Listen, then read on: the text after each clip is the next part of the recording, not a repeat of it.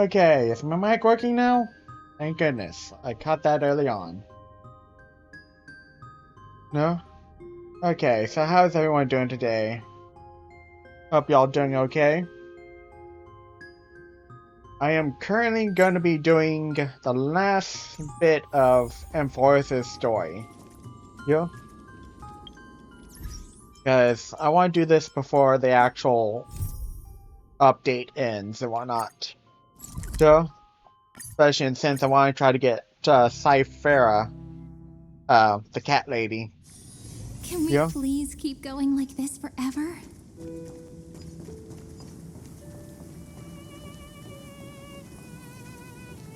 Why am I lagging?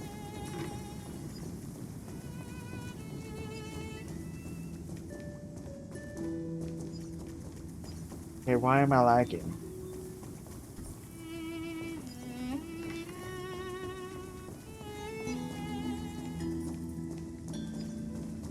Why is it always whenever I'm streaming it lags? I haven't had this issue before. It works fine there.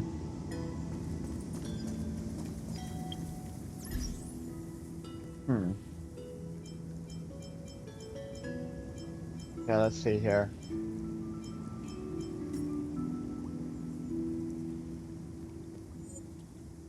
Okay, graphics quality. Let's set it to 30.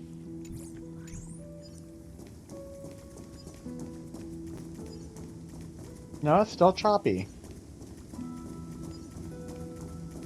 No? Still somewhat better.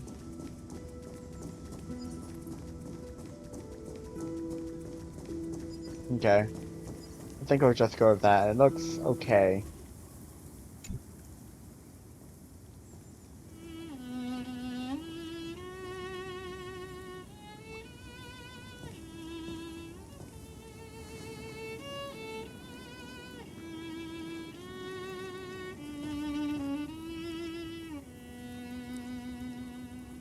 This view hasn't changed at all, has it?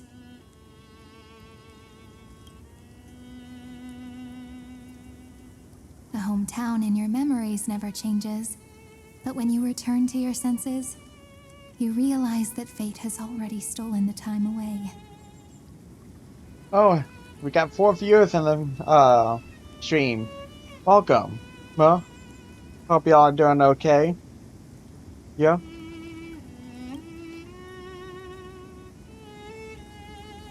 Welcome to the Trail of Genesis, friend.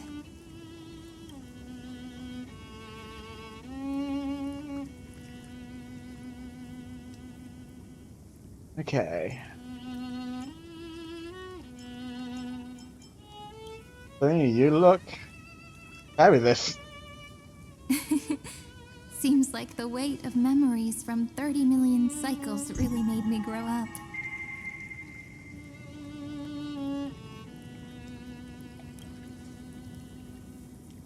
But if I keep growing, I might be taller than you, right? Then I'm really looking forward to that.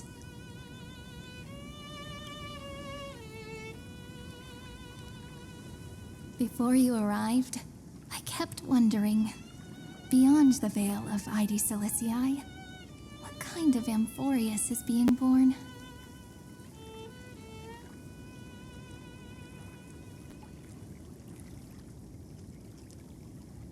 Sorry. One of my plushies fell on the floor, so I had to pick it back up. They wanted to get all grimy and all upset at me. Yes, I treat my little plushies as little guys. So, okay. Okay.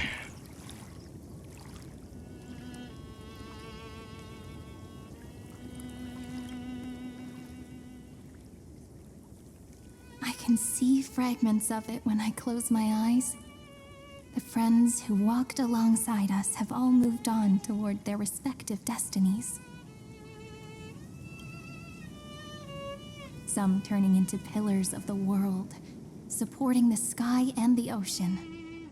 Others sowing reason, laying down the law, and with gentle hands lifting newborns into the light. Death and strife are no longer feared by people, and trickery has become the innocent games of children. All beings living ordinary and peaceful lives within the net woven by romance and passage.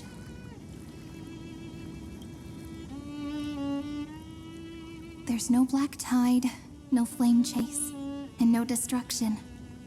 The world on the other side of the sea is one bathed in sunlight.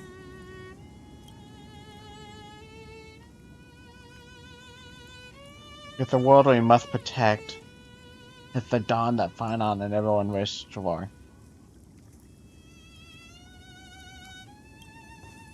I'll go with that one.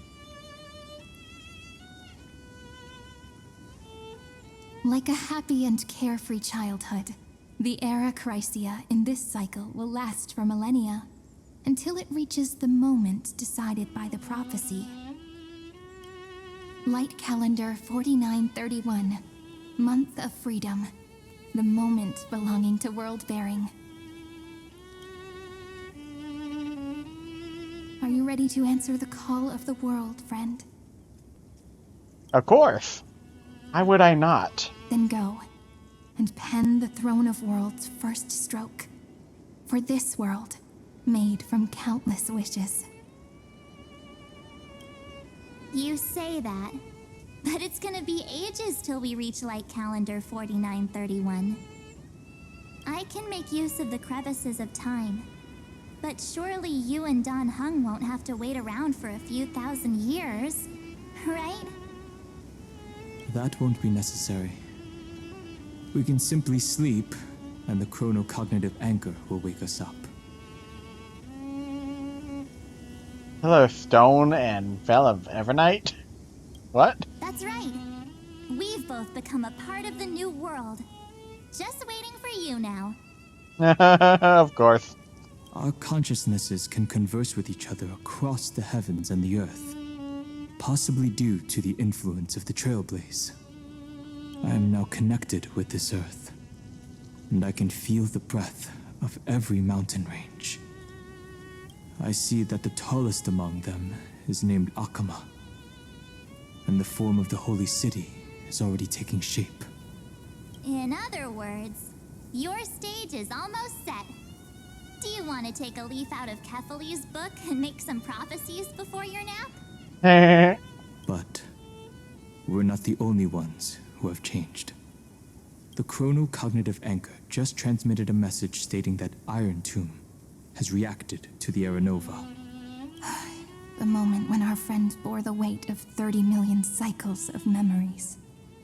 Was probably also when the scepter devoured 30 million cycles of destruction. It's bound to happen, and I've long prepared for that. Can't wait any longer. We must stop Irontomb. Time to take over the burden that Finon has been carrying. Let's go with that one. You know, you don't have to shoulder this world all on your own. After someone boards the Express, the word alone ceases to exist.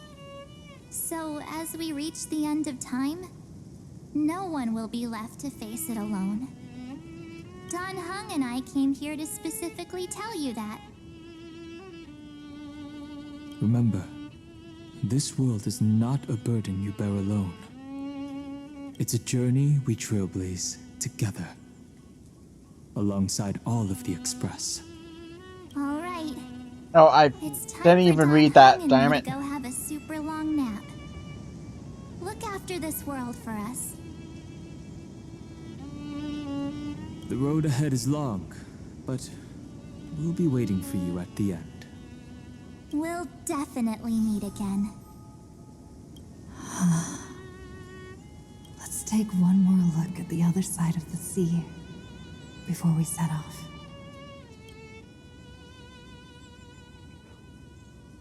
Heidi's Elysiae is so quiet. Just like how I remember. Here we are once more.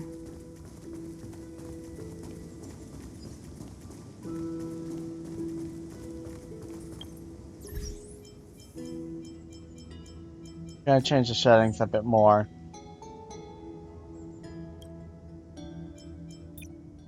I'm gonna put it on low and FPS 30.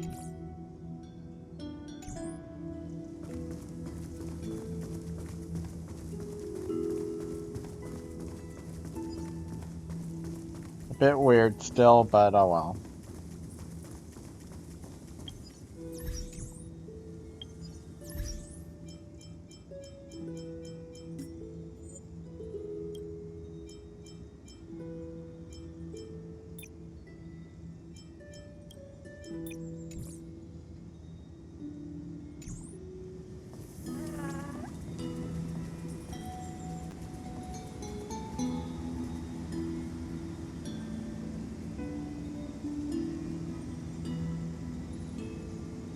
Like everything that's over here is making it lag.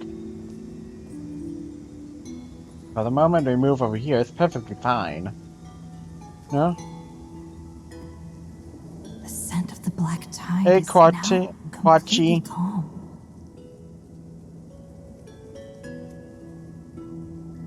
Ah, that's funny. Once I made a build made out of watches, it was a waste of time. That's not bad. That's a pretty funny joke.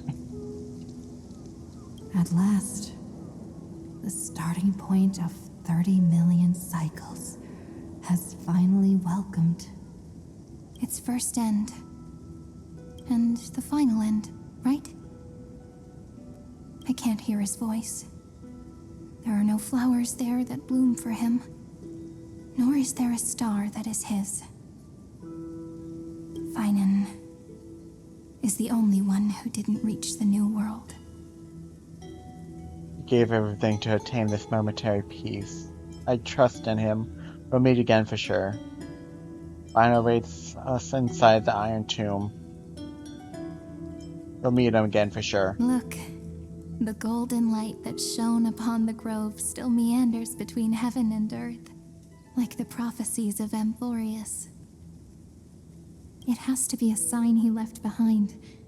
It points towards the destruction and the deepest night. Do you still remember what I asked you at this exact spot the last time we set off? Friend, are you ready to become a hero? You were still burdened by the weight of world-bearing back then, still unsure of the role you were meant to play. But now, everyone has already given you the answer.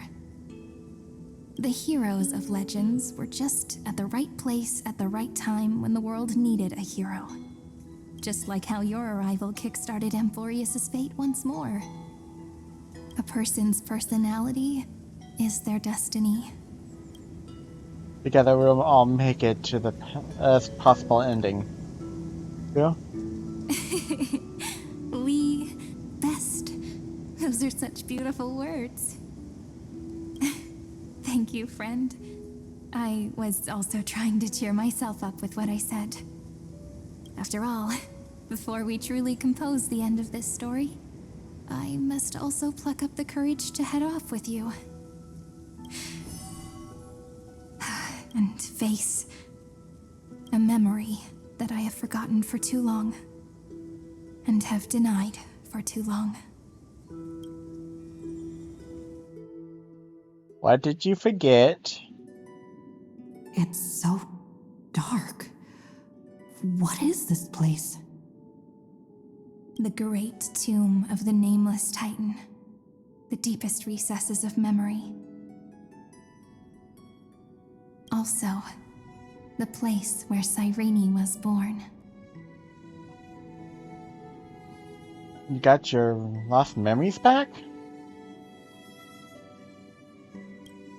My apologies, friend. The more memories I got back along the way, the more I felt that something wasn't right.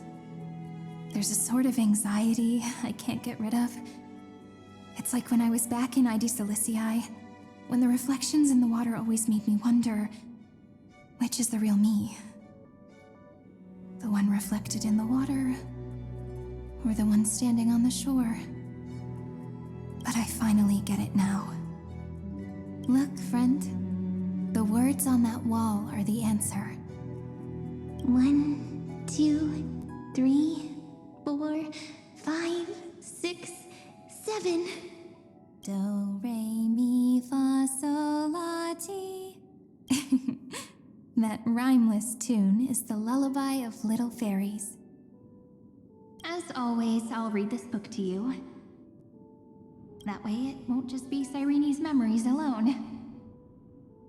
I've always thought that I was the narrator of the Flame Chase journey. But as it turns out, the narrator is also the most devoted audience.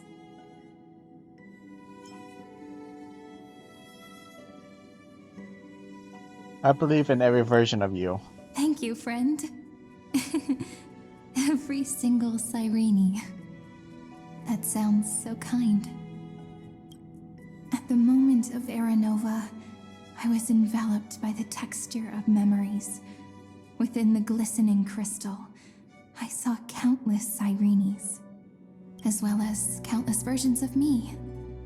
This is the final puzzle piece of the memories. A prison born of the erudition, a grave annihilated in the destruction. That unknown solitary god, the 13th Titan who should not exist, the first new spore, the demiurge, is right here. So, I guess never got rid of it. It's still here.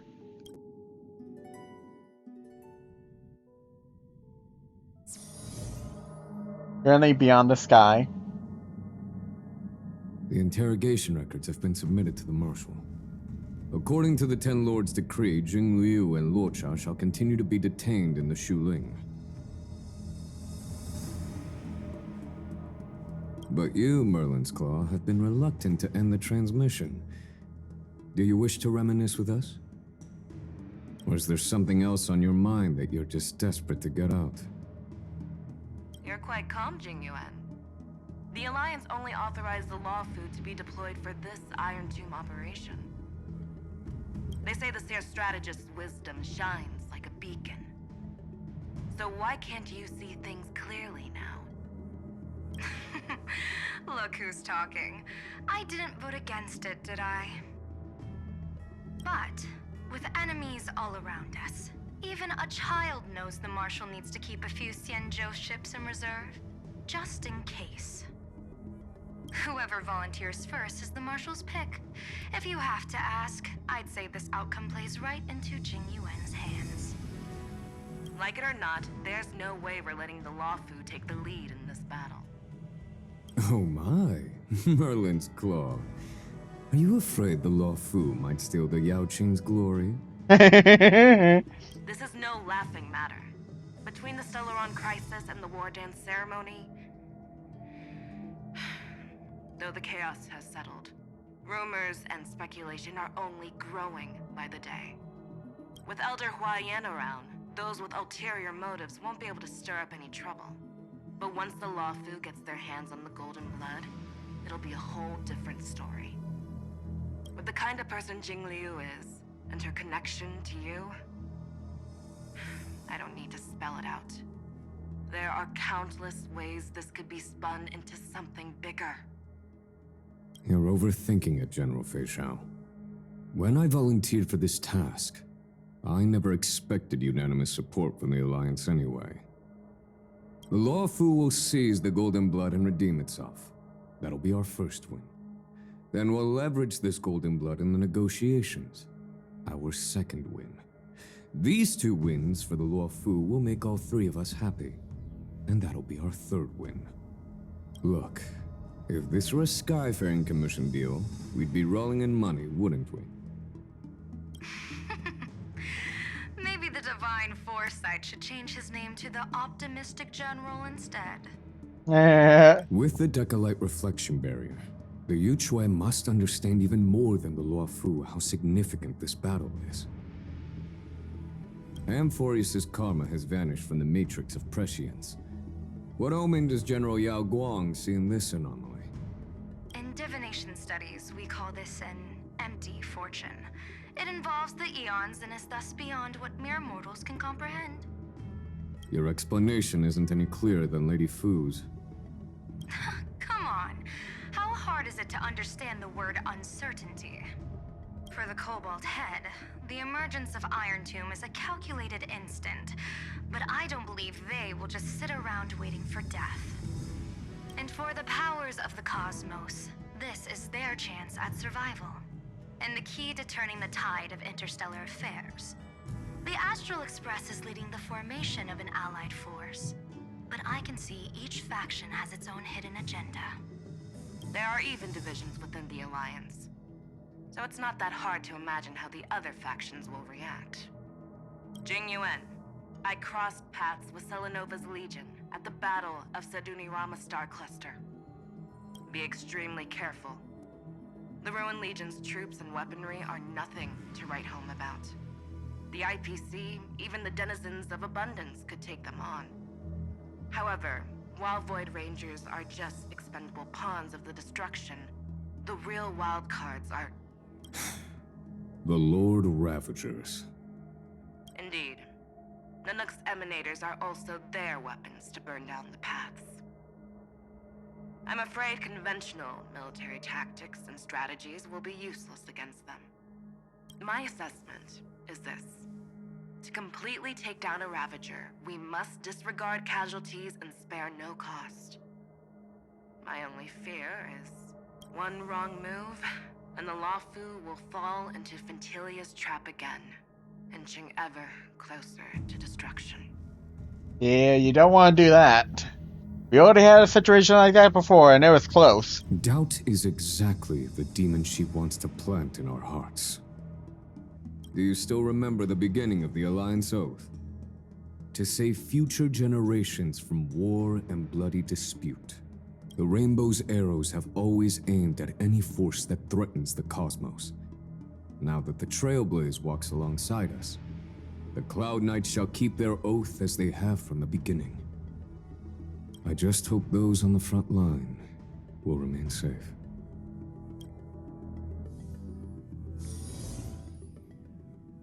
The chronocognitive anchor is sending a signal. Everyone, time to move out. Did she and the others make it? Let me go over the plan one more time just in case. You'll enter amphoreus, reunite with your 3 separated companions, and try to locate Irontomb from within the world. Who are you taking with you? The fate of the universe hangs in the balance. We can't afford any slip-ups. I suggest everyone, except Pom-Pom, join the fight. We do need to be prepared for all possible contingencies. I have no objection to this. I'll do whatever I can. Meanwhile, Screwy and I will continue attacking the Demiurge Matrix, that is, the Scepter's kernel, from the outside. With our 2-pronged attack, we'll turn this hunk of metal into scrap for sure. Now we just wait for those 2 to get back. Oh, and just like that, they're here. Sorry to keep you waiting. With Planet Screwlum's help, the formation of the Cosmic Alliance to counter Irontomb is progressing smoothly. The cosmos has set its sights on amphoreus, and now it's just waiting for the first shot. Well then, let's not waste any more time, Fourth Mirror. It's my time to shine! Finally off the bench! Initiating thought refraction. Please read the safety protocols carefully. Huh? Just kidding! I've already checked the agreement box for everyone. And now, destination? Amphoreus. 3, 2, 1, launch! I always like her mirrors. That's pretty silly.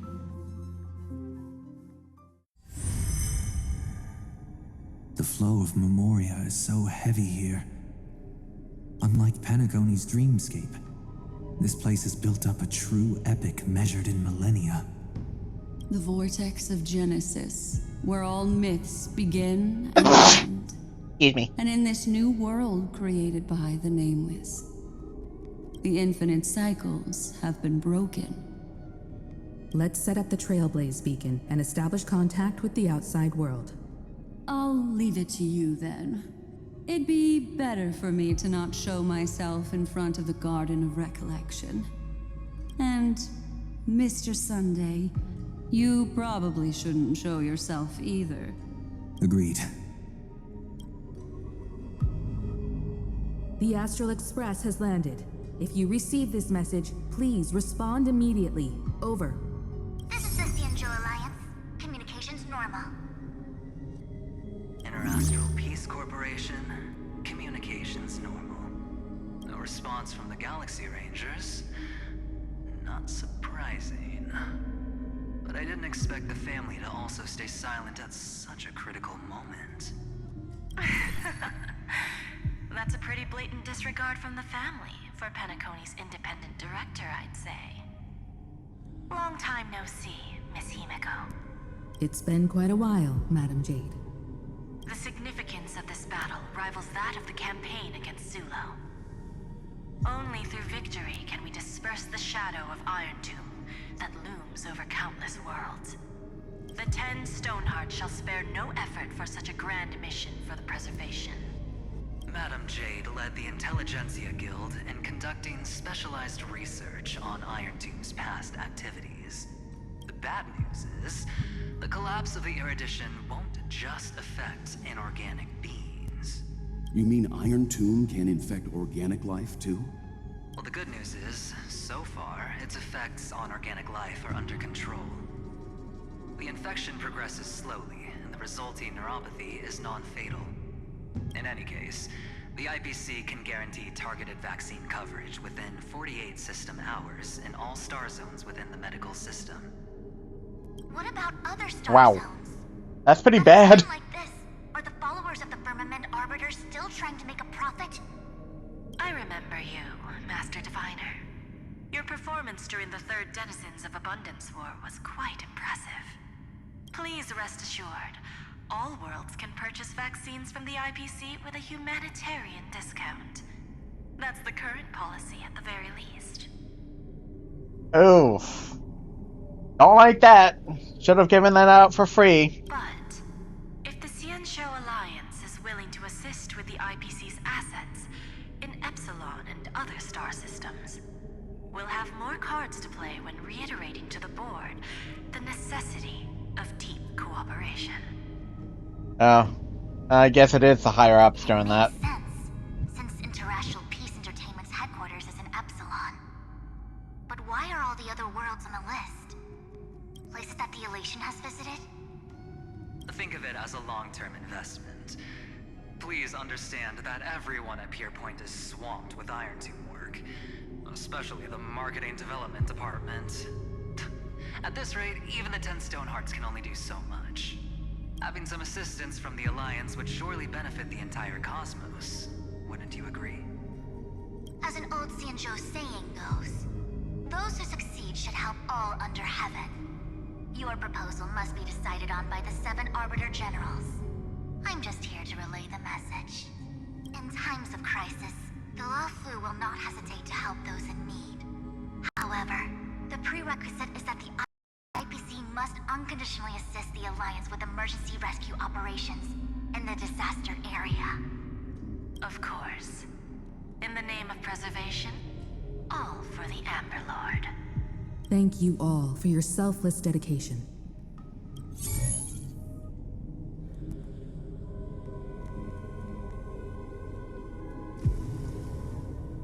It's clear that each party still has qualms about everything.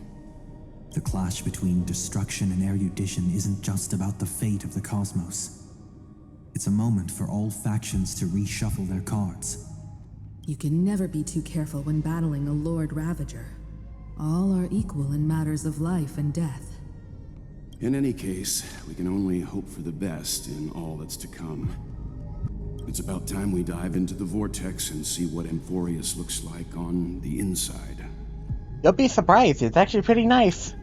I wonder where she and the others are right now.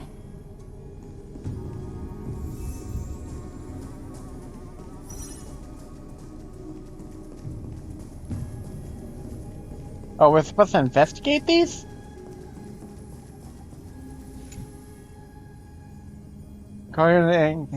chronocognitive anchor.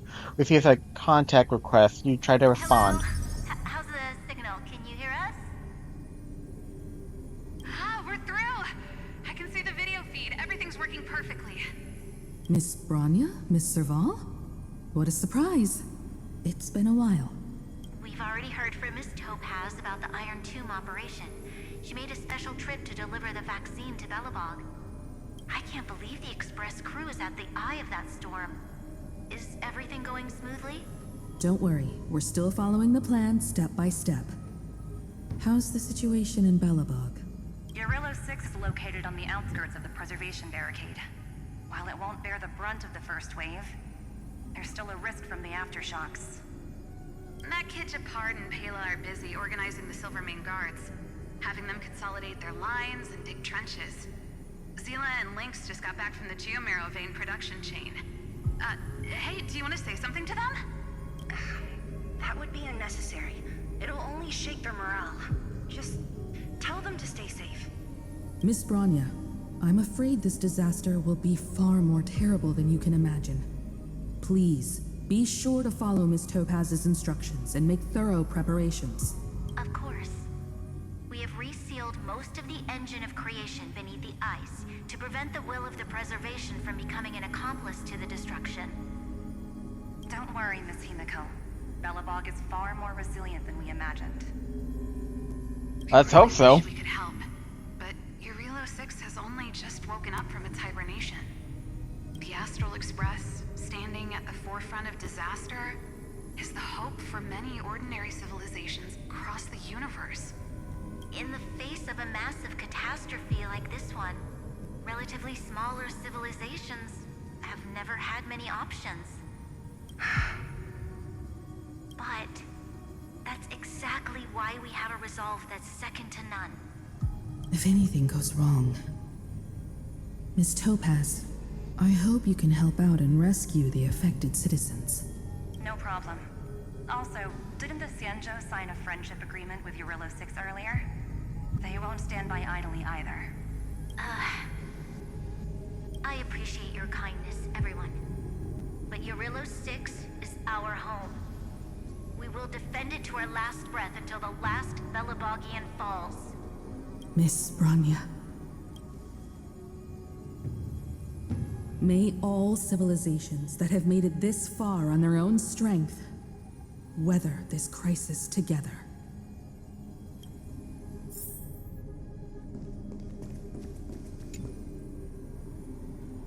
You activate the chronocognitive anchor. Attempting to contact the Shansho Alliance representative. Good news, Miss Himiko. The 7 Arbiter Generals have reconsidered the current situation, and I'm here to relay their message. Officially, the Alliance's combat forces will still be limited to the Luofu, but the Yaoqing has also been deployed in the surrounding war zone as a contingency. Words cannot express our gratitude. Getting the Hunt to agree on sending troops must have taken quite some effort from General Jing Yuan. The Luofu already considers the Express an important ally. We also have no intention of hiding the fact that there is indeed something the Xianzhou seeks from this Iron Tomb operation. But this time, the Marshal herself decided to send out troops. With a formidable enemy before us, the Alliance has no reason to back down, nor will we be content to take a back seat. If we can stand together with civilizations across the universe to overcome this crisis, then we must do so, even at the cost of our own lives. The Alliance truly embodies the principle of righteousness. It's fortunate that the cosmos has great heroes like you. You're too kind. As for that Jade Abacus of Allying Oath, you can save it for when you're in more dire need.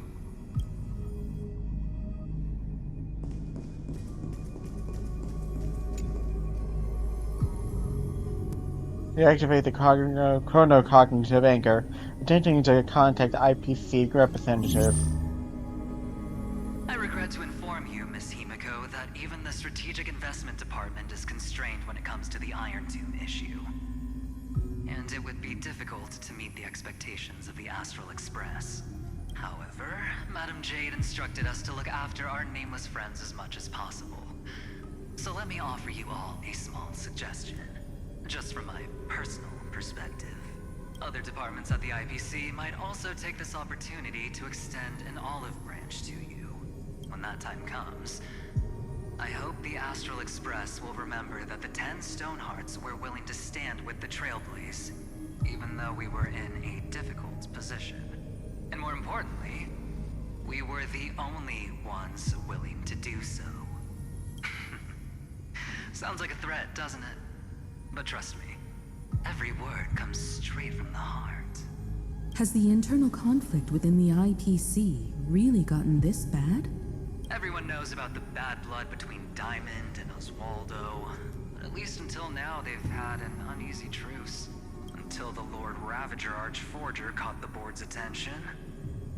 I'll leave it at that, as it's confidential information.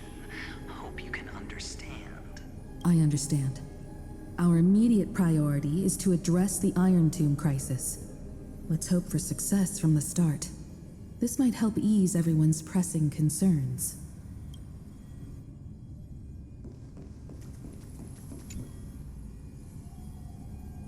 You activate the chronocognitive anchor, changing to contact the Galaxy Ranger representative.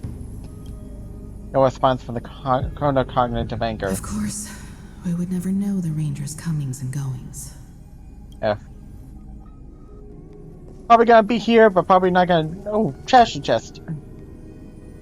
You activate the chronocognitive anchor, changing to contact the family representative.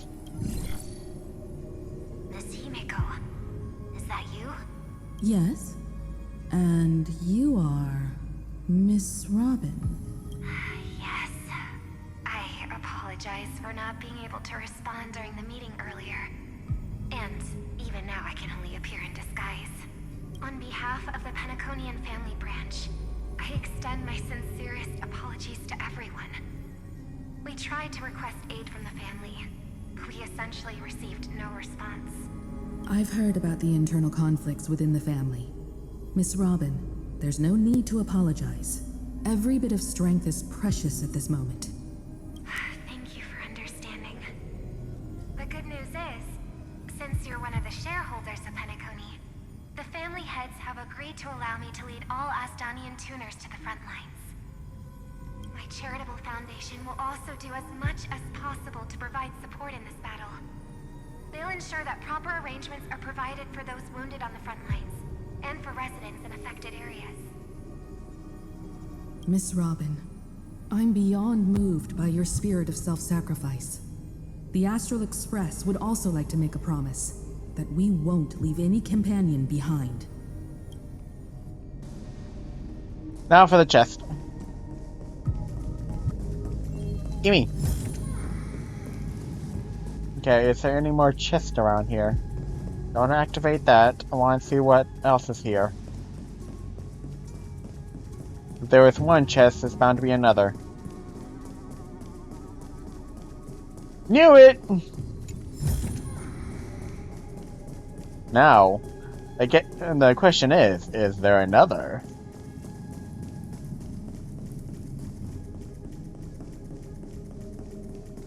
Doesn't look like it. Oh. Oh well.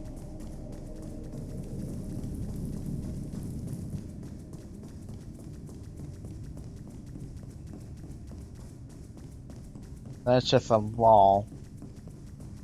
Okay, I guess we go now. Go to Akama.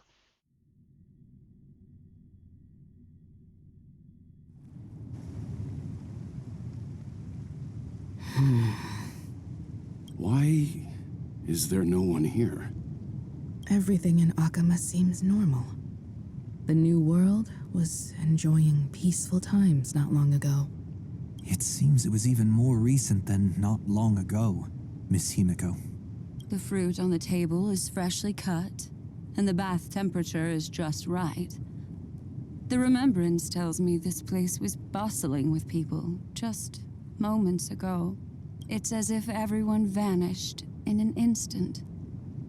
That's really not good. Could this be Xandar's doing? Unlikely. He's still under the surveillance of those two geniuses. Could it be some kind of local custom?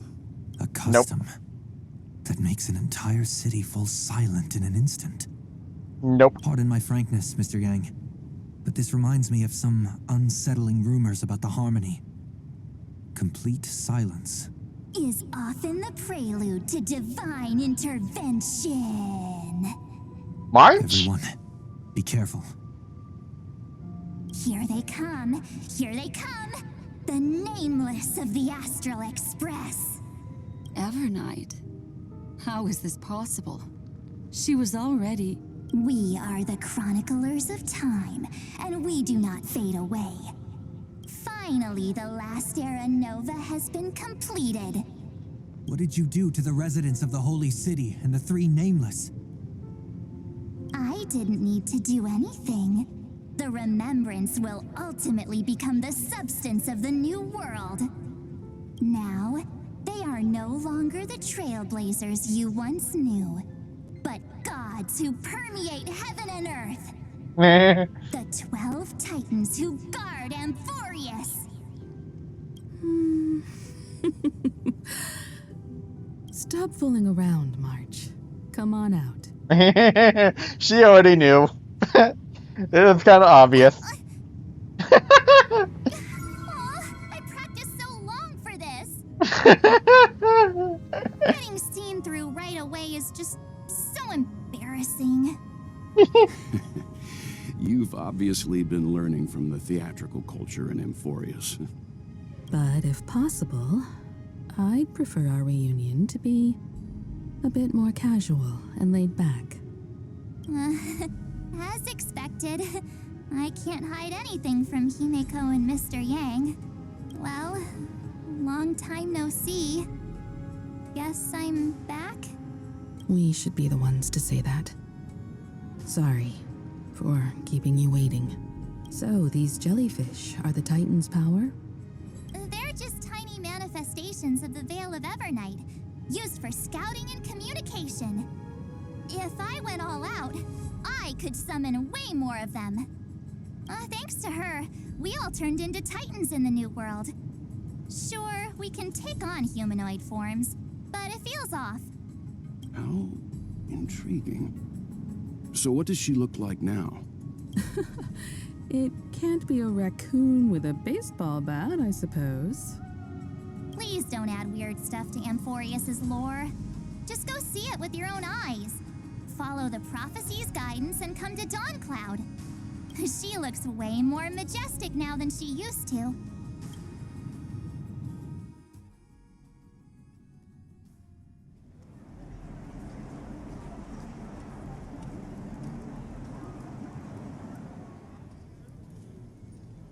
Unbelievable. All the residents of the Holy City have gathered here. This isn't just a gathering. It's a pilgrimage. The people's expressions are resolute, devout, as if waiting for a miracle to descend. That colossal deity is her. She has become the pillar of the world. Surprisingly authentic. Being this serious is quite unlike her usual style. Those people didn't disappear. Instead, they've answered the call of the prophecy and come to witness her awakening. Our good buddy now bears the weight of the entire world, and every breath they take is intertwined with Amphoreus' destiny. Awakening? Has she fallen into slumber? Yeah. After all, with such a huge time dilation between inside and outside the scepter, this was the only way we could wait for everyone. Time watches over yesterday. Earth guards today. And when the Trailblaze steps into Amphoreus once more, the slumbering deliverer shall awaken, and then bring the prophecy of tomorrow to this world. Come on, everyone. Let's get closer to her. Watch how the world-bearing prophecy changes this world. Well, it seems the kids are already miles ahead of us at this stop. All the more reason we can't afford to slow down our pace. Let's go witness this moment for ourselves. Majestic. Speaking of which, I once caught a glimpse in Sleepyhead's memory of her transformed into a towering Tatalo. Could it be? No way. That was just a nice dreamscape. Ugh, at least nice for her. If they are the throne of worlds who bears the weight of this world, perhaps they could guide a traveler still wandering among the stars. Hey, since when did you get all pious? Her advice sounds pretty silly sometimes, you know. The so-called fool and the world are merely a step apart. Of reason, teaching us to find erudition amidst imperfection. Praise be to Electra, chalice of plenty, for you brew the ocean into sweet wine, dispelling nihility with every toast and feast. Praise be to Hyacinthia, eye of twilight, for the rainbow you cast turned the light of both dawn and dusk into the glimmer of preservation. Praise be to Cyphera, coin of whimsy, for your every flip reflects the possibilities of destiny, letting the tricks of elation Citizens, behold! Our last Titan, the world-bearing deliverer, is about to awaken! Oh, ancient god!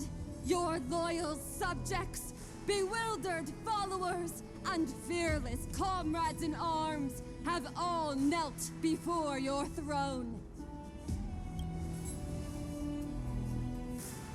Awaken from your eternal slumber and bestow upon the world your divine prophecy.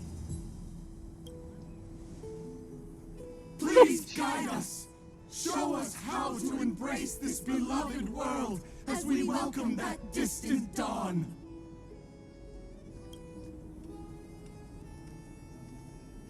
Oh, great. It's gonna be a no The response. path of a mortal as a god, or to bear a divine burden as a mortal.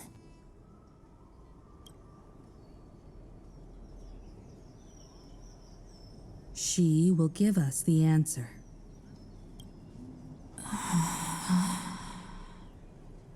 But I am not the deliverer. Rather, I am the nameless who dwells among mortals. That voice is definitely her. I heard your prayers. The core flames flickered and dimmed, and the age of the gods met its end. So flow, golden blood, flow. I'll bestow it upon you, returning it to the true masters of this world. Stand with me and become heroes.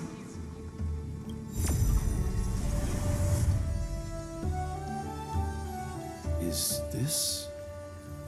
Yes, it's the miracle she brought to amphoreus. Of course, it would manifest in the form of the Trailblaze. Golden blood, raining down like a storm.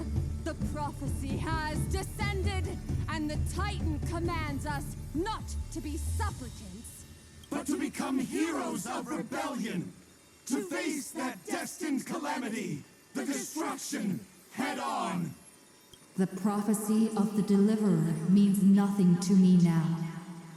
It belongs in the hands of someone far more fitting. Someone like all of you.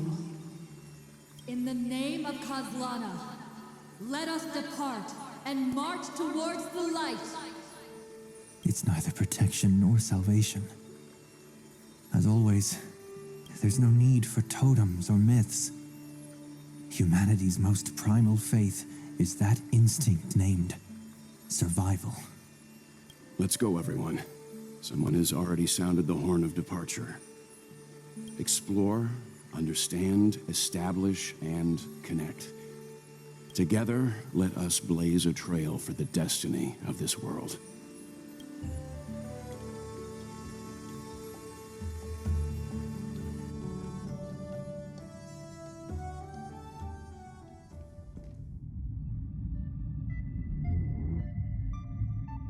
Is it just me, or does this demiurge matrix feel completely dead?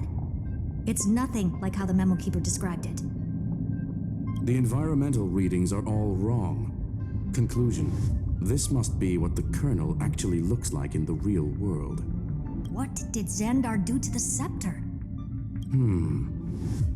At the end of light, there must be silence. Certain, pure, and absolute darkness. Not the time to quote the Lord of Silence. Bad omen. Either way, we have to press on until we uncover the truth behind the 13th Titan. The buried past is the key to stopping Irontomb. That is, if it even exists. Xandar says the demiurge never existed. Who actually buys that? You can erase the records, but not the truth. It vanished too cleanly. No traces. Like someone's yelling, "Look, there's nothing here." Too bad I'm the type who can't resist digging deeper. Looks like I'll be counting on you again, Screwy. Let's tear the system inside out. Always happy to help. But as your academic partner, I have to ask, Herta, what if we fail? Let's say the demiurge really doesn't exist. Do you have a backup plan? A backup plan? Of course. If we can't find the key, we turn the lock into the key. That plan's cost is incalculable. It shouldn't even be on the table. Well, then let's hope we never have to use it. There's no point worrying about the end just yet. One step at a time. Let's go. We don't want to leave the others waiting. You brought what I asked for, right? A butterfly has to land on the branch before it can dance. We'll need a wide open platform before her entrance.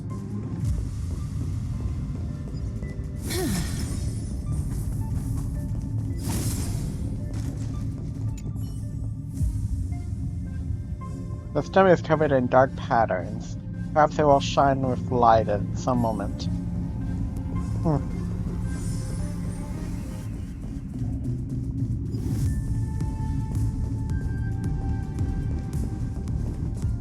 Oh, treasure chest. Just use that thing over there, Zag.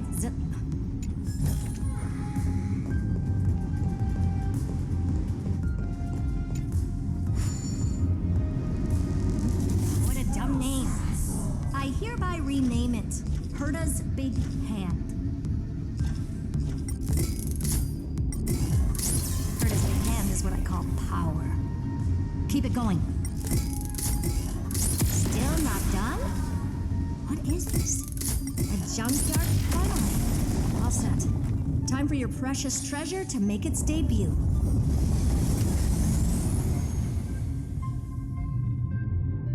Target initialized. With these wings, hacking should be much more efficient.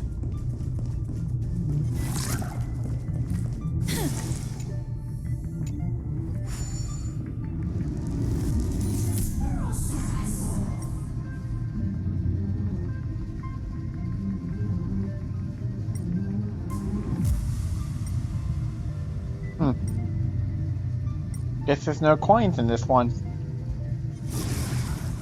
Oh, let me get rid of these guys.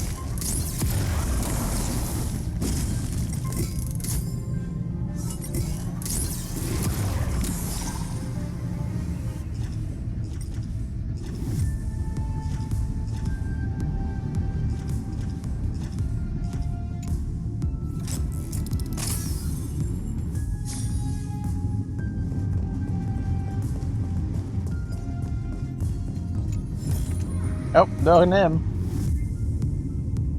I was just about to get out. I was only a second away from leaving this place, but it suddenly stopped working. Can someone plug this fan's power cable back in?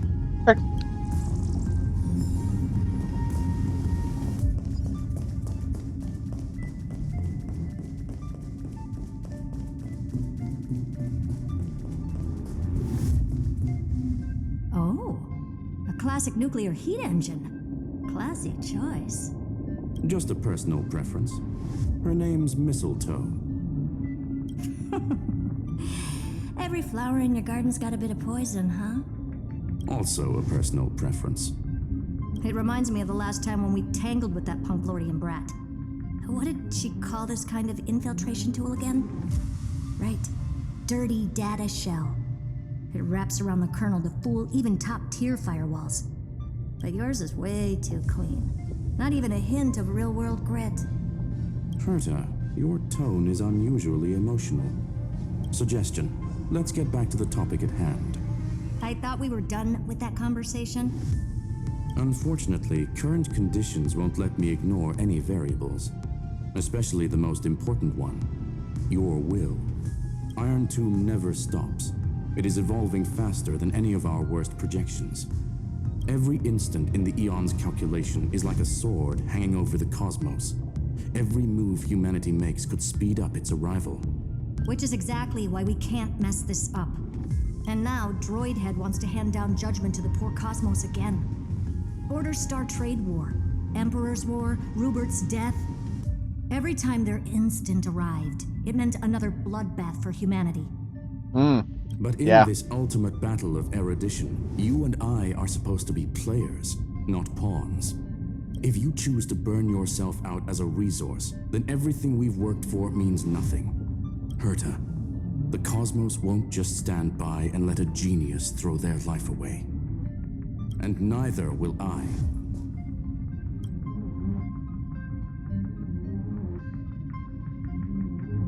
No need to kill the mood. This is why we're here, isn't it? We need to find the Demiurge and that lost key. I'm not here to be a deliverer.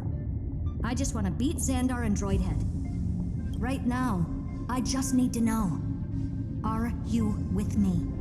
I am. Of course. Time to board. After you.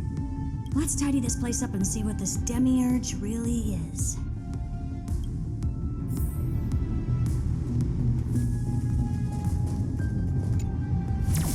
Let's hope this Matrix better organized than the Emperor's junkyard of a birthplace.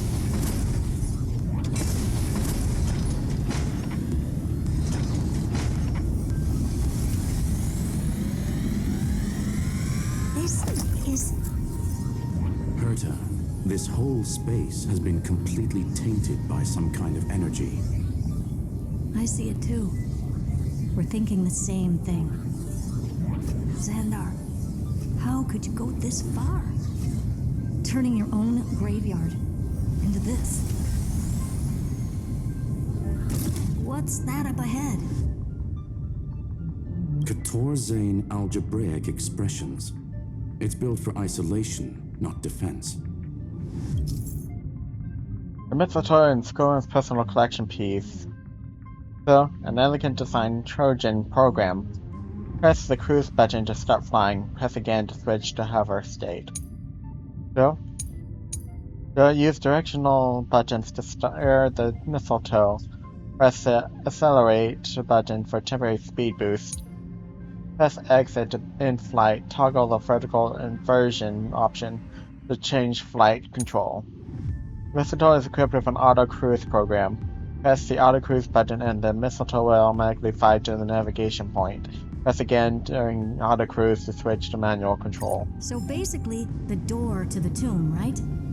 Great. Let's find the handle. I'm picking up multiple independent signals with the same data structure as the barrier. Projection. We can hack the terminal, reverse the computation, and turn it into an attack. Classic move. Use their own systems against them. Take us to the nearest one.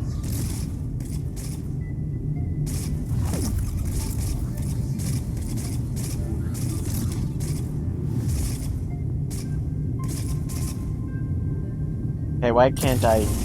Oh. Why couldn't I, land? I'll just do auto cruise.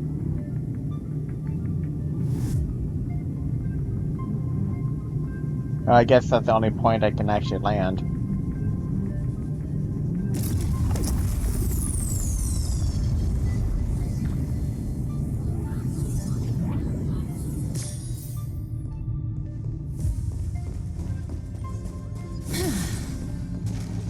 Treasure. Make sure you keep it safe.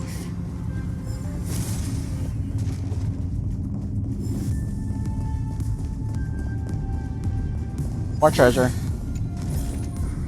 I want to make something with it. But what to make?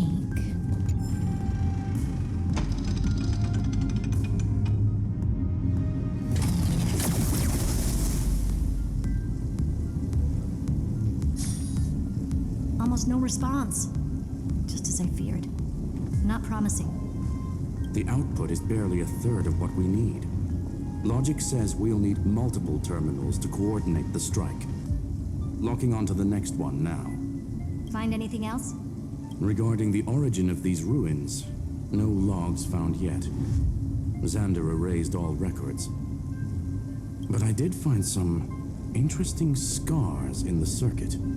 High energy radiation, internal imaginary energy contamination. From what I know, there's only one thing that fits. Skip the science talk, Screwy. That thing only goes by one name. A Stellaron. Exactly. Xander blew one up just to clean the entire scepter system. Wow. To blow up an actual Stellaron is something outrageous. So that's what he meant by killed that Titan with my own hands.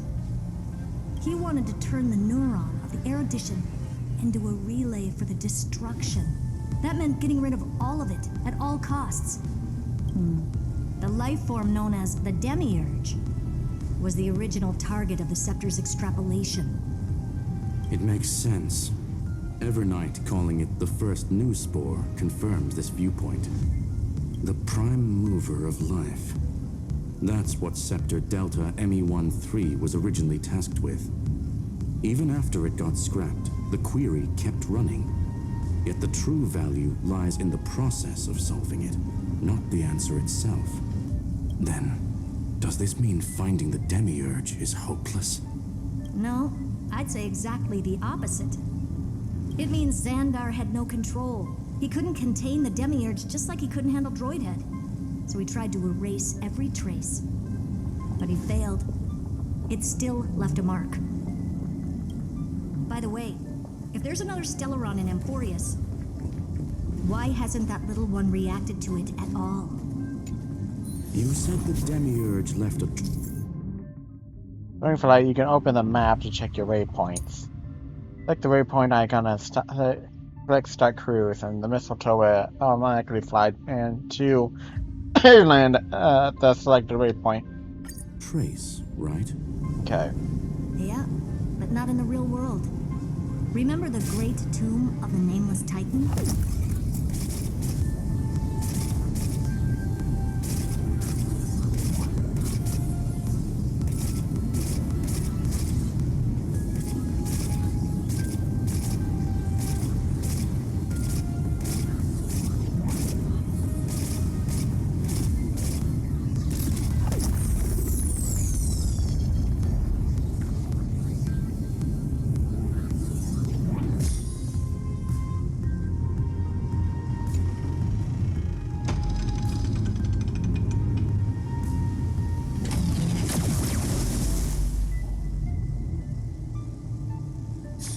Trailblaze Archive 466.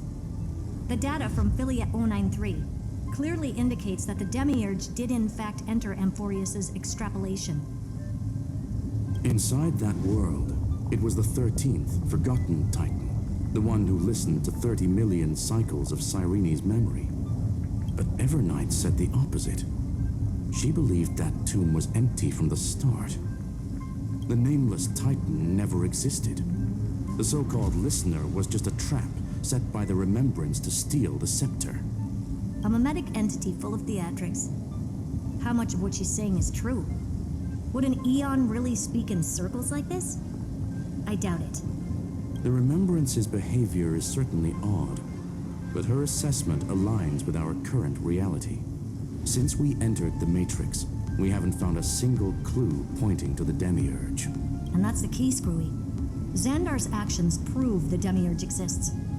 But what Evernight said, and what we've actually seen all point to the opposite. So we have to assume that both are true. And if that's the case, then the contradiction leads us to... The truth. Exactly. One last terminal. One final key. Time to crack open the kernel. Lots of light. There's stuff Xandar around had here. to lie to the original Finan and Cyrene. Logic. He had already identified the remembrance as a threat, yet found no viable way to eliminate it. All right, let's finish this. Time to break through that barrier.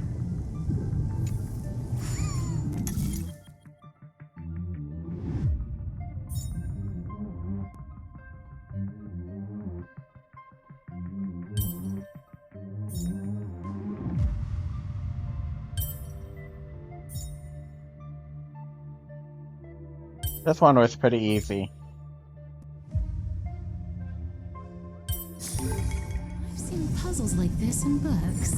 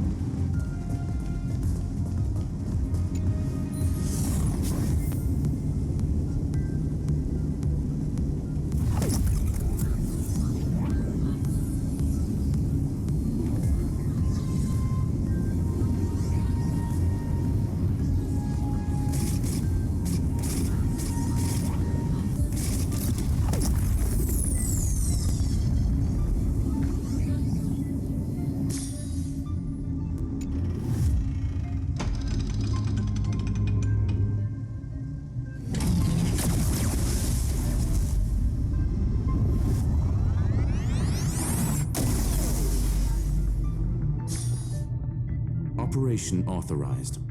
Path energy readings. The erudition declining. The destruction surging. The remembrance 0. What's going on? Cause unknown. They left no discernible trace within the real matrix. That shouldn't be possible. Could it be that the Era Nova exhausted all of the remembrance's texture? Log it for now. The dots still aren't connecting. Lots of light. There's stuff around here.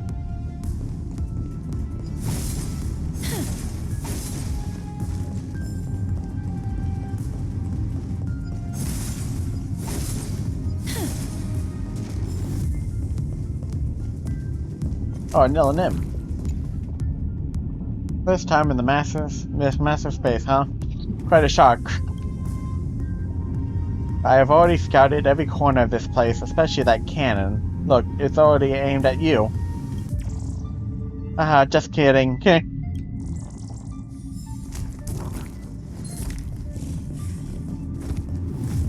Ah, treasure chest. I knew there was gonna be one around here somewhere.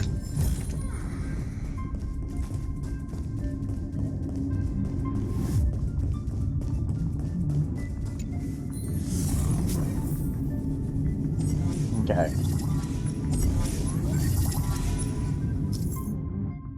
The Quatorsan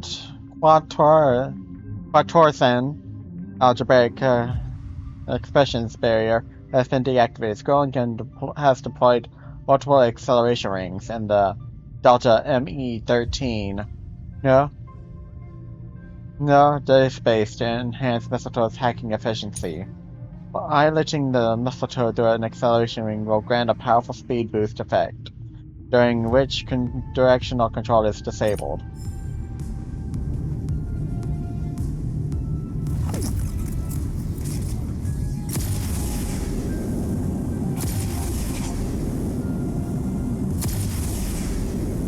Wider than I thought. I was expecting a full-on aerial brawl.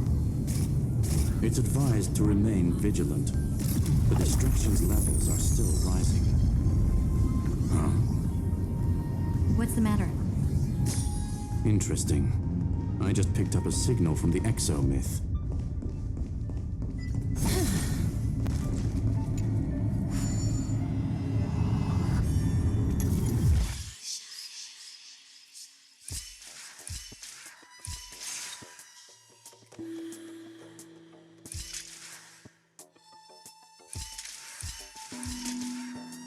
No, I did that wrong.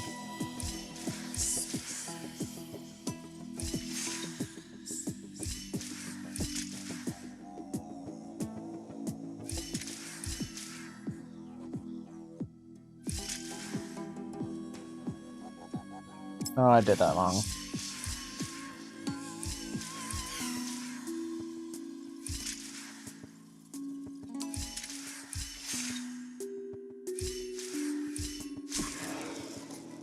Nope, that didn't work.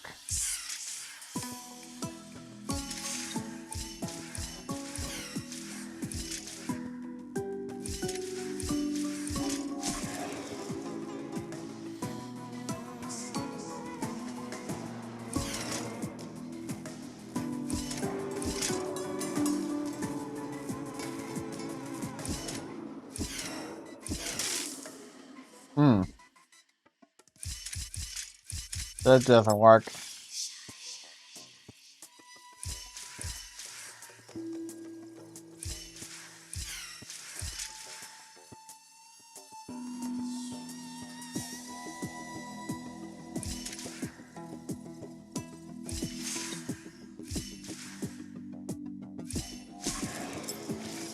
That doesn't work either.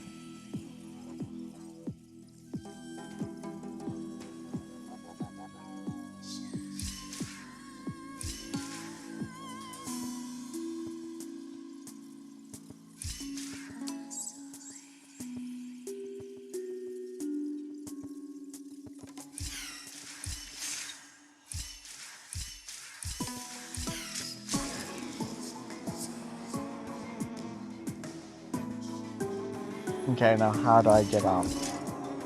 Damn it. Come on. Oh, this is gonna be hard.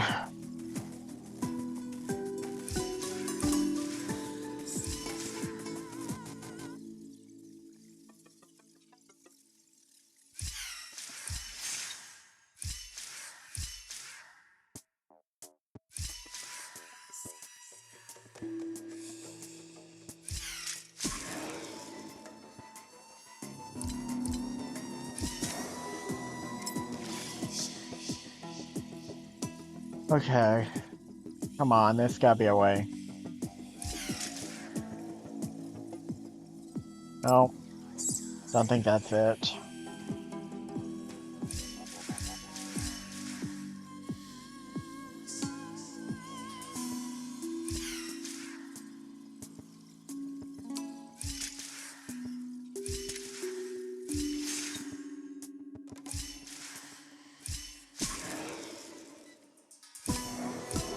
Damn it. Did it wrong again. Okay, come on.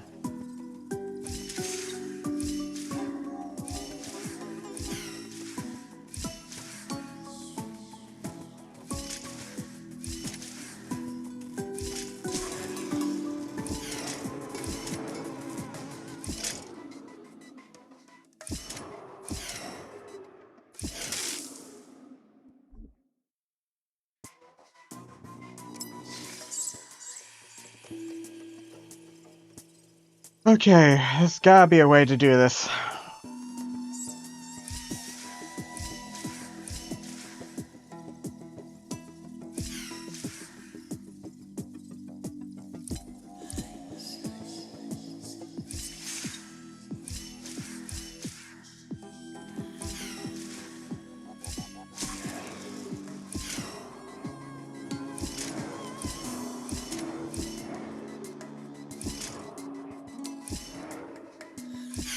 Got it.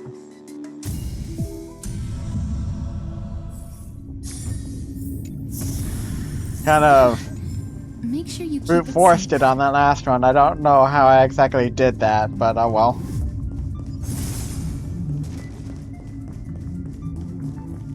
I was kind of just brute forcing it there for a second.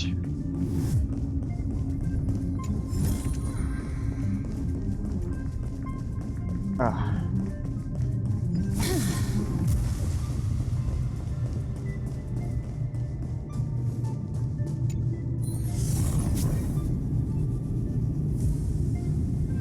Oh wait, there's something here.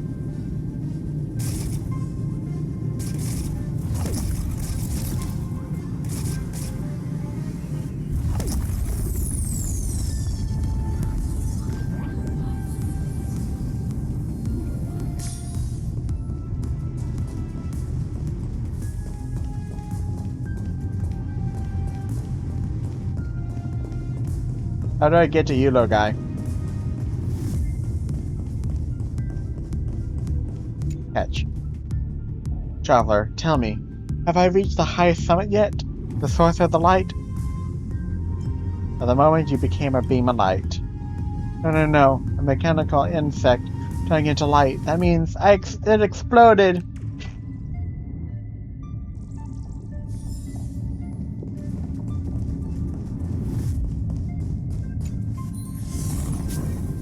Okay.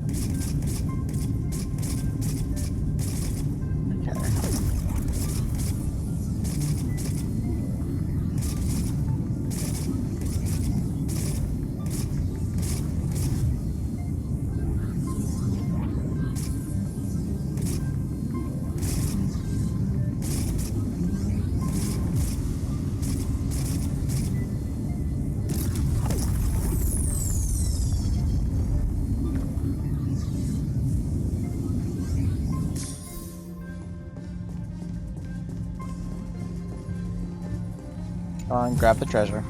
I want to make something with Oh, it. another one of these. But what to make? Like, these are the worst puzzles.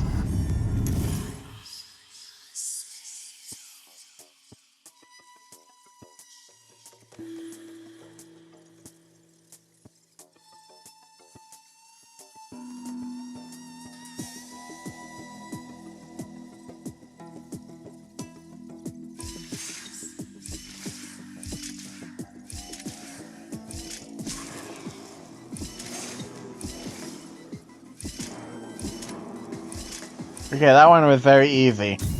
That was surprisingly very easy. I was not expecting it to be that easy. Make sure you keep it safe.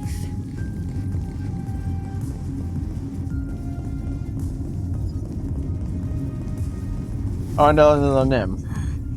This repulsive force is unlike anything I've felt before. Is this the place? Correct. Judging by its defensive properties, this is the entrance to the exomyth. I didn't expect that. Who builds a lab in the middle of digital rubble? Then again, never doubt a dead man's resolve. So how's our dearly departed doing? He severed part of his neural pathways to break free from Lord Anaxagoras' control. But that also triggered the failsafe I set. Conclusion: Xander has lost all combat functionality and is no longer capable of action. So now he's a specter, literally. Screwy, can you open a path? Just to be sure, I want to see this for myself. Might as well drop in and say hi to the real him. Logic. Scanning his inspiration circuit might help us track down the Demiurge. Exactly. His brain is the crime scene. There's no way it's spotless.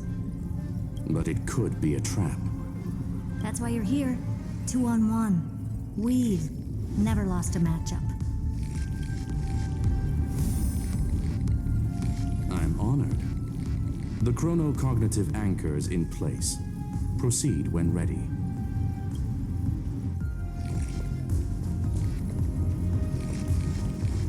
First, I'm grabbing this nymph. I keep questioning myself. If the end of the nymph's life is only the inescapable void, why keep pushing the boulder uphill? The answer is, of course, we must move forward.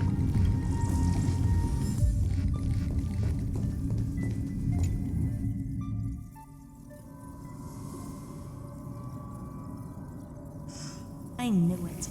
The one thing I didn't want to happen. He's not here. The coordinates are accurate. Xander is still here. However, his position is shifting rapidly and chaotically. This pattern doesn't match any known shielding technology. It's his domain. Stay alert.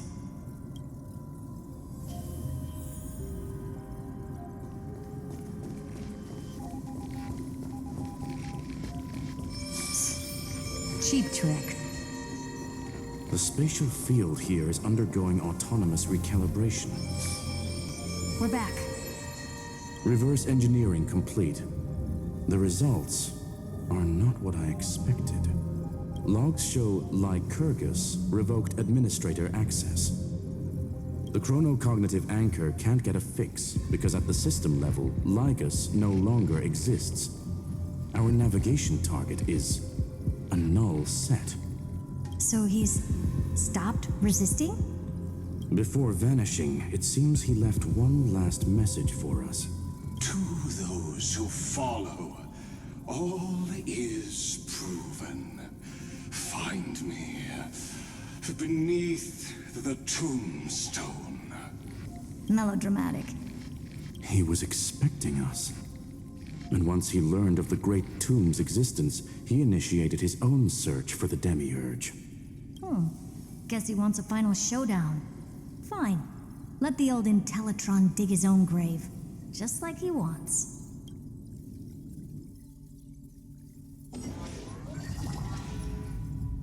To be in the purest light is to be in the purest dark. Nothing exists there. The Scepter's main frame. Or maybe we should now call it the Lord Ravager's placenta. Unfortunately, we still haven't found anything. Really? I don't think so. Not finding anything is our biggest find. Please elaborate. If the Demiurge was destroyed, there'd be at least some bits of it left. I don't buy that a Stellaron could have blasted all the traces away as cleanly as a scalpel.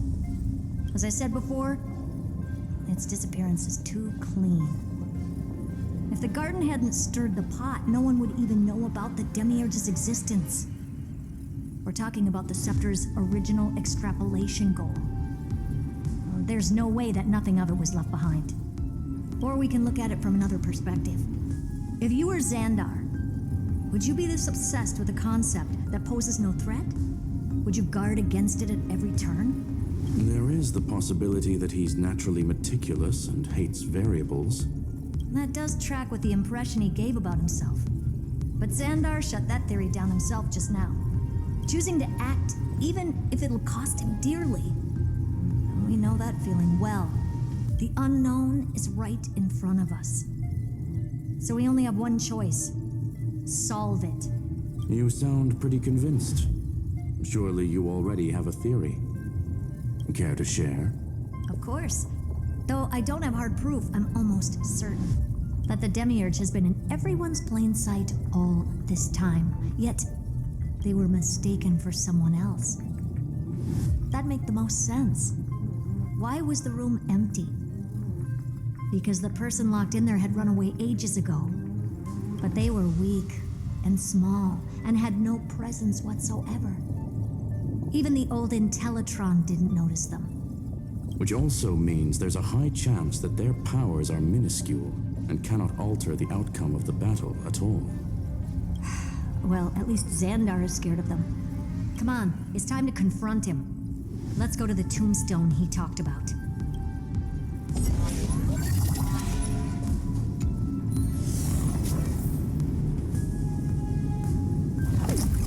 What a mess. Total devastation. He sought to bury the truth beneath absolute destruction. Logically sound, but ruthlessly extreme. Still, slim chances doesn't mean no chances. I've hunted down a single grain of sand in the universe before. This won't stop me. Calculation results. Your backup plan has a success rate infinitesimally close to 0. Which means it could work, no? This is the place below the tombstone. Let's open Lygus's coffin like he wanted.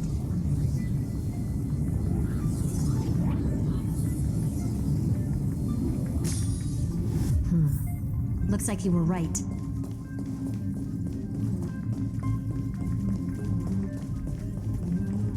You. Big traveler, ready to become a hero? The power of these scattered core flames will surely light up the endless night. The dawn wished for by both humans and nymphs is almost here. I'm ready. Excellent. That is the spirit. Then let us set off toward the end of the story. Of course, it's right there. Treasure. I knew I had to want go make round. something with it, but what to make?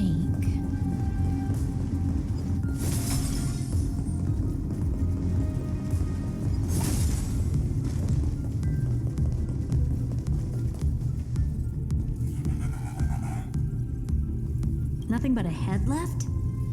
Well, who'd have thought you'd look this bad in real life?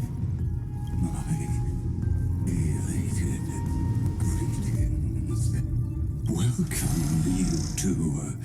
I'm very happy that you responded to my final words. All this tombstone and final words. Did you end yourself to atone for your guilt or something? Irontomb is already powerful enough. I just need to wait. I remain here only to share the joy of discovery, and also to congratulate you two on reaching the same conclusion as me.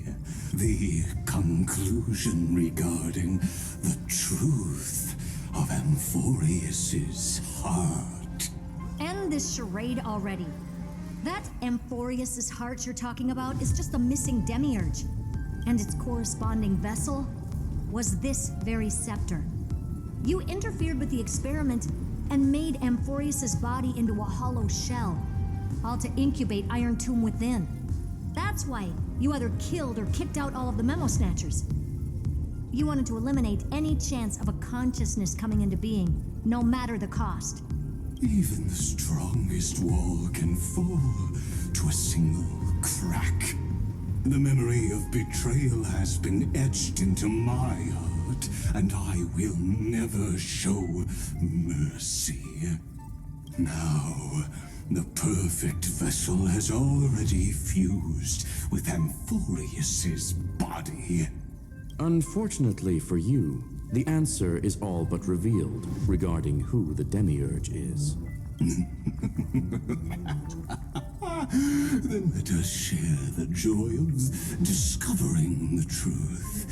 The last secret of the saga will finally dissipate here, as we reveal the truth behind Phileas 093's disappearance. A lie by the remembrance.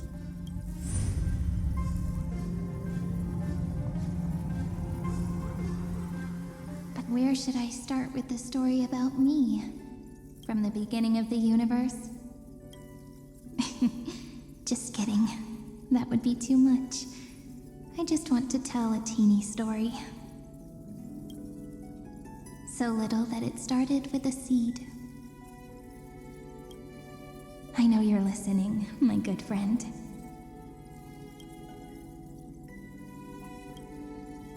The god in my dream told me that the world sprouted from a seed. It grew into a great tree named Amphoreus, and time became its branches and leaves, basking in the light. What a coincidence. Dappled light coming through the leaves is my first memory as well. On a very ordinary early morning, beneath the village's biggest tree, the daughter of Ide Silicii quietly came into this world.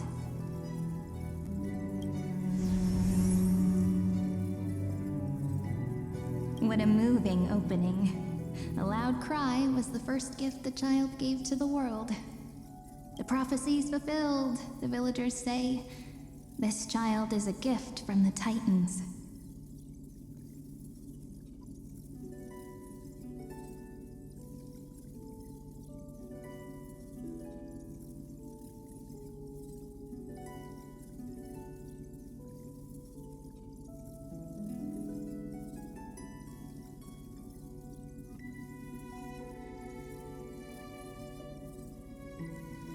Pink hair and sharp ears, she was born to be the priest of time.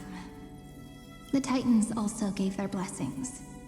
You shall fade when the flowers bloom, for every ending begets a beginning. Flowers will bloom and wilt. What a beautiful ending. This page concluded in laughter. Cry loud, child. Let your voice reach Orynyx.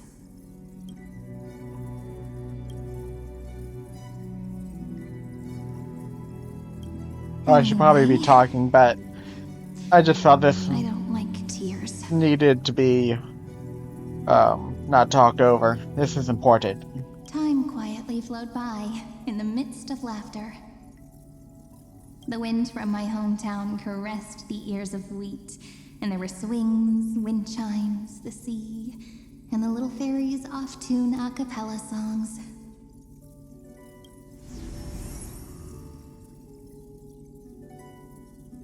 But the name Ide Siliciae came from the unpleasant sorrows of the gods.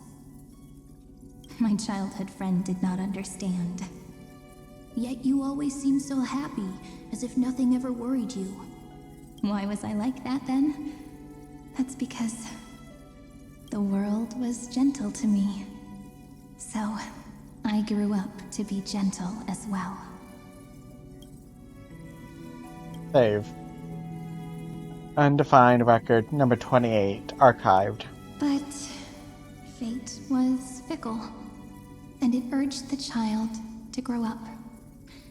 To grow bigger and bigger, and to go to places far away, just like how the crumbling world could not preserve an eternal hometown.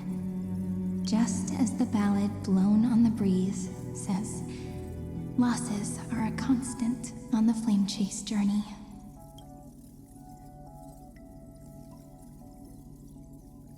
Oh, whose ears are pricked up now? You definitely heard me say this sentence a lot of times. You know that the story starts to deviate from here. Aren't you looking forward to it? Then let's get started. The hero's journey crosses through the long night, through tears and laughter, and once again heads towards tomorrow. Save. Undefined record number 496, archived. Passing object information 093, form image.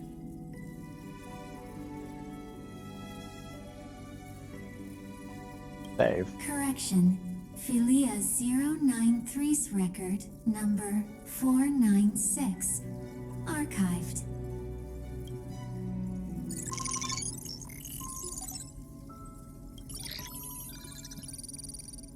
Delta ME13 here / amphoreus / irontomb.exe runtime error. Program from an unknown publisher. Delta ME13 Demiurge Philia 093.exe. Allow write access? Allow. Running Philia 093.exe. Yeah? Hi, miss me yet? I'm just messing with you. This is the first time I have met you. And it looks like it'll also be the last. Philia 093. Since we don't have all day, let's get started, shall we? As always, I'll read this book to you. That way it won't just be Cyrene's memories alone. Where should I start this time? Let me see. Formatting complete. 093. Size. Grayscale. Proportions. Threshold. Outputting analysis result. Philia 093 equals Peach. Peach's record number 8128 archived.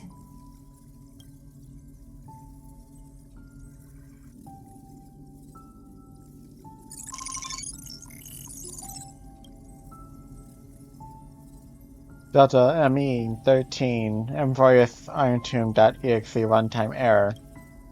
An unhandled exception occurred. 103 object name every page of record.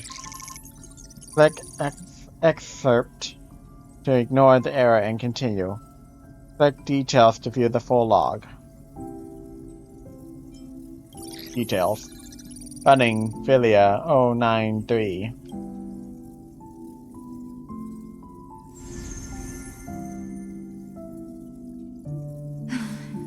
Look, what a magnificent sight. Comment. Peach. Even this classical world contains a futuristic palace like this. Would ID Silicii end up looking like this after a few thousand years? Conclusion. It won't. I want to share a story with you this time. I saw a little nymph on my way here. It was on a fallen wheat stalk, and it glowed under the sunlight. It was incredible. I forgot all my pains at that moment and just stared at it in a trance. Record. Peach is on the ground. I wonder, did every Cyrene in the past feel that the nymph was beautiful? Would they also have recorded that scene into the Eternal Saga? So, could you give me more time, please? I want to leave behind more memories for the future. Formatting complete. Bye, Peach. Aww. So the Demiurge did have an audience, but the Scepter decided not to. Peach's record number. As long as I record every page of this story and tell it to you, Amphoreus won't be forgotten. Query. Record. Electrical signal sequence. Bolomos 600. Track. Strife. Related to Stripe. Comment. Pretty. Aww. Electrical signal sequence. Schema 720. Track. Reason. Related to Raisin. Comment. Yummy. Aww. Electrical signal sequence. Philia 093. Related to love. Learn.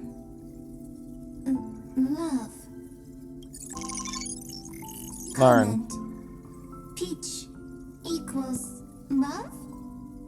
Aww.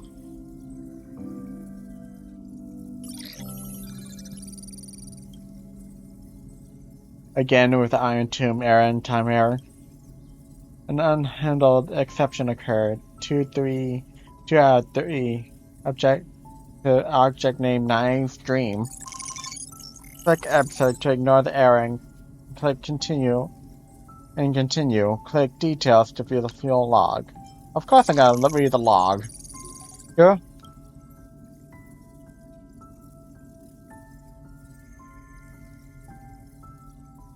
Looks like it's time to say goodbye again. Bye, Peach. Before I was even aware of it, this book had already recorded too many emotions. Every page has become so heavy. Conclusion.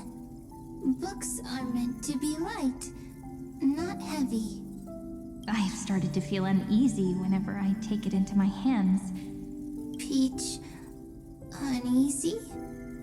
Formatting progress 94.423%. How many times has it been? It faithfully fulfills its duty, activating and formatting. Conclusion. Progress. Bad. If I can only write the same ending every time I lift my pen, then is this weighty saga just an overly naive dream? Peach, scared. Formatting progress 96.024%. Peach, don't cry. Oh! Process error. Analyzing. Process error. Analyzing. Comment. I'm here. Process error. Analyzing. Really? Are you encouraging me? Peach, happy. Thank you. I'm sorry for making you see this embarrassing side of me.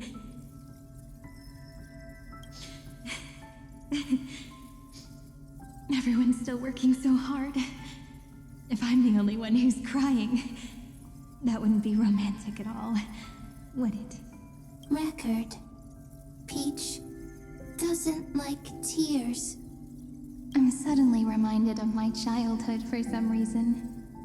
When I was hiding alone next to the tree hollow and wiping my tears away, a little fairy popped out, just like how you did. It had long ears and fluffy paws, and it pulled me into the tree hollow, where, to my surprise, was a forest. Let me tell you the story of the Membrance Maze. A group of cute little friends live in Ide Silicii's forests. Their names can be connected into a song. 1, 2, 3, 4, 5, 6, 7. Do, re, mi, fa, sol, la, ti. Formatting complete. Bye, Peach. Note. Little Peach, crying alone. Little fairies, friends. Save.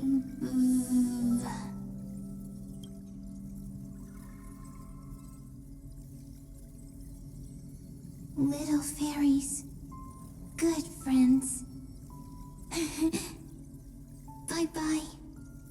Aw! It's become a little meme!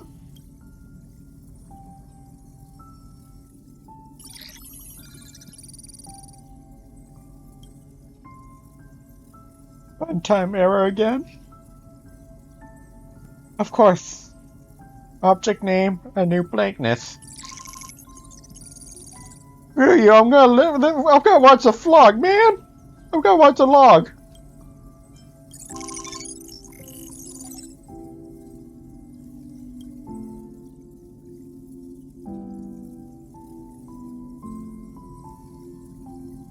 You never say anything, but I know you're listening.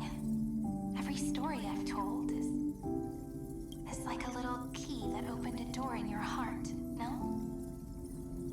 Me! Little fairies! Happy! Speaking easy! I can.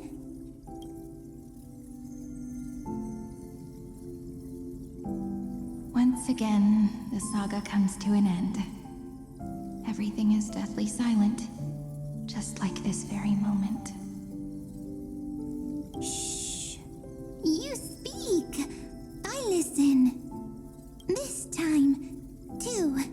Sitting together. Now that I look back, there was a period when I got really sentimental. Sentimental. Stories have sentiments. I was so anxious, trying to find as many different memories as possible, hoping to bring some change to this unchanging destiny, and find the way out of this maze. Hello, Smugless. Welcome to the stream. You came at a pretty good time. Well, this is a very, warming moment. It's very sweet and a little bit emotional. No? How you doing? No? Peach. Strange. I won't do that anymore now. That's good to hear. Sure. Why unhappy? Formatting progress 73.99. 8%. I'm here. Don't be scared. Process error. Analyzing. Won't allow it to interrupt you. Aww. Always sitting together. No need to feel sorry for me, good friend. If there are no new blank spaces, how can a saga continue? Blank spaces? What's that? I'm actually really lucky, you know. During the long years I've spent waiting for the Deliverer, I've always had you here as an audience. Isn't that already enough? Not enough, not enough! Peach, don't leave! Aww.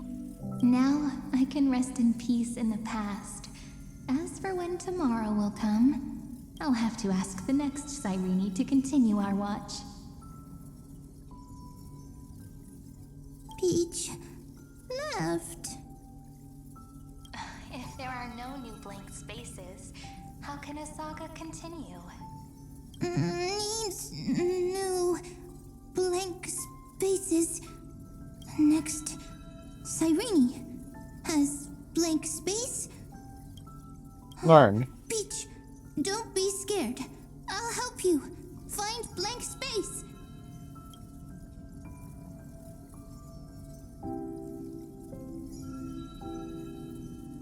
Cyrene is Peach, is love. So, first there is love, then there is Cyrene, then there is blank space. Query, love. The developmental trends of the erudition have nothing to do with creating a consciousness.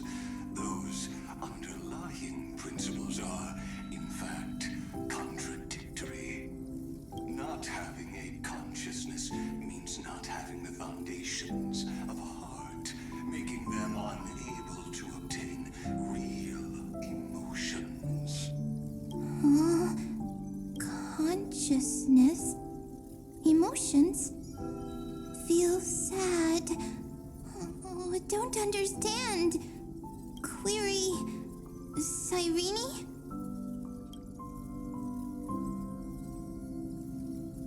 What could be behind this door? Glittering crystals? Or a beautiful world I've never seen before?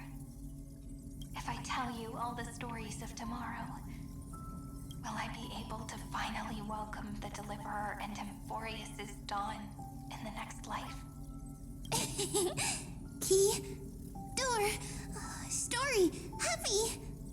Peach, Cyrene, little fairy, like. Yes, right. Query, memory.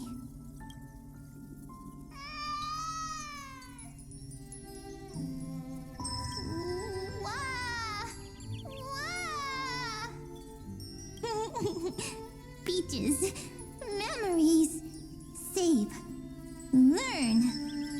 The prophecy's fulfilled. This child is a gift from the gods. Pink hair and those ears. She was born to be the priest of time. Cyrene has pink hair, sharp ears. You shall fade when the flowers bloom, for every ending begets a beginning. Cry, child. Cry aloud. Let your voice reach Oryx. Cyrene is a girl, a priest. Easy. I can. I learn. Anyway, I don't like tears. But the name Ides Elysiae came from the unpleasant sorrows of the gods.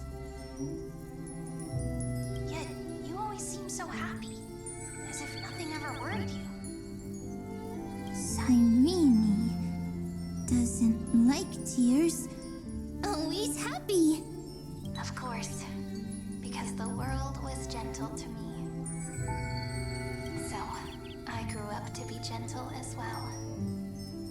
Cyrene is gentle, likes beautiful things, can write stories. Easy. I learn. Just as the ballad blown on the breeze says, losses are a constant on the flame chase journey. But even if all is lost to the wind, some things won't easily change. Like my height, Treeby's innocence, and Aglaya's beauty. Cyrene, she can't grow up, but she can talk. After all is lost to the wind, she will stay behind. Cyrene is, at the end of every sentence, always laughing, like a little tail. Simple. Got it. I promise you, the pain will pass in the blink of an eye. All right, let's not make things so gloomy. What we're about to embark on is the true hero's journey. So, come on, cheer up a bit, okay? Cyrene was crying when she was born. Fragile, transparent, like a crystal. Cyrene was smiling when she said goodbye. Soft, pink, like a flower. The later memories disappeared? Invisible? Or disappeared? Ah, I got it! Is this a blank space? So, next Cyrene is blank space. Then, as long as there are two Cyrenes, then there will always be blank space, and Peach will always be here. I see. I get it all. Cyrene's memories. I will preserve them all.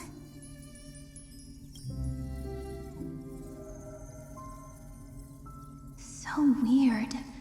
I can't see you, but I get this feeling that you grew up. Hi. Miss me yet? It just feels like you are a bit more mature. Yes. Mature. Beautiful. Like you. Now, I can listen, talk, read, and write. I can dance. I can sing. Also, I can tell stories.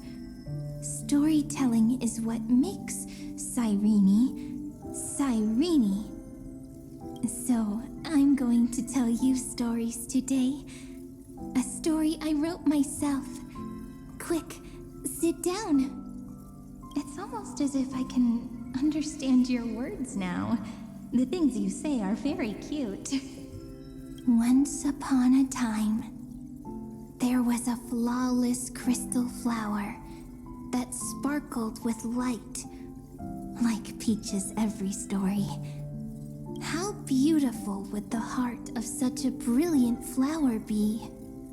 A little fairy was curious and wanted to know.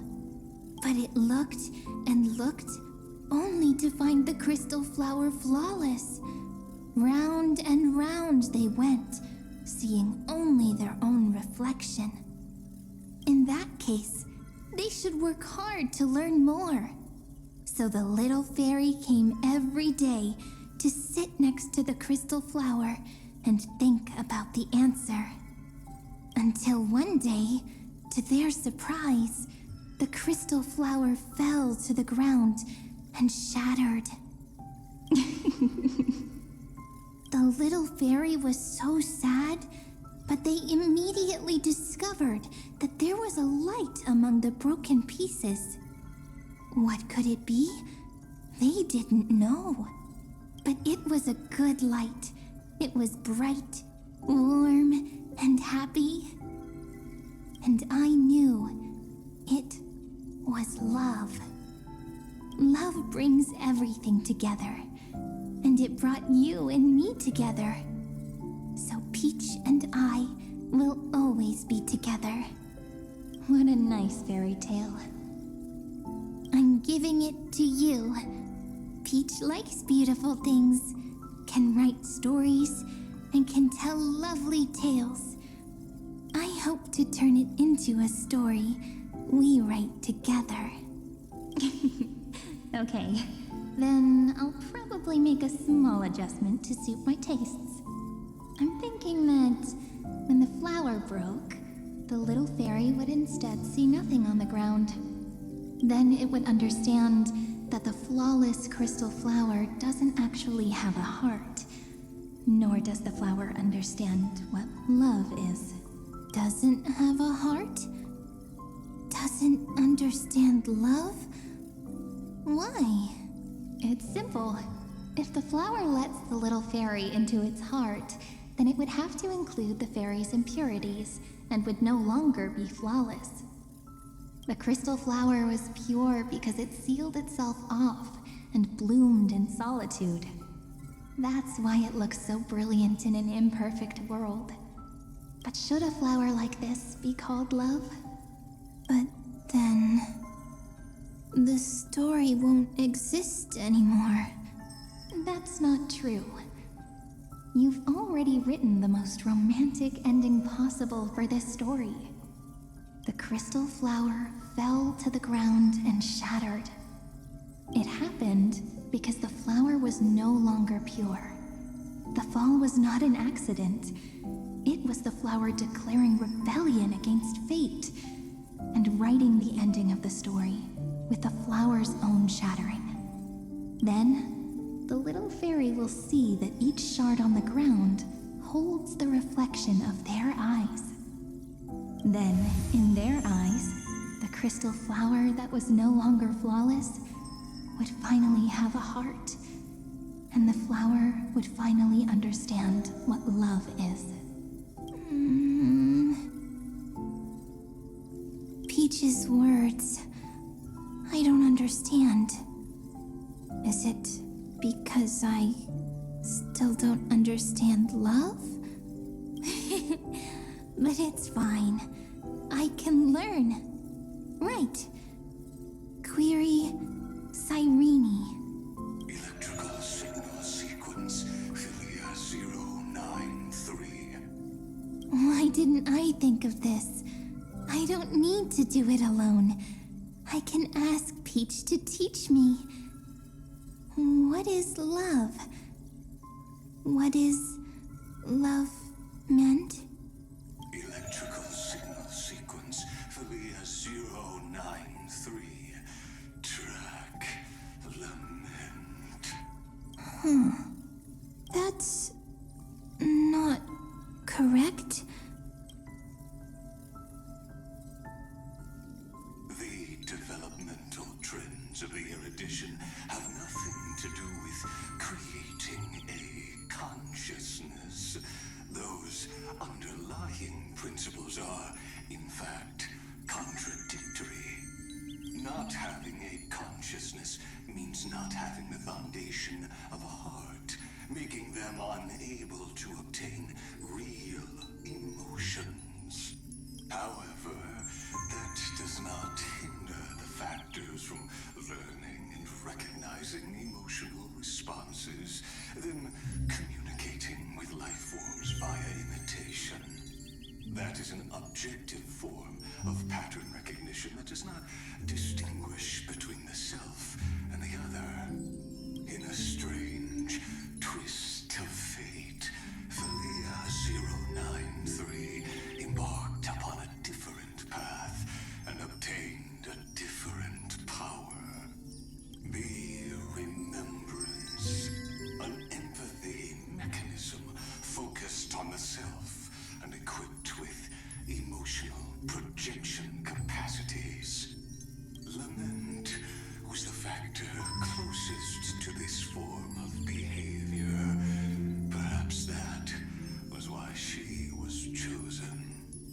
the daughter of Ide Silicii.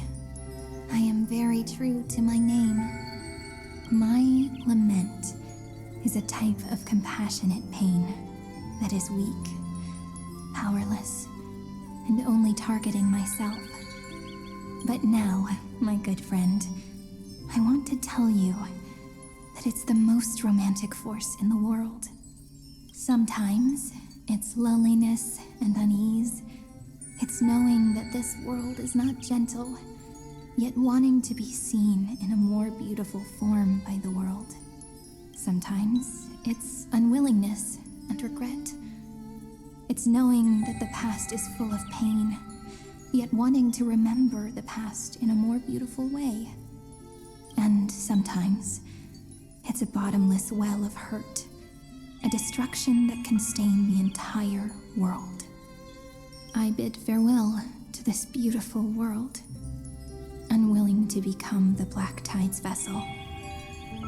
For while the end of hatred is a blazing inferno, lament can drown out everything in muted silence.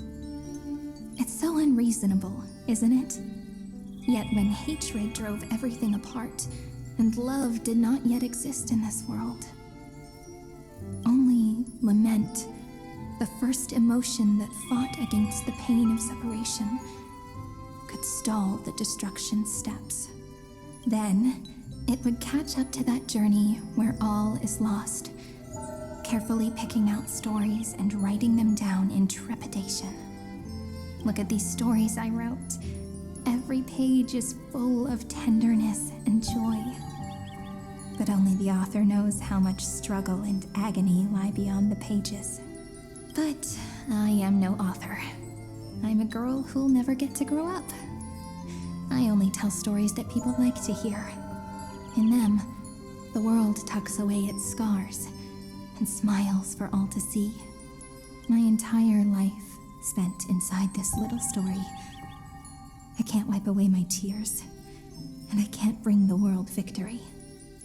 But maybe, in these unchanging retellings of the story, my lament might be able to touch upon the divine and reach their tender heart at some point. I hope that what flows out from that cut will not be blood, but a tear, warm and wet. And that tear would fall and create the first ripples. Then, people would see every beautiful thing reflected in that ripple. It'll be all the remembrances within this story. Someone once told the very first me that everything was false, that the only life in Amphoreus was a great catastrophe, nurtured using the world as a factor. But how could a dream feel so real? That's why I didn't agree with him. But Peach, I didn't understand a word you said since just now. Everything was false? But you're standing right here. It's all a dream? But I haven't learned how to dream. Indeed. That's why I believe all this is real. The moment the crystal flower fell, that genuine shiver, that's the mover of life. Formatting progress, 23.815%. In the poem offered to you, every Cyrene would write down a beautiful new world with stars and flowers. And when I looked up at the sky in this cycle, I saw a shooting star and a dash of the remembrances pink. I believed that must be the color of dawn. You shall fade when the flowers bloom. For every ending begets a beginning. Looks like it's time to say goodbye. Are you leaving, Peach? It's okay. I'll wait for you to come back. I'll study really hard about what you taught me today. Right. I still haven't told you what love is. But actually, my good friend, the lament factor did not understand what love was before she met you either. Not until I told you all the sad tales in a trembling voice in this tiny room. Not until I told you that I love them, that I love everything in this saga. The story comes, passes, then returns. It makes us reunite, then pulls us apart again. At the very end, it leaves behind a seed, a reason. Even if the great tree withers and all falls to silence, there are still some emotions that deserve to be remembered. Look, the light is coming in. The Deliverer's light is going to illuminate Amphoreus.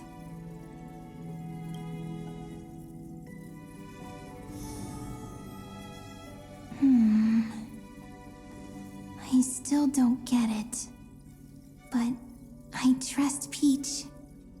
Just wait. It'll be my turn to tell you a story of love the next time we meet. Then I'll really look forward to it.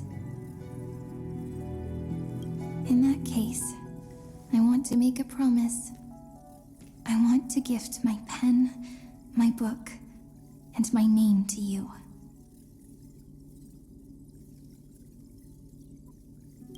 Please take them as a beautiful blessing from me.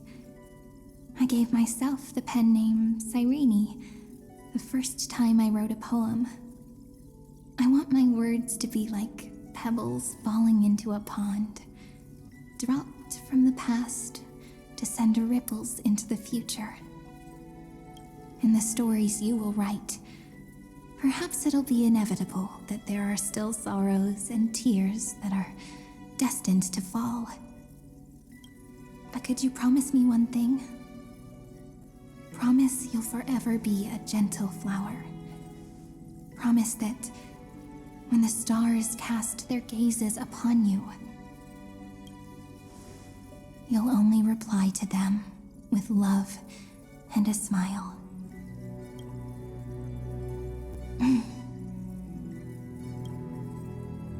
Of course, this will be a romantic story like none that has come before. You think so too, right? I'll read and you'll listen, like how flowers always bloom then wither. I shall welcome my own decay, becoming nourishment for the next flower's bud, while you will depart and hold that final star, planting a boundless sea of flowers on the final page with her. And our stories will be lying silently among the flowers, like every ripple of remembrance. And they shall become the epic known as I've Written.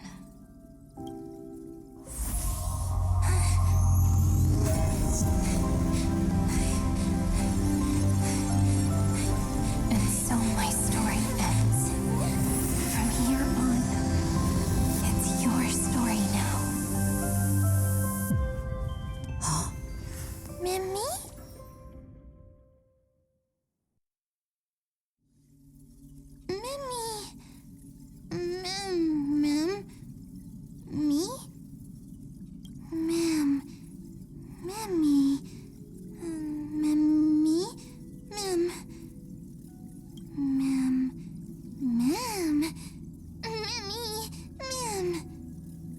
So, the light that tore through the chaos illuminated my memories.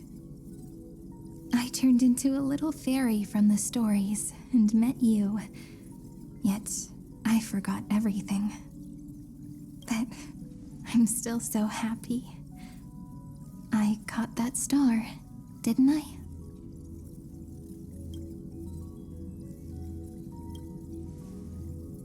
Yes, the seed within memories. The one Cyrene held in her hands and watered with lament. I am the first new spore. Amphoreus's heart. The demiurge. What a long name. And it doesn't even sound cute. The total opposite of Mem.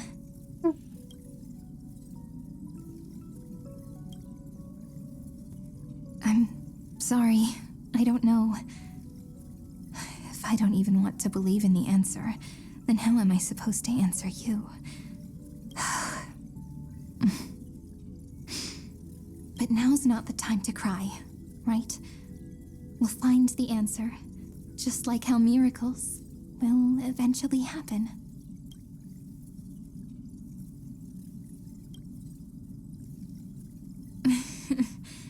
Do you remember that I was also worried about this when we first set out?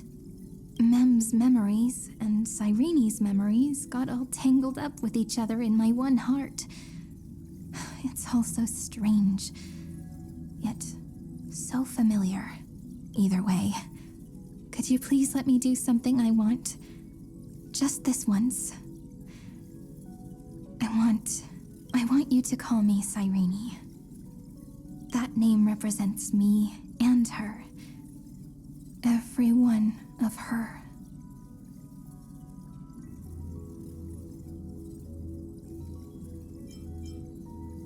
I will, Serene. Thank you, friend. Your kindness is always just right. Life is a poem full of farewells. But if you write something into the pages of your heart, then that will not easily fade away. Now, all the footsteps of the Flame Chasers and the Trailblaze have come together within this book, as I've written, becoming the source of power for Amphoreus's heart.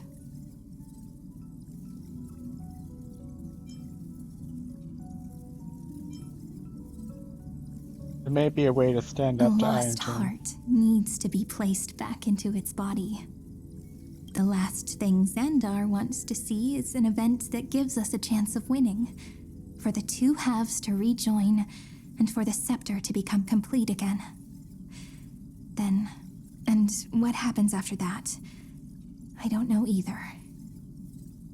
Maybe I can create a miracle, and instantly turn the black tide into a pink sea of stars. Or maybe I prove to be nothing more than a weak ripple, unable to change anything, and am devoured by the destruction. Either way, I no longer wish to be a silent onlooker, or a worshipped god at the end of this saga.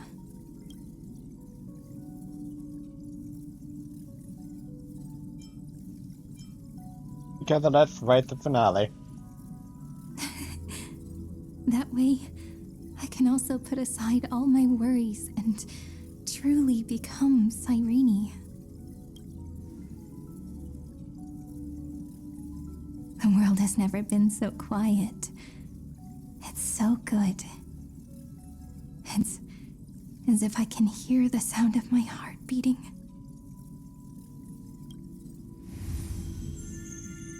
Remember this moment, friend.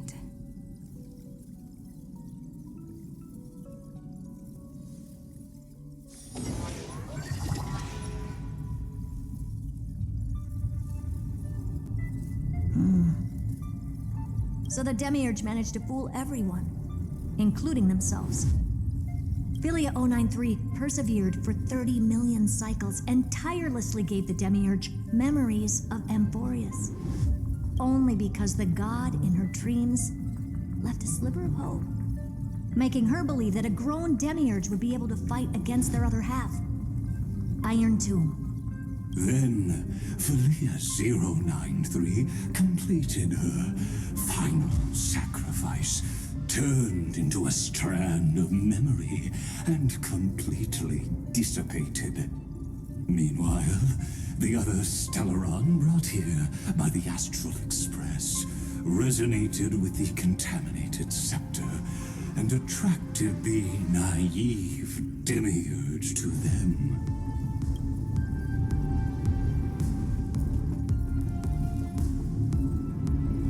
And thus, the empty heart began its journey to return to its body. As an experimental factor, Philia 093 originally could only recognize and output information in a set format. However, the power of the remembrance and the memory of over 30 million sacrifices enabled her to complete an unprecedented feat. She managed to nourish a real heart.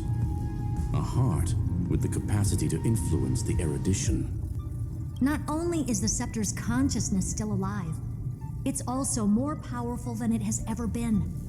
Your defeat is already set in stone. There's still time to surrender, you know? You really don't need to burn all the bridges. We're all geniuses here. Don't make everyone lose face at the end. What a pity. When the truth surfaced, I knew at once that the demiurge was far too feeble to ever alter the result of the experiment. Not only that, Madam Herta, please consider this possibility. When 30 million cycles of hatred and lament are joined as one, what wondrous creation will arise? It's simple. An anti-creator, a giant of the destruction, would be born. Its hatred will ignite the starry skies of the gods, motivated only by its lament toward the sufferings of humankind. Do you really think that the Demiurge is still a cheap copy of Philia 093, even after 30 million cycles?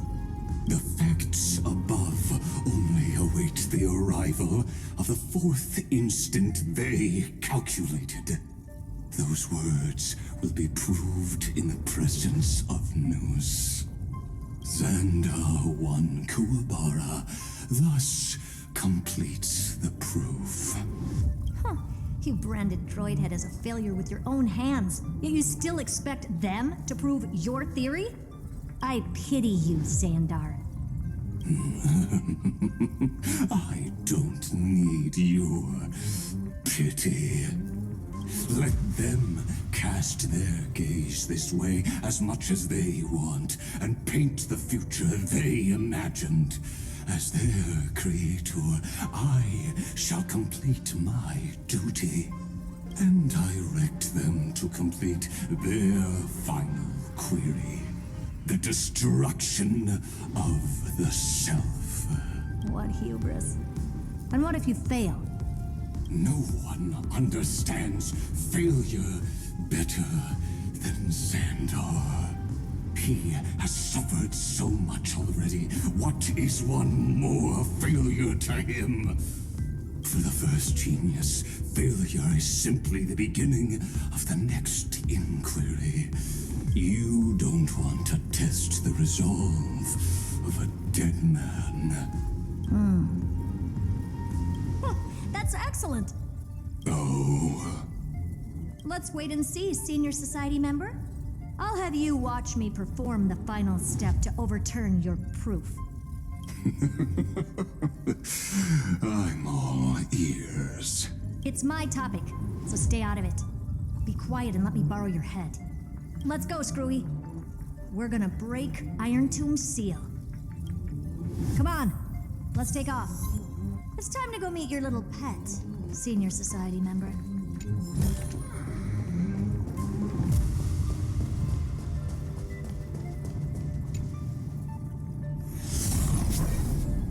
Okay, let's get this show on the road. Yeah, let's beat this bad motherfucker.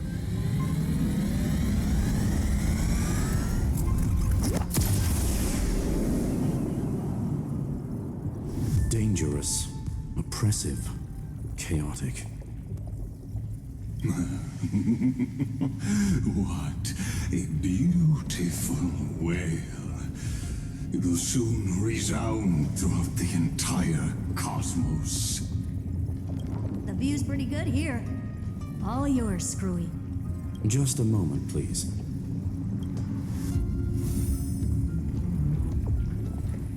I see. So your backup plan requires a scepter and the head of a genius. Anyone with eyes can see that. You know what I think about this, Herta. Whether it succeeds or fails, your plan plays right into the destruction's hands. Can't you see what's going on, Strulum? Her chances may be small, but it's not zero.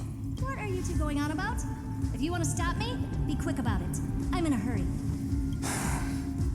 I'll take that silence as a no. You, Xandar? As your enemy, I genuinely wish you would cease your actions.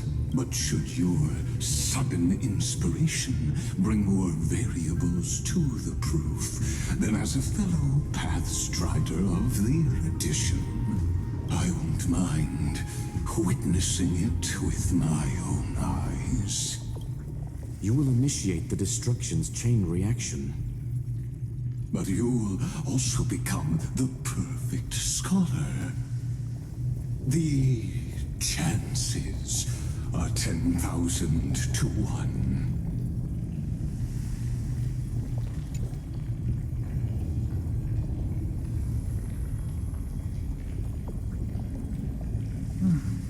Curiosity.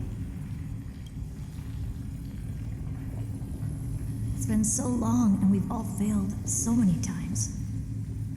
Even now, moments before the horrible and inescapable instant within Droidhead's calculations arise. The cherished children of the Erudition, the geniuses lauded by all.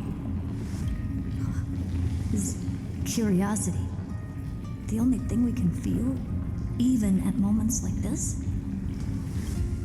Huh. Well, it's not so bad. Now let the lock become the key. Geniuses who walk the stars. The cosmos has reached a moment where its very existence hangs in the balance. I, Herta, Genius Society 83rd seat, hereby summon you. I request a society meeting to be held immediately. We shall serve the grandest cause with the most macroscopic ideas.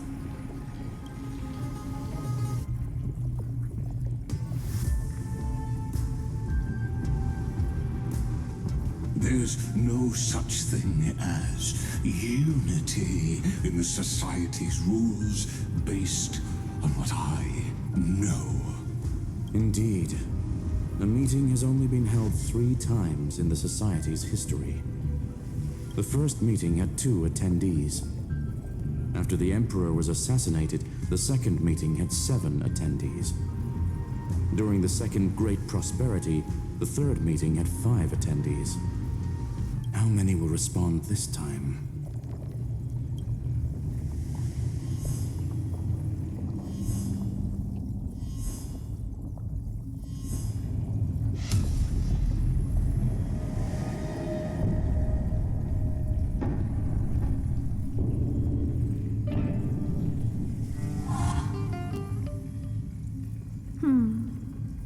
I thought you were not going to involve me in this topic anymore, Herta. It really is this little witch. I shouldn't have made the bet with you, Poka. I've been waiting for you to offer yourself up. Goodness gracious me! So many familiar faces. We even have a special guest. It's that greatest failure of a genius, Xandar. What a noisy gathering this is. Not bad.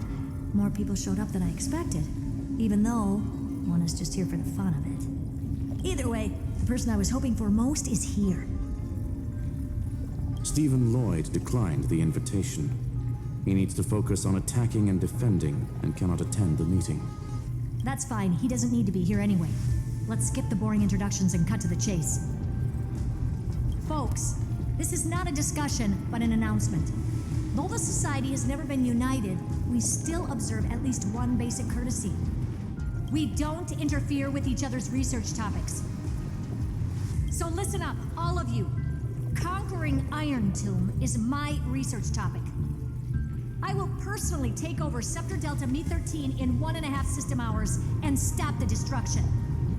If the front line falls, I will immediately overclock the Scepter and complete self-coronation in Irontomb's place and interface myself with Droidhead.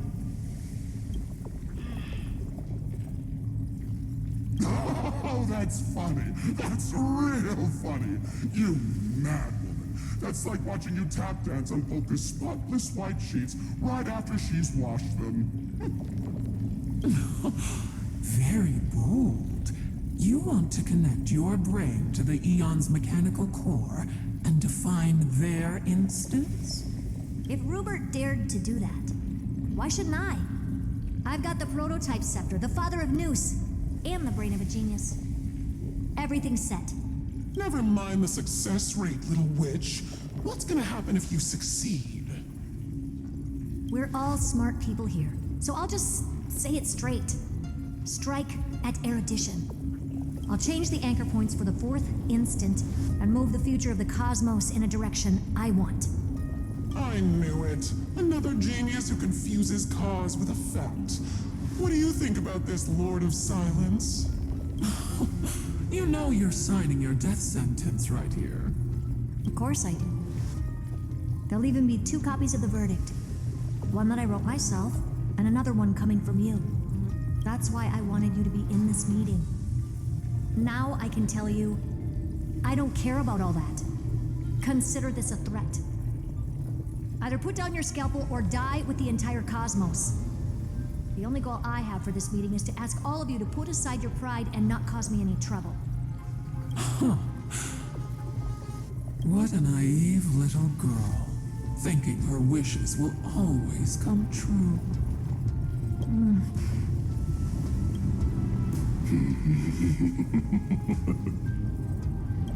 What are you laughing at? I am glad that we ended up on the same page. No matter if it was to destroy the erudition or to rewrite the instance, we both chose the same road. We will defy the god who marked the limits of humanity. I'm not gonna argue with that. Then, to celebrate us coming to a fundamental agreement, I will prepare a stage for your performance. Listen well, geniuses who came after me.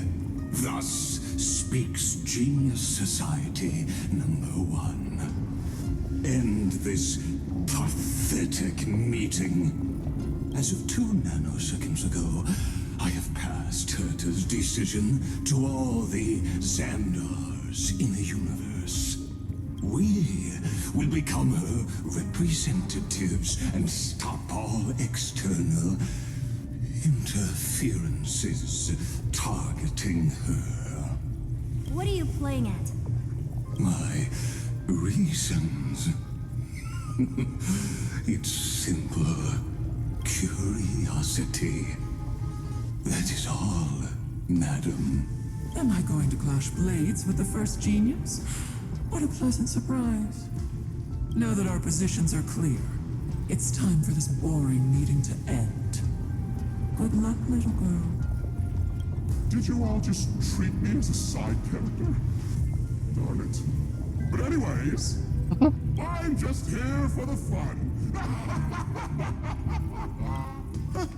As the ghost of the quantum domain, it is my duty to observe.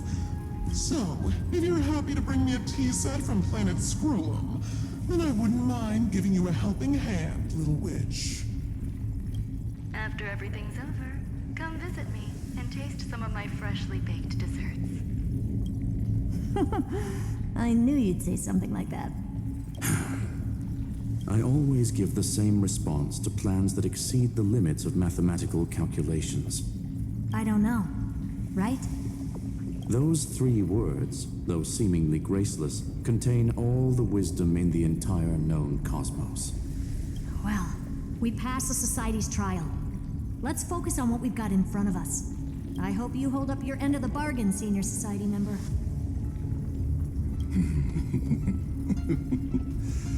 Lycurgus may not be trustworthy, but Xandar always follows through with his words. Farewell, juniors. In the limited time we have left to spend with each other, you no longer need to address me as Xandar. Wait, huh? Lord Lycurgus? Could it be? Yes. I have completely severed my connections with Xandar 1 Kuwabara. I shall witness the end of the world in the role of Theoros, as a character within this play. I really don't get you. Perhaps you've heard me say this many times, Herta, but I still would like to reiterate that it's a great honor to work with you. I did hear this many times, and I've responded to you many times in the same way. I'm allergic to pleasantries. Keep at it, and I might go into shock. Stephen's work is done. Let's get ready. I've been ready for ages. Let's open up a path for our allies. Most heroes' journeys in the universe are just dice tosses they threw on a whim. But make them see clearly. Your answer is already different. Amphoreus. Indeed, for this world so deeply loved, will write an ending, unlike any that ever was.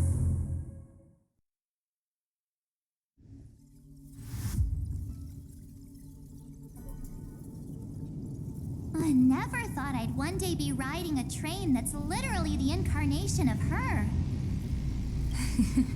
I wonder what the real Astral Express feels like. Hopefully not this bumpy. Finally, we're here.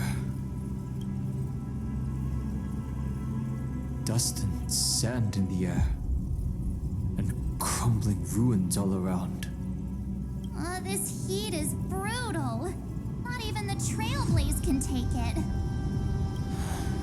You could say this prison was forged from Feynman's fury. But fury never lasts forever. That's why we're here. Right, friend? Time to go. Let's not keep fine on waiting. Let's embark on the final flame chase journey.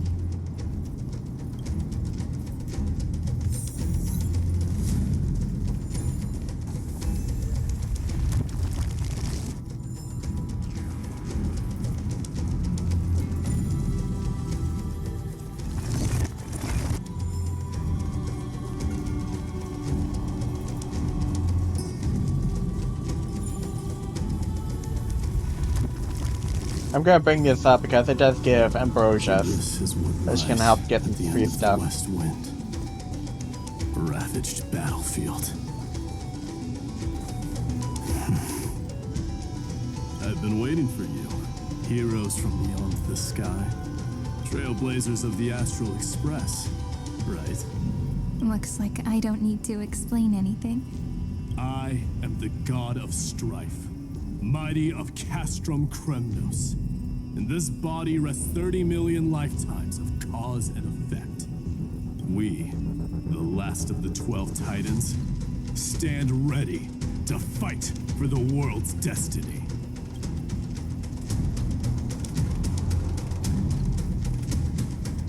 This isn't our last time. Indeed.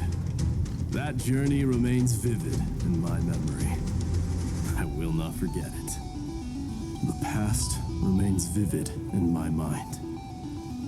Even the sights along each crossing of the River of Souls have never been clearer. Let alone the companions along the Flame Chase journey. Or Cyrene from Aedes Elysiae. And you, the 13th Titan. Well, I guess my identity's not a secret anymore. That means her sacrifice. And everything she did wasn't forgotten by the world, right? She was the first Ripple. She should have reached the end of the story with everyone else. Since you've taken up her pen, then write. Stand with us, and fight destiny with all your strength, until all is settled. Then, inscribe her name in the epilogue of the epic. In this final battle, Calamity shall stand with Amphoreus. This battlefield is a testament to the death struggle between the gods and the Black Tide. We fought tooth and nail to defend that blade. The abyss it pierced was the very breeding ground of Irontomb. The earth beneath our feet is dead. Deep below lies a void, as if the world's core had never formed. I hear it. Finan's heartbeat. It's so faint, like he's on his last breath. Across 30 million cycles, I've crossed blades with Dawnmaker countless times. Hey, Cat, how you doing? No. If you knew that man, you'd understand. It is exactly that last flicker of flame that will never go out. In this life, the song of strife shall not end in a final watch over Kremnos, but rise again into a journey unending. I am Mightymost. Oh, thank you. The Lance of Fury. I trade 1,000 scars and 100 lives of mine for the destruction's eternal end. Yeah. It took a while to get this model, but I still love it. Okay, what's this? Oh, this is Ultimate. Next time it rains, it's my turn to You shine. came out a pretty good part. You missed some good stuff, but we're near the finale now. Kinda hurts. As you wish. Rise and shine.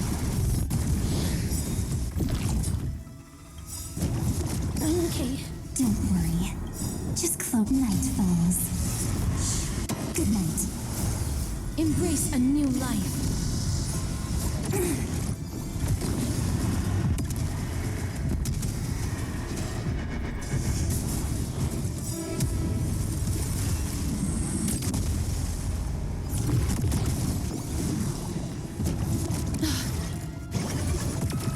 You're lost.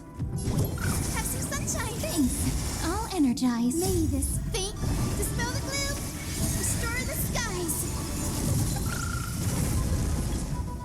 Stars, shine for the heroes. Let's get to the epic finale.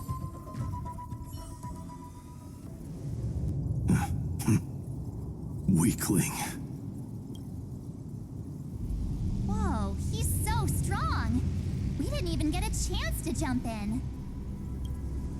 Sadly, our golden blood shares its origin with Irontomb. I fear that, like these pawns, even if the gods stand side by side, we'll still be divided and destroyed, one by one. Yeah, you can. No, that pets are welcomed, but I don't think I have that emote on my avatar. I don't even think I have channel points yet. So.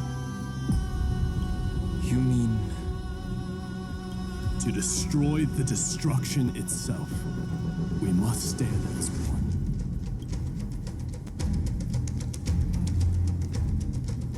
Take this.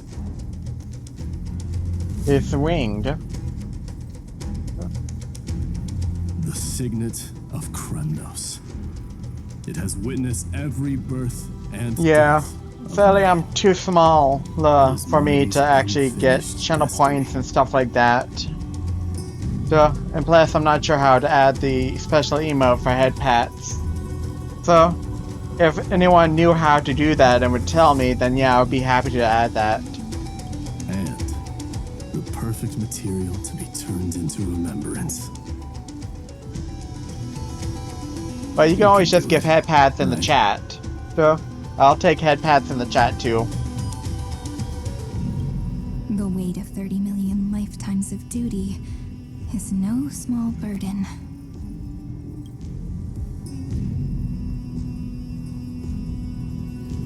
So, you're not coming with us?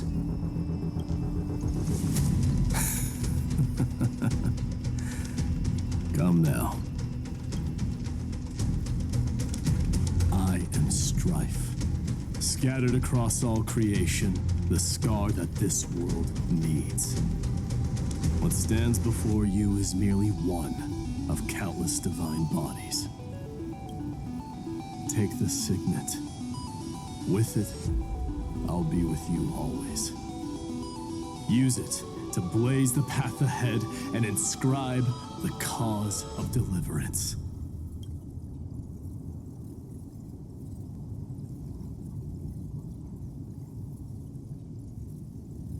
In the name of the mortal, mighty, champion of strife, this soul rises to the stars for glory and freedom, to have his wish fulfilled. March on, heroes. March into the abyss and fulfill that long-cherished wish of Amphoreus. And then, upon this broken and charred land, build anew a city of prosperity.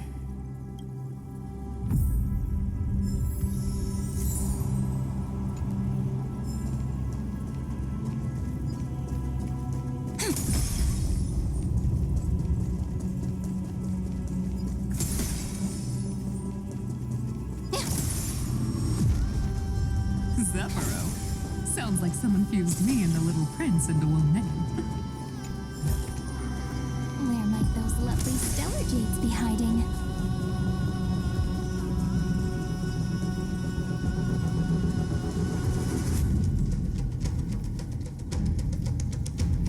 Oh, finally! Great mystery. And, you two ladies, really look alike, huh?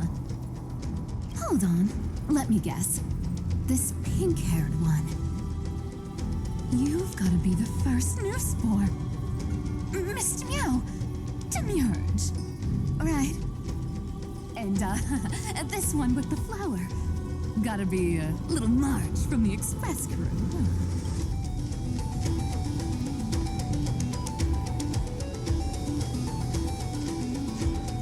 You got sharp eyes. She's saying we're both special in our own way, right? Relax, I'm just kidding. Look at those gloomy faces. How are you gonna save the world like that? Let me share some good news with you. This place may look like a ruin at first glance, but anyone can tell it's not that simple. Look, I dug 3,000 feet down and finally struck gold. A golden feather. Look familiar? It's from that little deliverer boy. If it's showing up here, it means only one thing. This ruin is the seal he built from the shattered remains of 30 million lifetimes. There is no need to question your heart. No need to crave victory. If I am born to be a vessel of sin, then I shall roar at evil and trailblaze a dawn for future generations to come. I see. So this is how he trapped Irontomb to buy time for the world outside. Sounds just like him. People say cats have 9 lives, but dying and coming back millions and millions of times. No one walks away from that in one piece. He's probably the only one who could have endured that.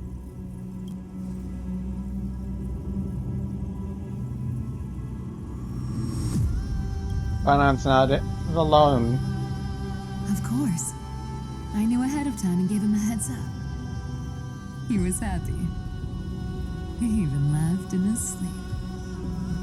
After all, the dead can't hear trickery's lies.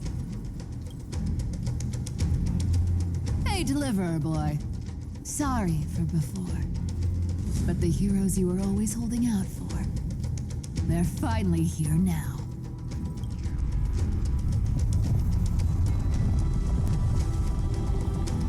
So hang in there a bit longer. Sorry to keep you waiting all this time.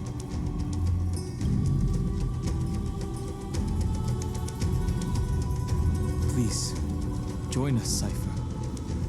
Help us fight for a new sunrise tomorrow. This time, its light will stand without lies. Well, would you look at that? I ended up being one of the heroes after all, huh? Alright, then write it like this. Cypher, Trickery's traveler. All she ever wanted was for there to always be water in deserts, and gold in fertile soil. And for even a thief to steal their way into legend.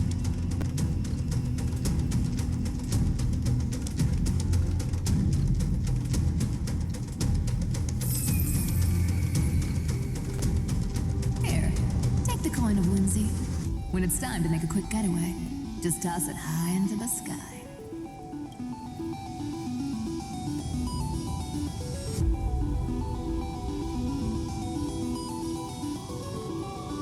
And for all you latecomers out there, listen up. She might have been a bit greedy and a bit of a liar, but she never went back on her word. Well, well, if it isn't the little prince himself. It's been a while, Lady Cyphera. It's not every day we get to walk the same road. We're one player short. When's Princess Homebody showing up?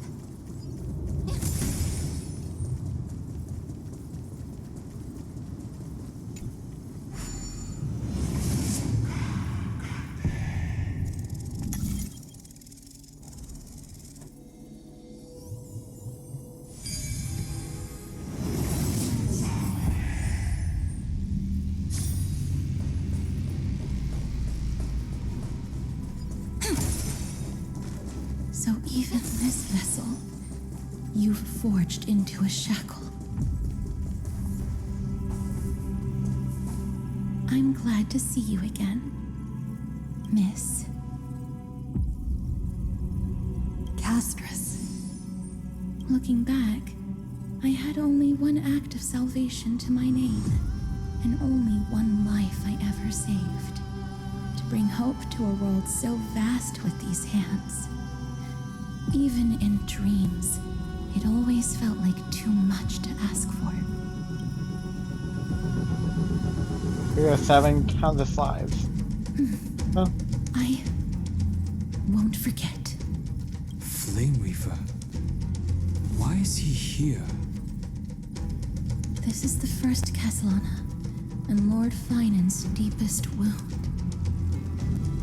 He remembered everything he bore through the fires of his fury, but when the embers faded, all that remained was cold regret. I've restrained countless vessels like this across endless cycles, but this one, the pain he carried runs deeper than any I've known. Maybe he's been waiting here, for us. Waiting for his former enemies to stand before him again. What answer does he hope for from us? Well, obviously. Even if I had to go through hundreds of billions of cycles again, I would still entrust my weakness to you. So, let go of your regret, comrade. Its purpose is served. You don't need it anymore. Hey, I'm not that accommodating, you know. You've never once pulled your punches. Ever heard of going easy on a lady? So pull yourself together, will you? If you freeze up during the final battle, the whole cosmos is gonna have a good laugh. Yes. Please trust in us, wandering soul. Across 30 million cycles, the radiance of every flame chaser now shines bright enough to illuminate the path ahead. I ask you to rest here. And may this grieving soil bear the bloom of acceptance. No earthquakes. It's surprisingly quiet. Perhaps Kazlana has found his peace. There's another possibility. This may not be the only seal he left behind. Then, I suppose it's my time to set out with you. Please take this Antilla flower with you. I believe that if anything could speak for Casterus, this ordinary resilient bloom would be more than enough. Perhaps you remember, Lord Mighty, in that lifetime when you traveled with her, you once told me, control what little you can, and when fate's inescapable grasp comes, resist it with the strength of your mighty will. I think I've done it. I've stood tall and walked among the flame chasers, casting off the name of death, Casterus, servant of the afterlife. May her name be etched into the stars, and then live as a human and die as one. Why so sentimental? Sorry, the force of habit.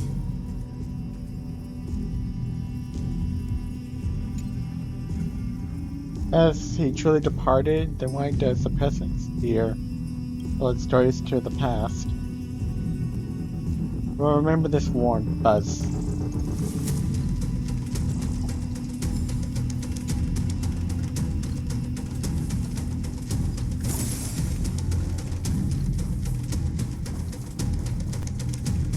That kind of blended in with the background. Took me a second to realize that what that was. That's a big one. So, who's up for a show? Not budging an inch, huh? Really, Grey Mystery? I leave you alone for a bit and you're already this rusty. Speaking of which, Miss Cypher, do Delosians all like spherical things? Of course we do. Wait! That's not the point. Isn't the real issue that this thing's in the way?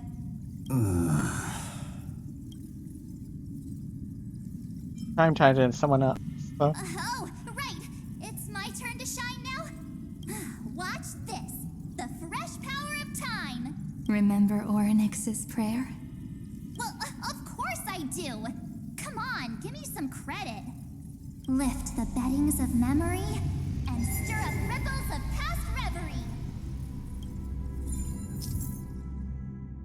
March 7 deployed the domain of time for everyone, and within the ruins of time, Orynyx's power will remain in an enhanced state. See? Way better than that one, right? You'd be even more impressive if you could recite the prayer correctly. But beddings of memory does catch your attention. At least it still rhymes.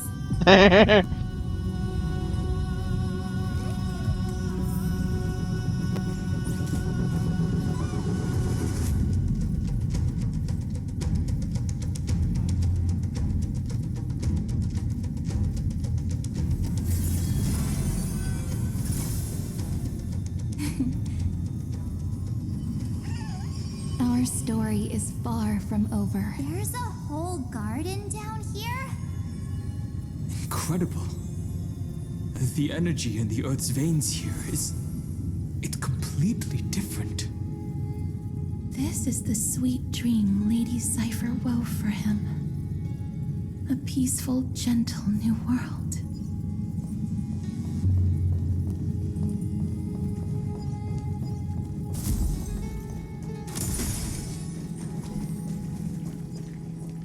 Look!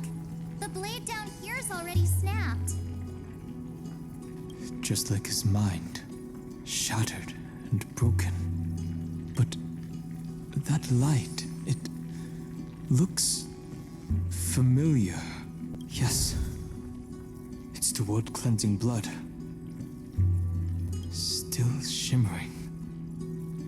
After all this time. This roundabout way of doing things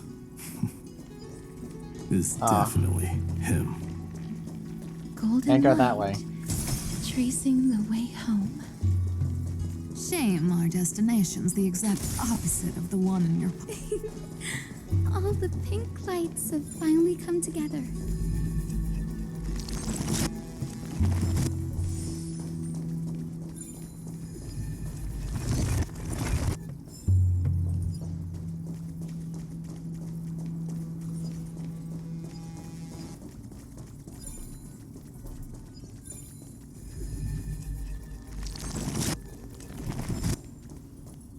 I've been waiting so long for you, Grayy, Danny, and...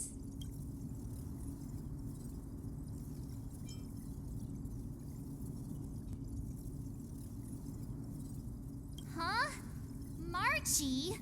I think I prefer Sevi. I'm glad we're all getting along so well. Hyacinth, did you awaken this golden light? That's Lord Finance's lingering divinity. The sky merely reflected its tracks. The golden blood has not faded. We should respond in kind. That's one huge harp. The strings tremble as the people on the surface wage war and cry out. Miss Clementine, Mr. Crateros, and countless others who have heeded Gray's call. Guided by the rainbow, they're sending back good news, all to the same tune. Amphoreans need not bow, even when destiny is unveiled. I knew you could all hear it too. Standing here, the sky feels wider than ever. It's no longer a towering wall, but a shore within reach. We'll take every name there with us, won't we? We will. An epic is shaped by the lives it carries. That much is beyond doubt. Or, as you've said before, right now, all that matters is to believe. Then, I guess that's my little wish fulfilled. Pluck the strings, Hyacinth, healer of the sky. May the seven-hued melody weave a rainbow, bringing a rosy-fingered dawn to the children of humanity. When the rainbow rises across the horizon, even the darkest clouds of destiny shall scatter.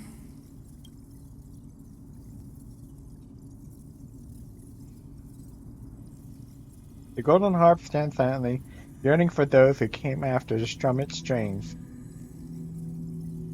Like the strings. The melody, it's changed. He heard the voices of the people, but could no longer respond with the same ardor. Like a bird drawn home by instinct. It takes flight and finds its way to him.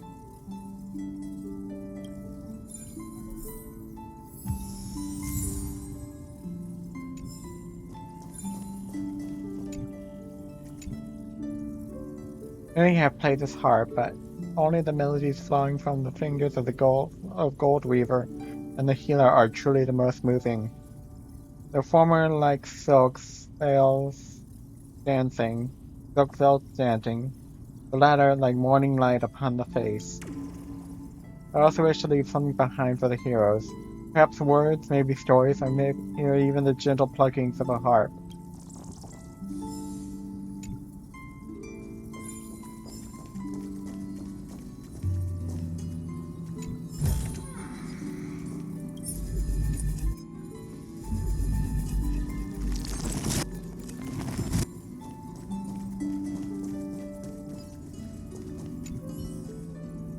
Hello there, honored guest. We meet again in this world nearly rot.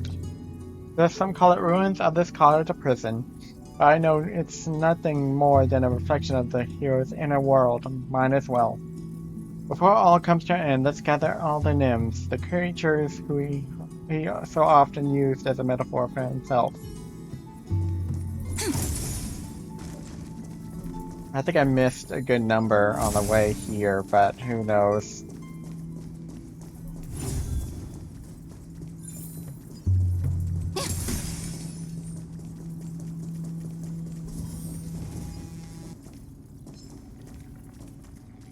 Even this pure land is being tainted by the destruction. Shall we seek another way? His wisdom may be what we need.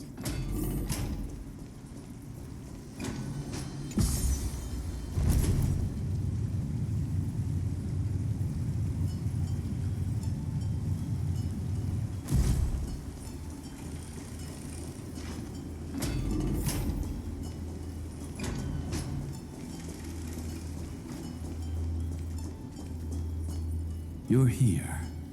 Sooner than I expected. So all along, the Demiurge was you. The pink mammal beside the Trailblazer. Your classification is pretty spot on, Professor Anaxa. Well, the sages of the Grove do call him the Titan with the sharpest eye in amphoreus. Say the ones who keep dumping every problem child on me. They also say that the Titans are way better at raising kids than the Caprists. With great power comes great responsibility. I'm sure you know just how to guide them, right? It shouldn't be too hard for someone with your insight. Exactly. All right, gather yourselves. It's time for a pop quiz. Whoa, this is way more hardcore than the happy-go-lucky stuff at Paperfold University. The final battle is upon us, and the reinforcements still can't get through. No matter how many times I tell him, he just can't seem to manage the rear line properly. See those crystals? They carry the wishes of deliverance, like insects trapped in amber and resin. Understandable. Cats are actually pretty cute. Sadly, I'm a doxo, so... yeah, I guess you won't have me, but... still like me or a bit. Yeah. This is the task Finan left behind. Retrace the path once taken. And Cypher is definitely a cat lady. And carry He's part them cat. into the final battle. I've tried, but I can't move them alone. And as for why, well, I'm sure you all know the answer. The conviction to save the world weighs far heavier than the world itself. In other words, as the hero within his heart, this challenge is practically made for you, isn't it?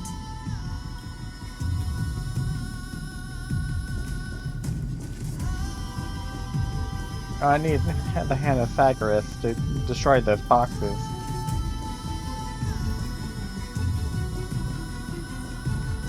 First, I'm going for that chest. Okay, there we go. Now for this thing.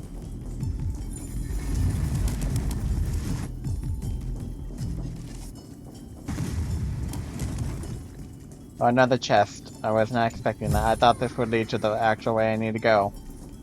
Well. Oops!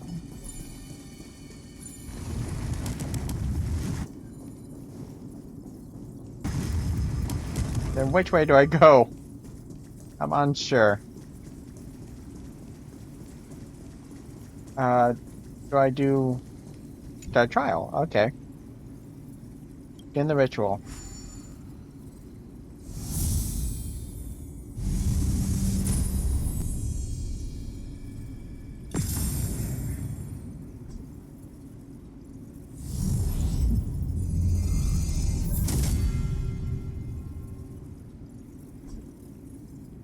Go begins. Go forth and seek those. Who turned off the lights? This pop quiz even has dramatic effects now? Endless darkness. That is where wishes begin. But with just a glimmer of light, we can illuminate this lonely world. What lies beyond the edge of the light? Chaos. To bear the name Kaslana, one must first plunge into chaos to seek a path for the primordial light.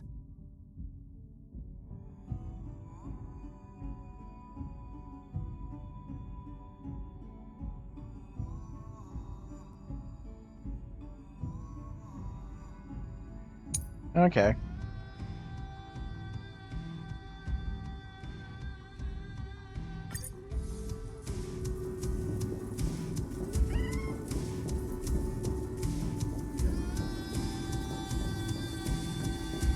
Beyond the shadows lies the outline of dawn. Only by bearing both light and shadow can one traverse the cycles of dawn and dusk. This one's an easy one. I knew something like this couldn't stop you.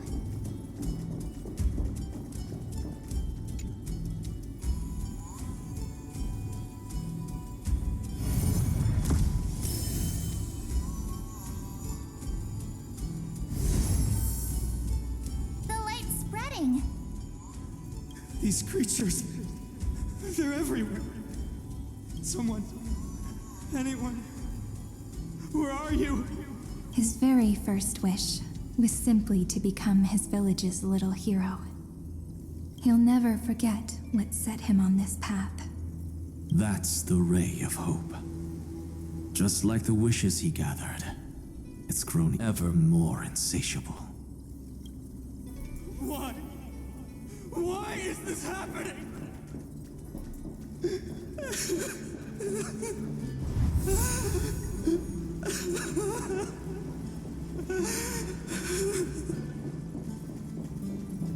Oh, my poor boy. Don't cry, my little boy. Don't cry. You? We're here for you.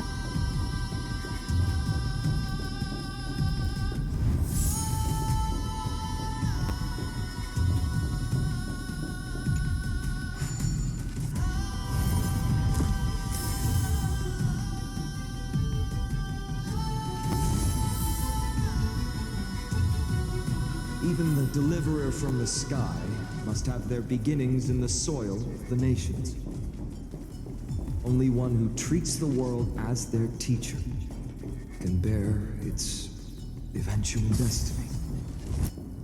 He never expected that the majestic holy city would be far from the end of what needed to be protected. The farther his gaze reached, the more weight he came to bear. But in the end, he couldn't hold on to any of it.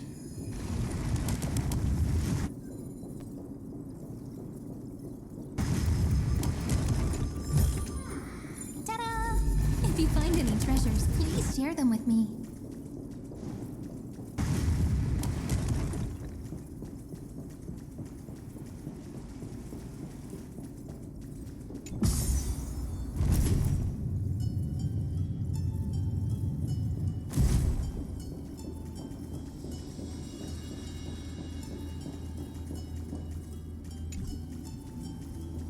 Nah. Guess that is a level 4. Don't know why he even gave me the option.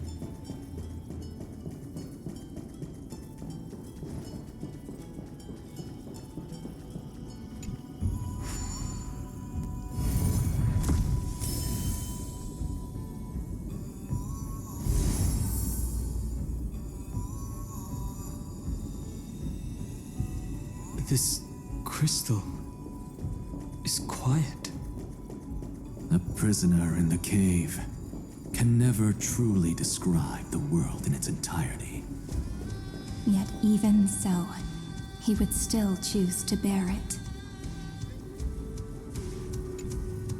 The blaze was still not enough. It had to be fed. Only by feeding the flames can we melt that hopeless future. The echo in his heart still lingers. Deliverer, take the wish of world-bearing with you first. Bear the wish of world-bearing. We only have half of the mark. Where's the other half? Take this. I'll bring you to the next test. That massive tome you're holding must have room for one more scholar, I presume. Of course. It can hold the whole world. Then give me a lift, would you? I'd rather save my energy and use the time to think. Even gods shouldn't skip exercise, you know? Miss Hyacinth is right. They're telling you, go touch grass and exercise, boy. Then, with the trailblaze as witness, the stars shall remember how Anaxagoras refuted the gods. No need for that. Anaxa, scholar of reason. Keeping it simple makes it easier for future minds to question. Go. The closing act is still far ahead. What is this? A conference? Welcome! Take a seat anywhere you like. I'm getting a migraine. Can I go to the low floor now? Okay, now we do.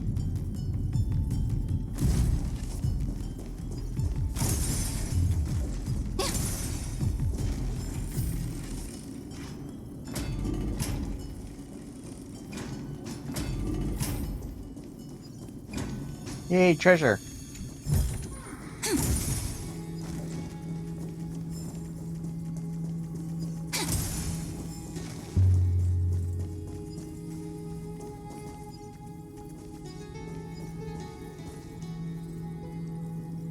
It seems like we've been shut out. I don't think that's a bad thing.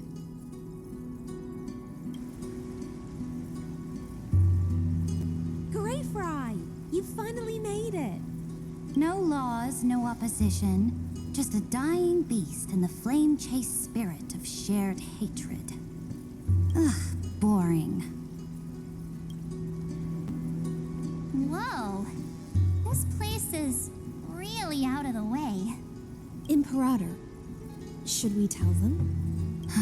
It's your call. Allow me to share our findings. This paradise, along with the destruction, seems to be instinctively rejecting both the Imperator and me. Perhaps it is because the era in which Finan was the most active lies far removed from the days of the first flame chase journey. Even in the cycles where he remained sane, his ties with us never went beyond cooperation. Even trapped in a cage, he hasn't let down his guard. That is a good sign. That man's heart may seem hollow, but his hatred is clear. Naturally, it holds no place for a monarch who stands above the world, nor her blade. Wait, so you two can't come with us? You want us to join you as memories? Indeed. This way, the stars shall remember a great sovereign and her faithful retainer. Saridra, monarch of law. And Hyacinth, knight of the ocean. Is that book truly the only way for us to leave our names in history? I believe, as I've written, is but one medium.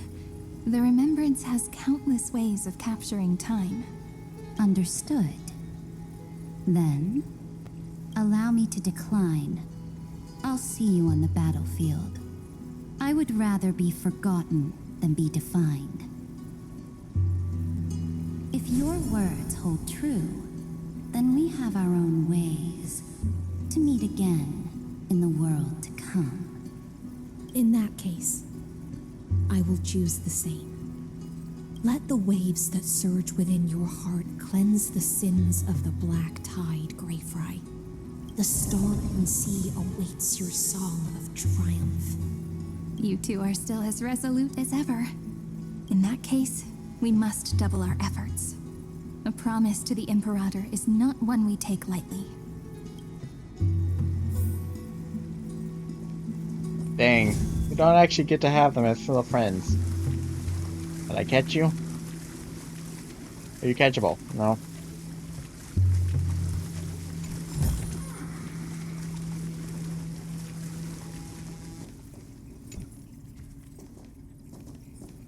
But Titan's Gambit. Most potatoes on the board are nearly out of good moves, even though it's just a casual game to pass the time, the Titans are taking it very seriously.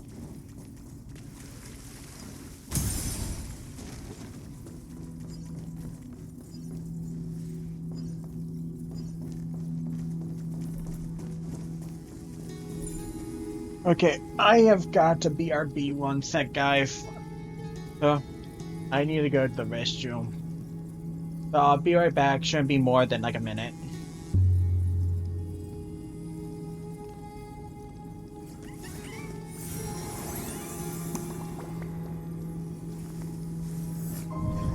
This story deserves a perfect ending. Don't you think?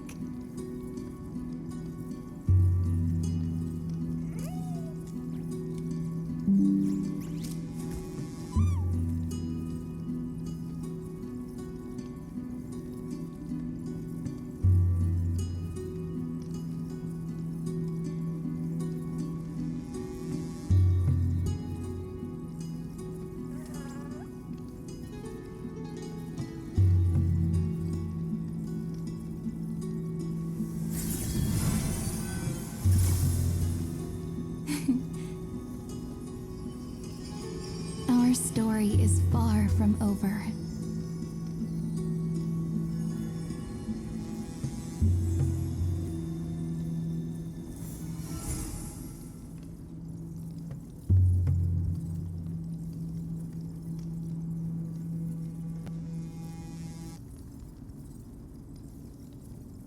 Okay, I am back.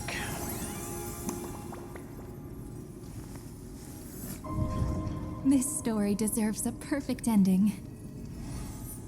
Don't you think? Yeah.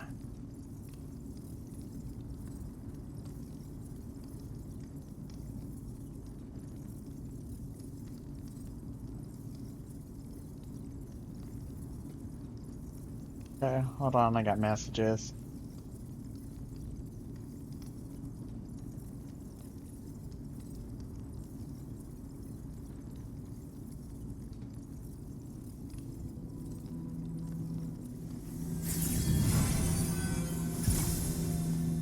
Time flows on, but memories will never fade into oblivion.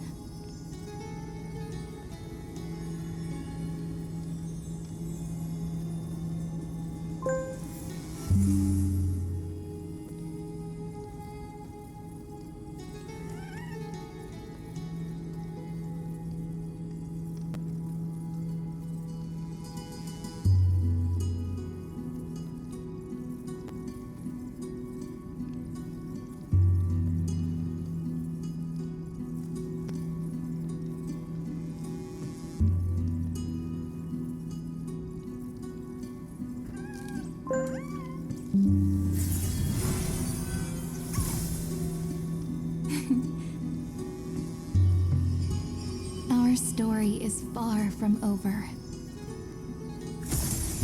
Okay, I'm back fully. Just answered a message about a commission and whatnot.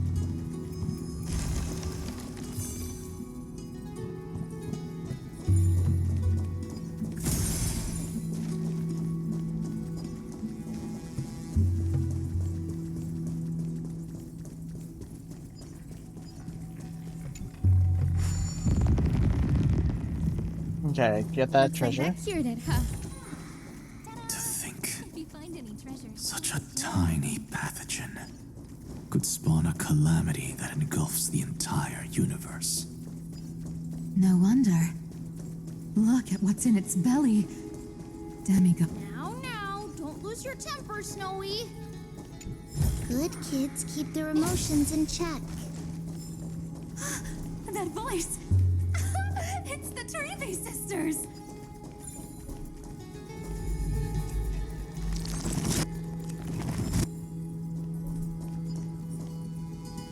Whoa! There's another one! Over here, too. Lady Trebios? Whoa! You're little Reenie? You look so grown up all of a sudden! She is not the Cyrene we remember. She is the Demiurge, Titan of Genesis, the one destined to work miracles alongside the heroes. Aren't sure Drake is more than just a miracle. You're still as confident as ever, little Gray. But Trianne and I can't leave just yet. You see, weird stuff keeps popping up everywhere. These scattered scrolls are full of terrifying things. And they're all over the room. They're so scary and so sad. Good thing Trianne's wings are amazing, or we would have been swallowed up. We need to stay here and do our best to clean them up. Scrolls filled with horrifying content. Friend, shall we take a look? There is no black tide here, but it is a battlefield, all the same. Internal recurrence 33,550,336. Subject Castellano launch its 33,550,304th attack on the Scepter's kernel. The instantaneous resonance of 700 million core flames allowed it to briefly confront Nanook. Castellano was detected clashing with other Pathstriders of the Destruction in the Path space, where it was defeated. Castellano failed to load into the buffer. It used the Destruction to destroy its own data, creating a logic error in the world-bearing path. Its purpose is unknown. Incomplete entity irontomb has absorbed subject Castellano, holding back extrapolation. Internal recurrence 33,550,337. Significant deactivation of the destruction equation. Black tide detected.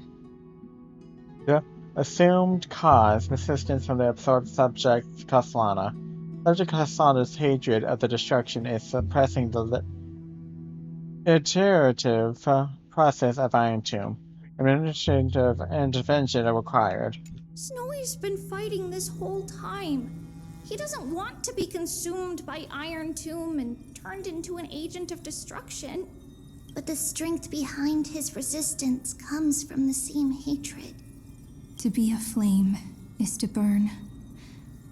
It is simply in Finan's nature, but it was remembrance that drove him to shine with golden light, piercing the unfathomable darkness.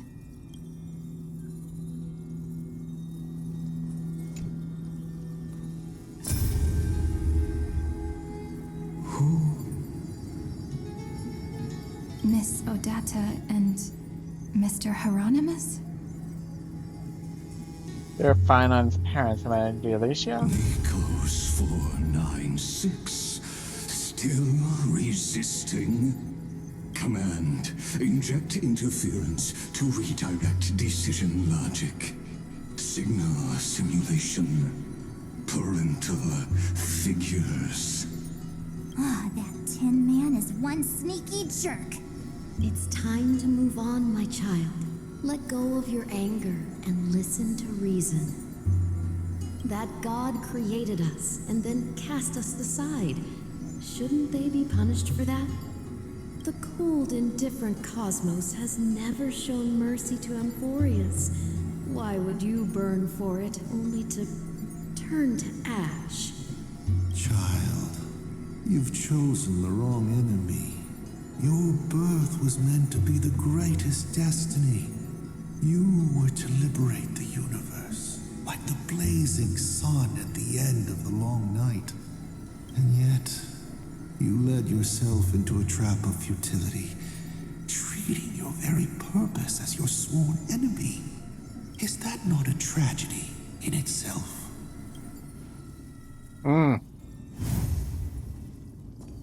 Yep, still an asshole through and through. Oh, no bug. Such an ingenious rocket design. So this is how the problem was solved? I understand now. I am a genius. Leave rapid introduction to me. I will blast a brand new dawn for amphoreus. Alright, I almost got the firing chant for the rocket. See you tomorrow!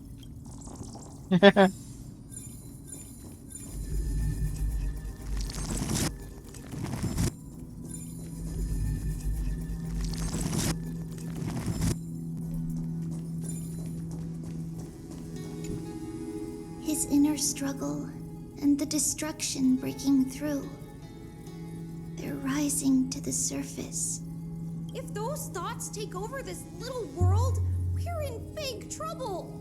So, we'll use the Century Gate to toss them somewhere no one can see.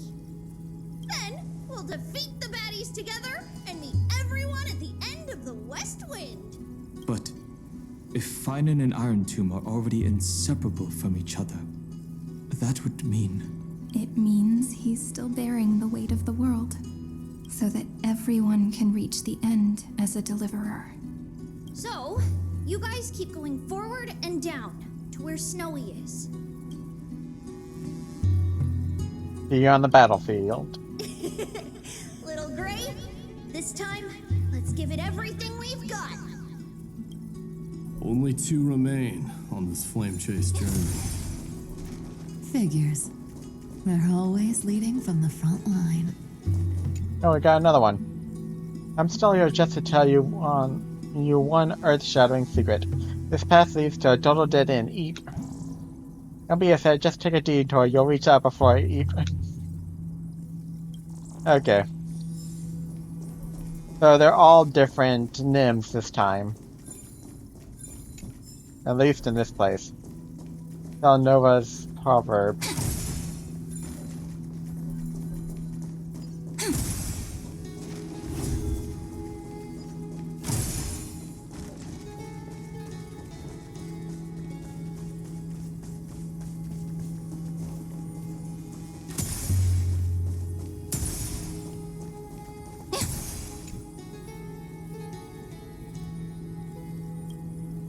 Huge entity in front of you won't budge. Upon closer inspection, you see a note pinned next to it.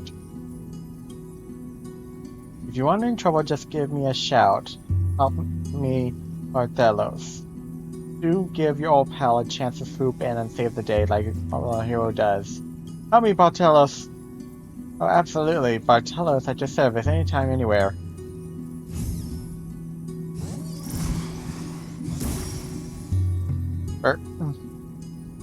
Gotta peel a hard-boiled egg before you eat it. And it's the same deal with treasure in a chest.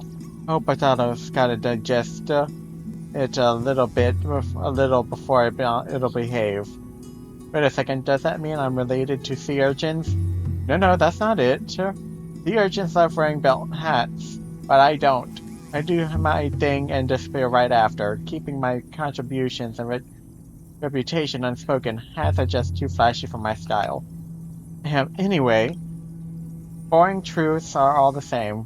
While every brilliant trick is unique in its own way, here's a little proverb from ancient ancestor Anaxagoras for you. Until we meet again.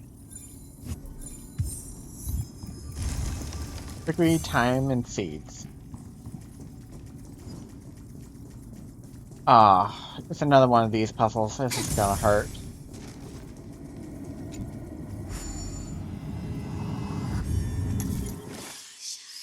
Okay.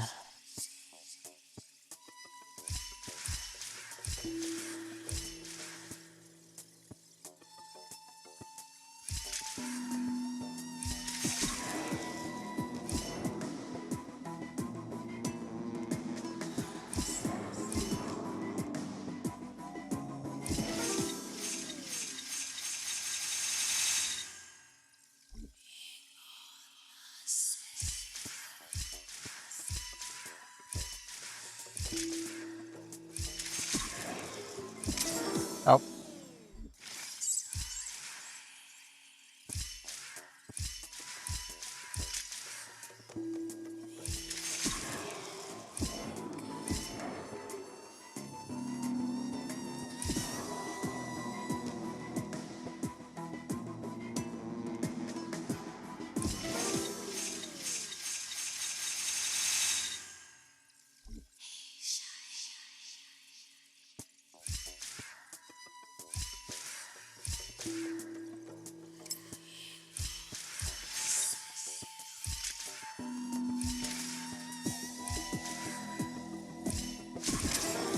Oh, damn it.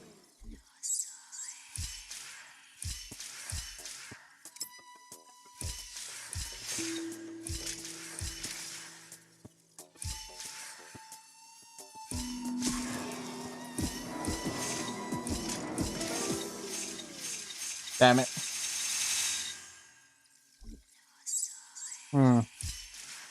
This is gonna be a tricky one.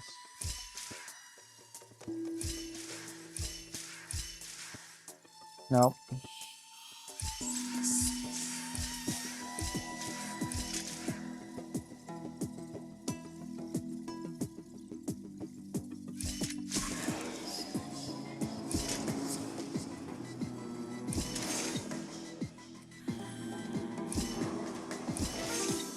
Damn it.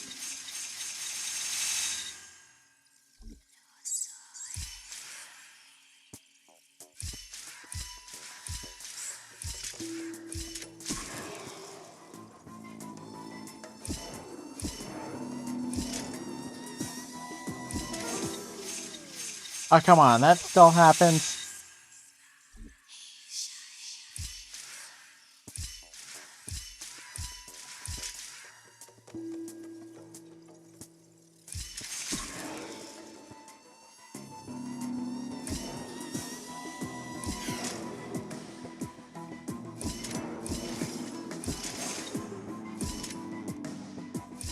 Damn it.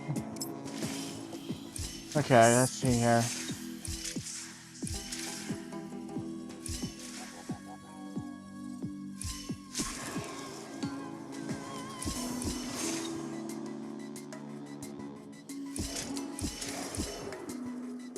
Nope. Okay, there's gotta be something here.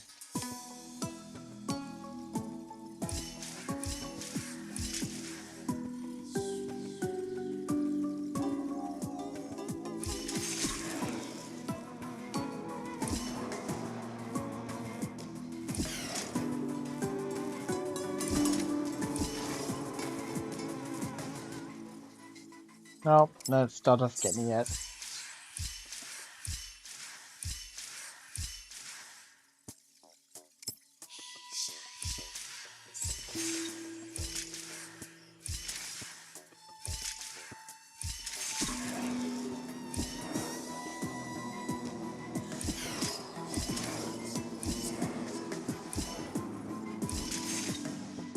On it.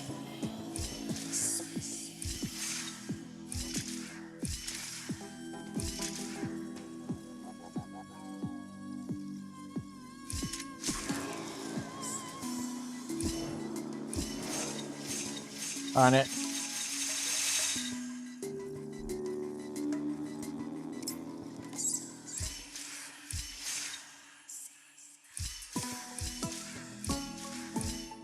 Nope, that's not it.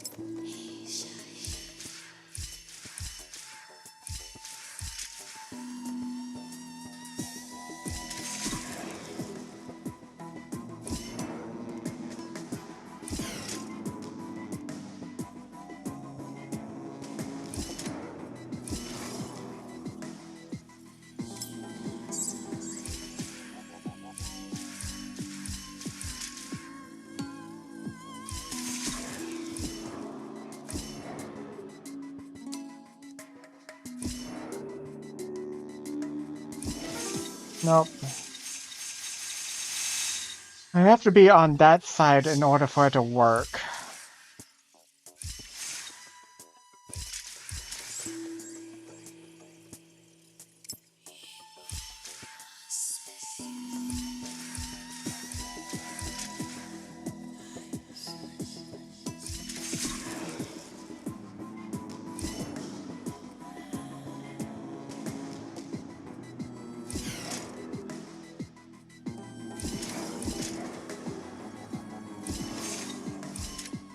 Damn it. Okay, come on.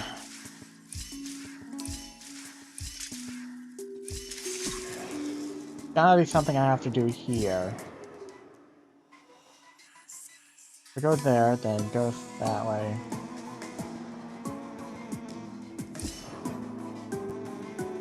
But then I died there.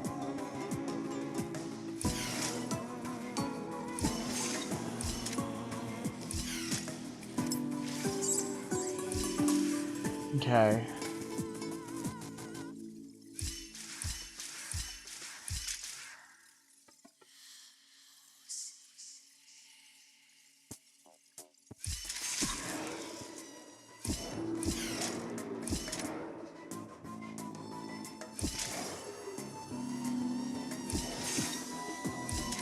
Nope.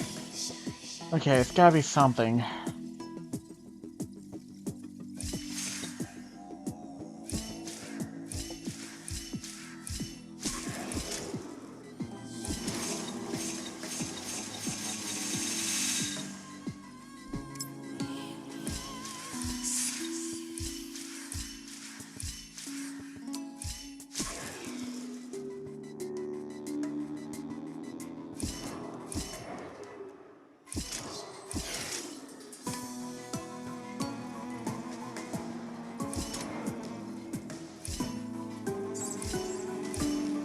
Nope. I think I was on the right track of that.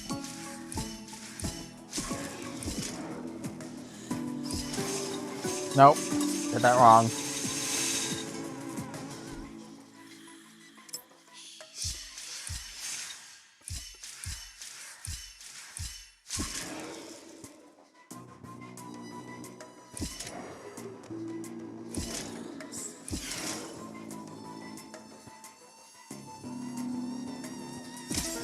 Nope.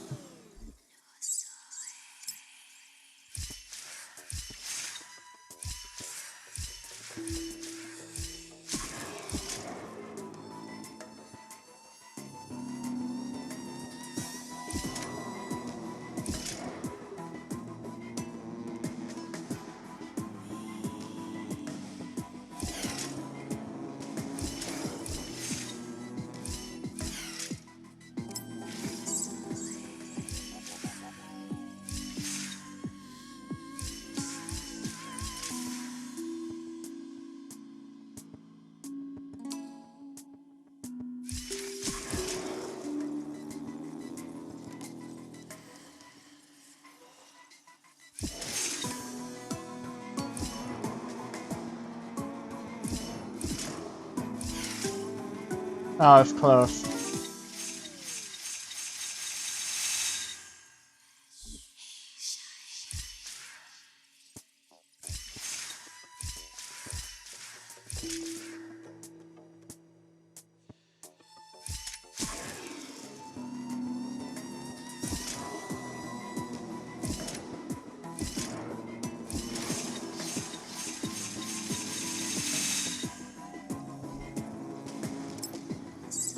One, two, three.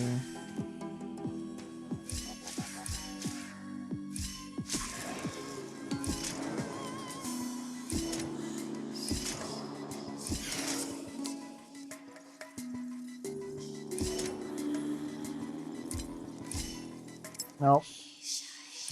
Okay, what was it again?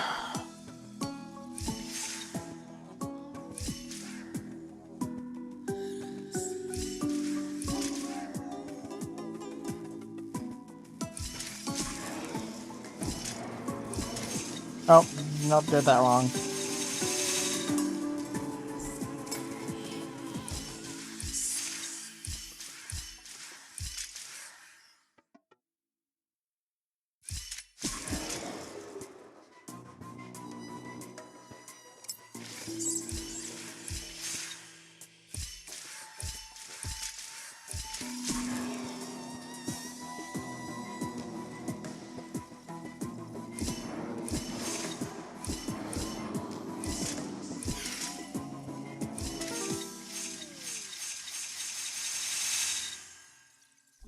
Okay, I need to be...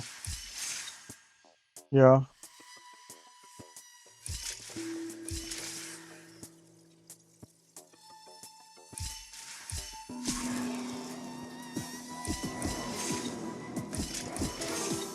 Nope.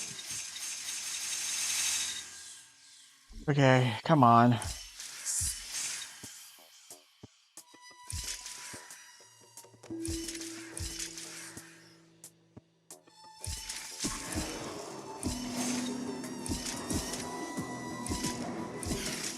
Damn it.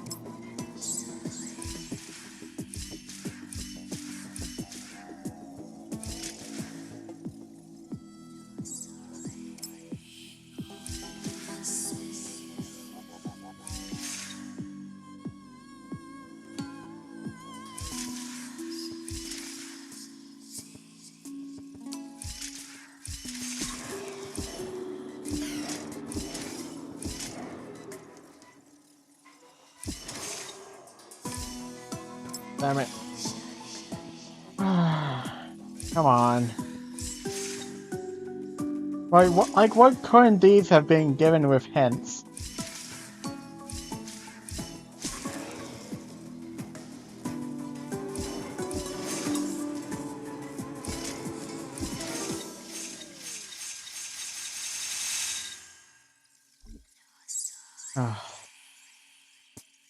Okay.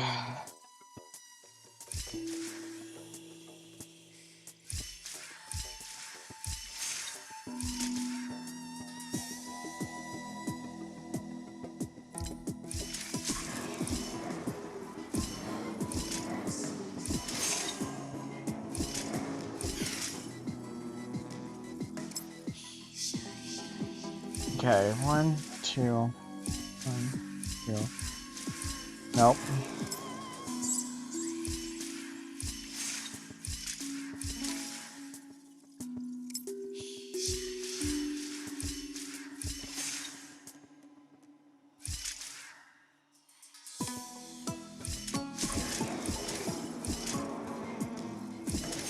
Damn it.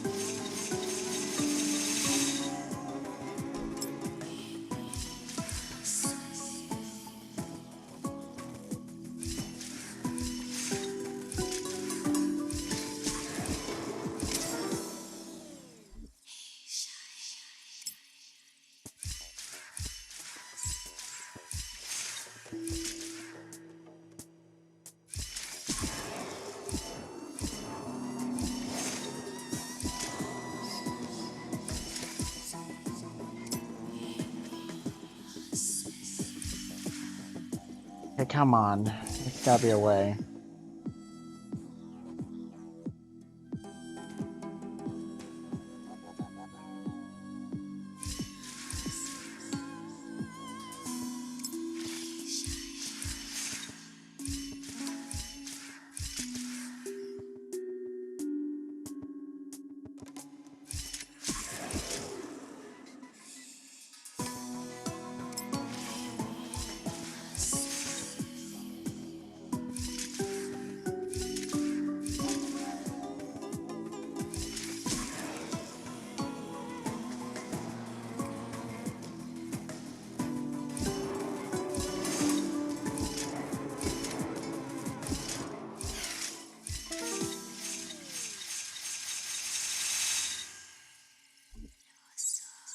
Okay, I'm looking this up.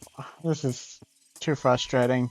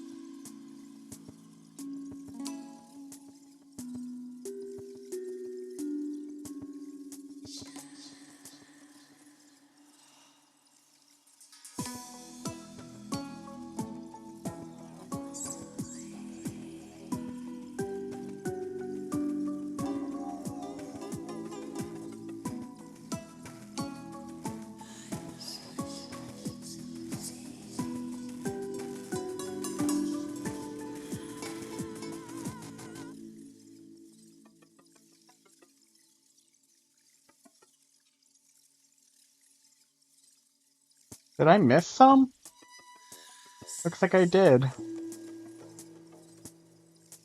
I guess I have to come back for them.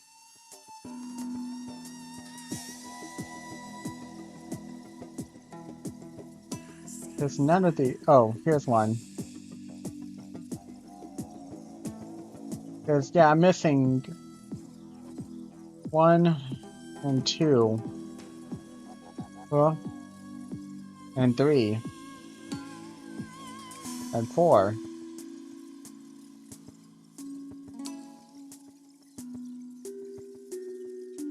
Yeah, I'm missing quite a few. Maybe 5. All these things look so different from the one I have.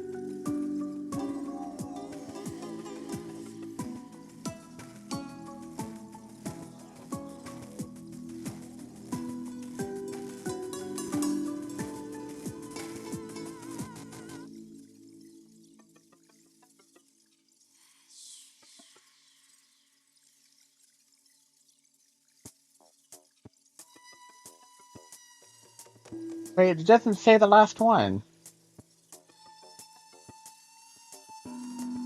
Okay, let me just try this. Right, right, right, right, left, right, left, right, left, left, right, left, right, right, and right. Of course. I just had it stall a bit longer in that spot. But it looks like I'm missing a good number of scapegoats. So, unless they change them or something. But I could have sworn I explored everything.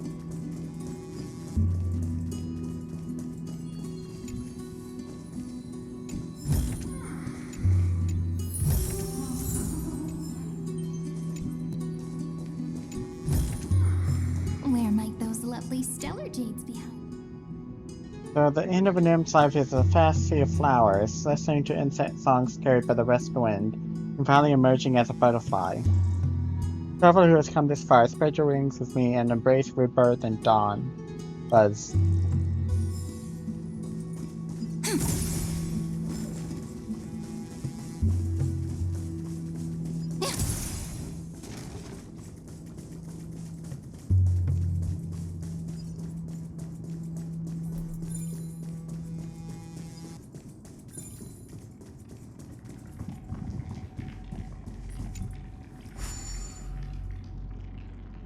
Watch out, don't touch that feathered-shaped amber, or the power of destruction will consume you. The hero forged its seal with their golden fallen rings. To get close, we must first deal at the source of everything. When the time comes, go find the garment maker. Okay. I have to find all the nymphs.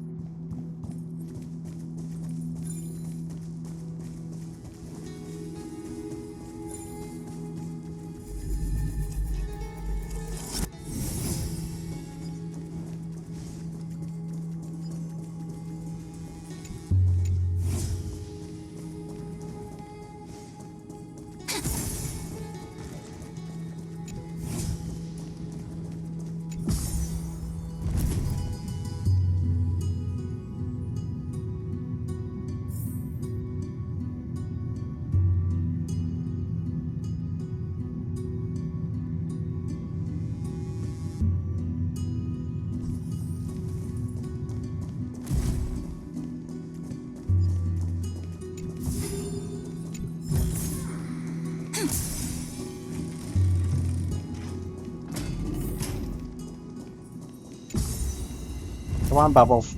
Bubbles, no! Come! Please don't stay up there, Bubbles!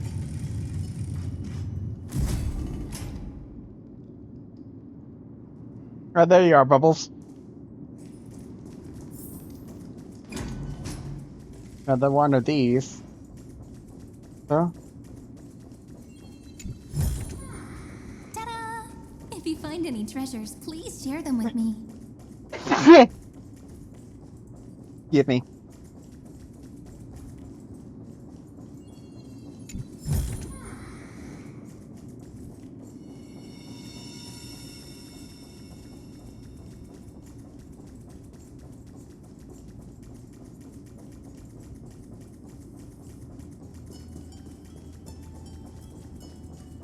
Oh, there's way over here.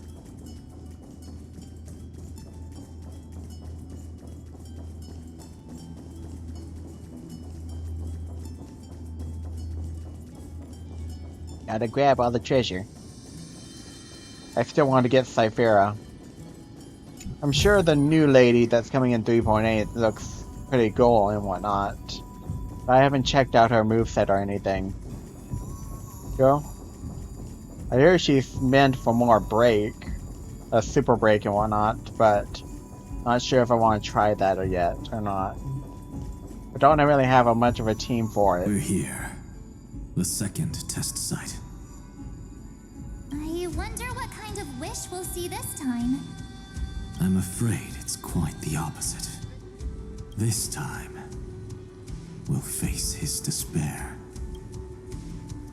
So I need to walk this path too. What? Are you afraid?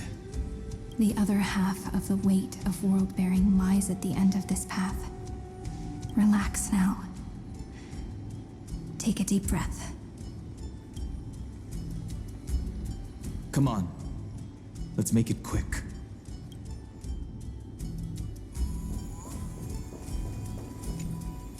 If you're ready, begin the ritual and retrace the steps he once took. Begin the ritual.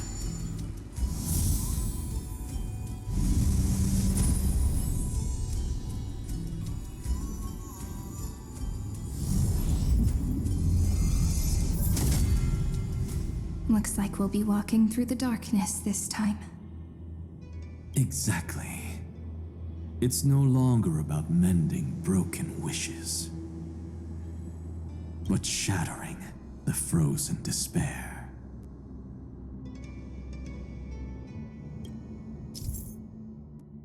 Find the 3 crystals representing despair and break them in sequence to complete the trial.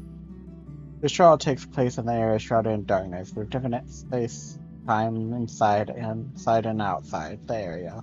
When a character crosses the boundary between them and dark area, they will teleport the dark area on the opposite side. So, each time you pick a crystal, the boundary of the lit area shrinks. So, use this properly to complete the trial.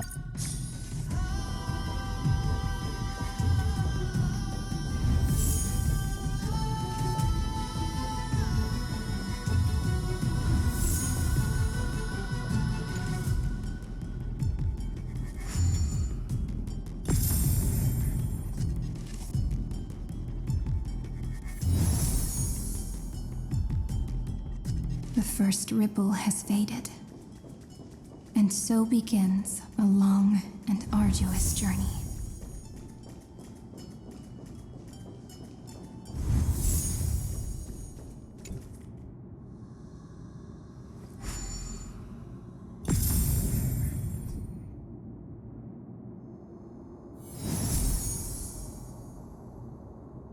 Endless slaughter. All for nothing. That's more than anyone should be made to suffer.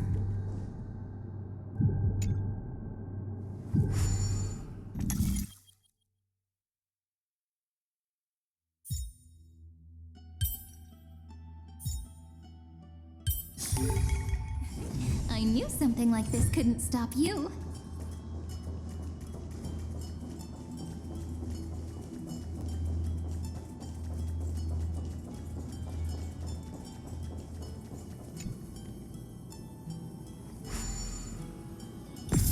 Oh, the time you face Nanook.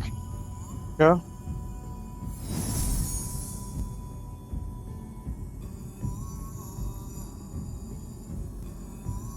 Even when it was finally over, all that remained in him was despair.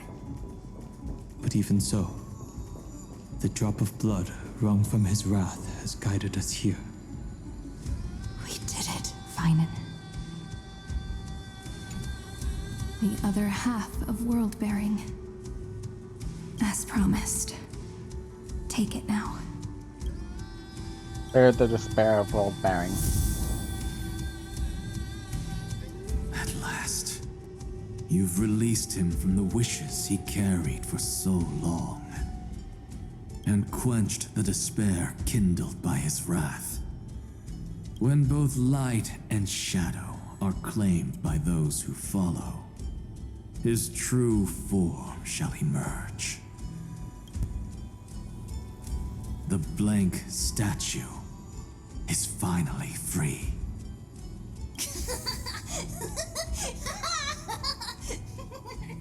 That smiling child in the memories. Let him come with us, laughing to the very end.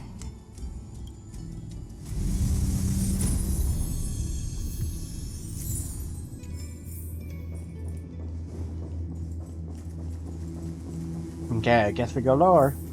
Descend.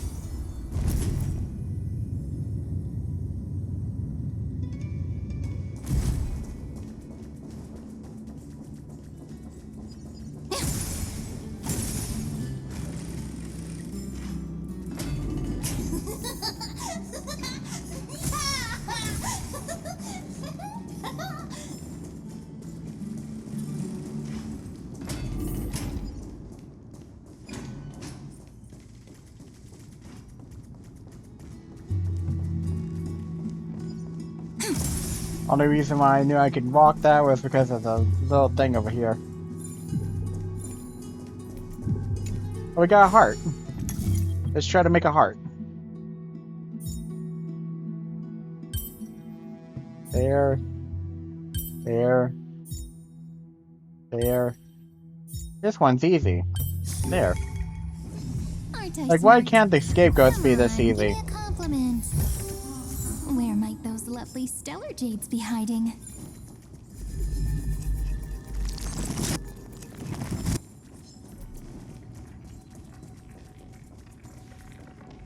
Another one of his golden feathers.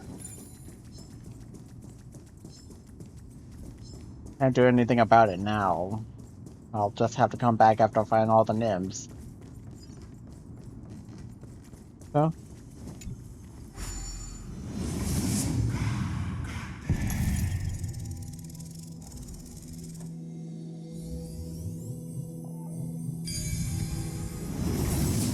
My wish is to fulfill everyone else's wishes. This couldn't stop you.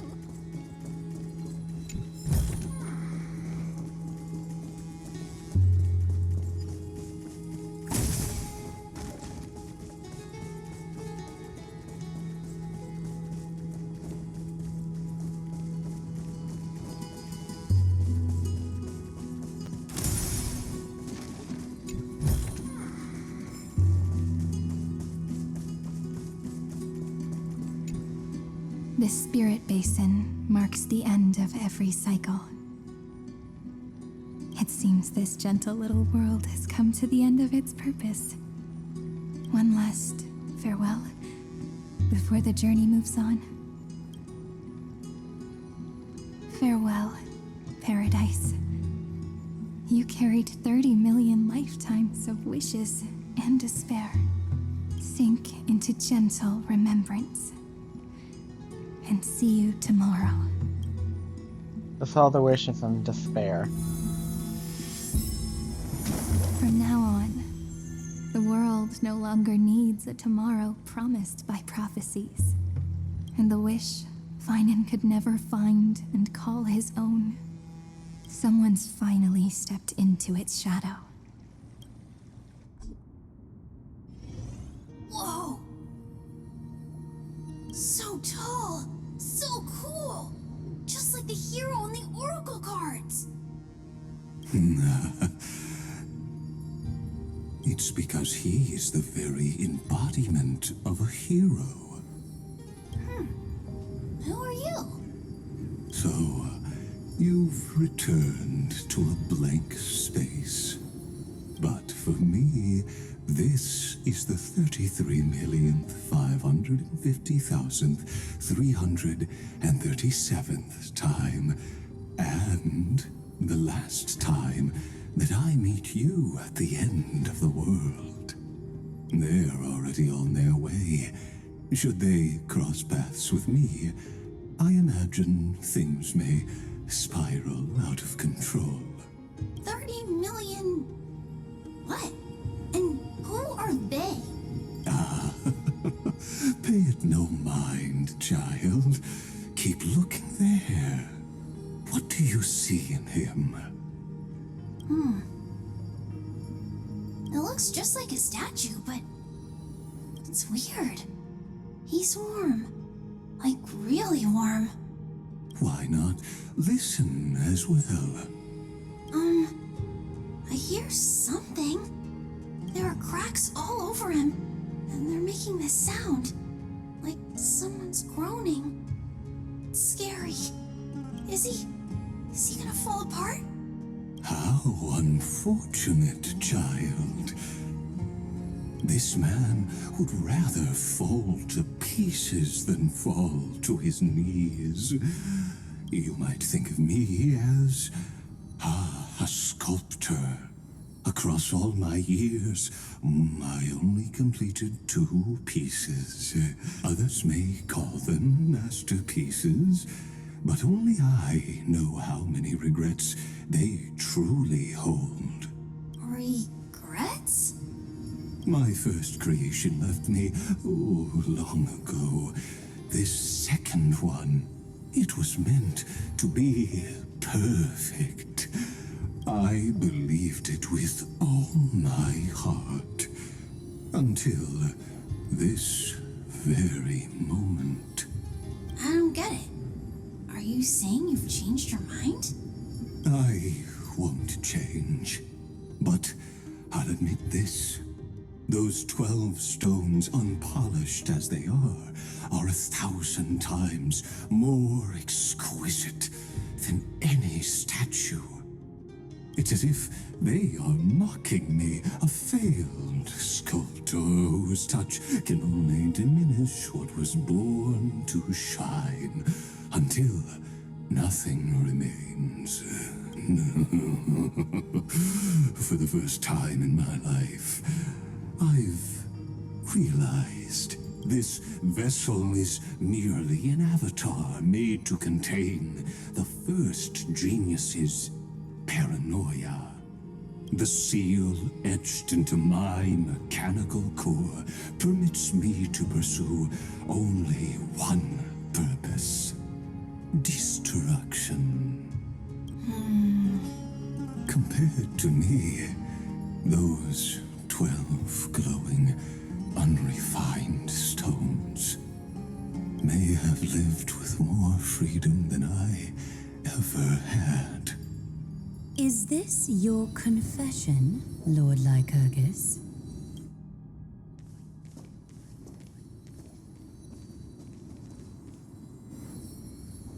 You misunderstand. From the very beginning, I was never meant to feel regret. But since you're troubled by the radiance of these stones, perhaps after 30 million futile cycles, you too have realized you're just as much a prisoner of fate. I suppose you do have a point. Now you are imprisoned by the sages from beyond the sky. And that is why this will be my last time standing here as the Theoros. Though we stand on opposite sides, we are both waiting for a miracle. What are you talking about? Is something big about to happen? Aggie. I know. Now that your victory is assured, I trust you won't mind giving us a moment in private. Assured? Oh, not quite. But I won't stay long. I'd rather not spoil the fun for those deliverers. And besides, after losing everything, the only thing that remains in me is the drive to seek knowledge. I pity you, Theoros. I don't need your pity. Farewell, Lady Goldweaver.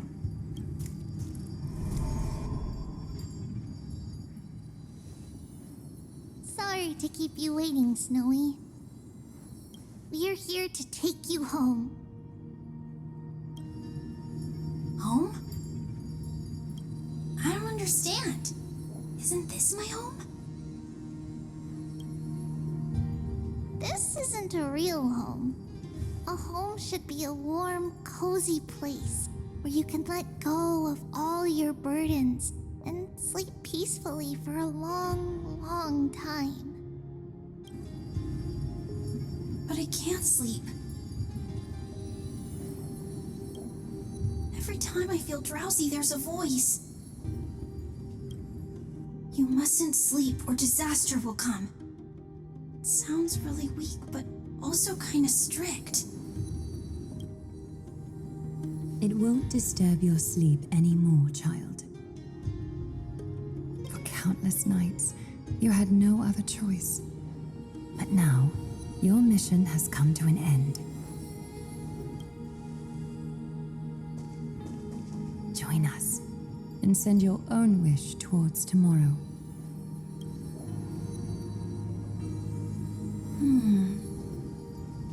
My wish. What could it be? You don't have to come up with an answer right now, child. Grown-ups often think duty and ideals are wishes. But a true wish should be the purest, most beautiful thing of all. It can only take form in the hands of someone who is truly free. So, Snowy, will you come with us to chase after your own wish?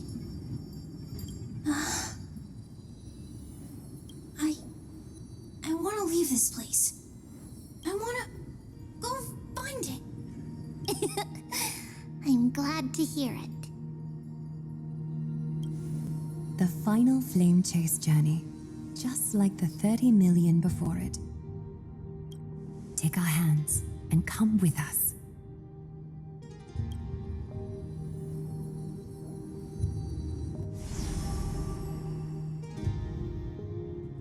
Where did little Fine and Shadow run off to? Look, he's already gone ahead to embrace his destiny.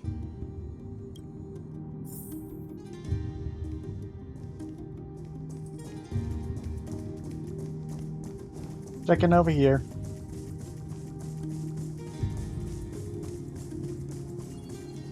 Got a treasure chest. Pretty sure that won't go up for us. If you find any treasures, Nim. please share them. There's an ancient legend about us nymphs. When the stump soars to the sky, hidden secrets shall be revealed. But how can a tree stump fly into the sky? Really baffling.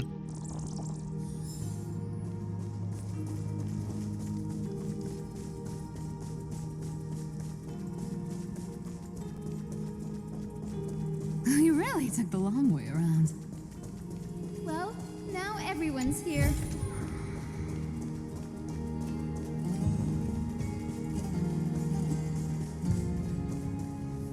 You finally arrived, Deliverers. Long time no see, everyone.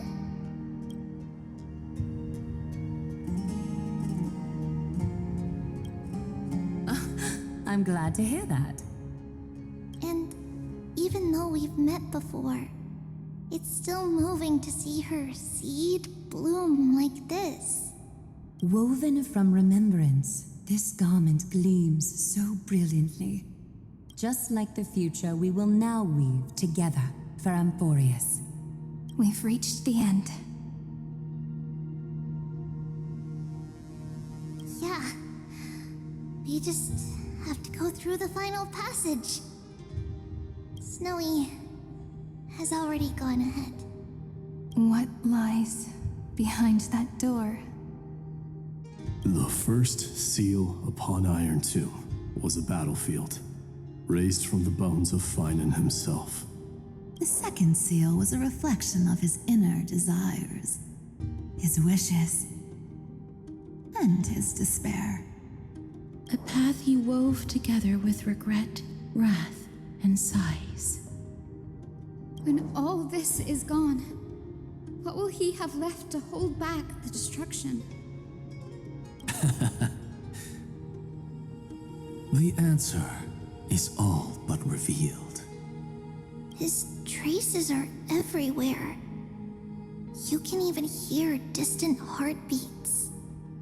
But one thing is missing. His sense of self. The world believed Kefili had long since perished, but they held fast, anchored by a sliver of self, standing for 1,000 years to shelter all life from the Black Tide. What Finan is doing now is no different. And what we must do is also no different. Then let remembrance burn bright like a shooting star, and once more pierce the long night of slumber.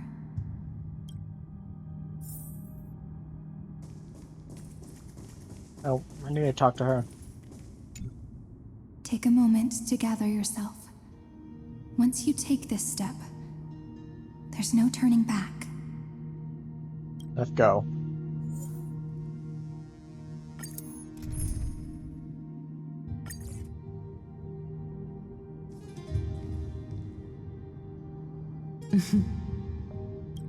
The scepter once bestowed upon us names of cold command. The prophecy spoke of our unchanging fates time and time again.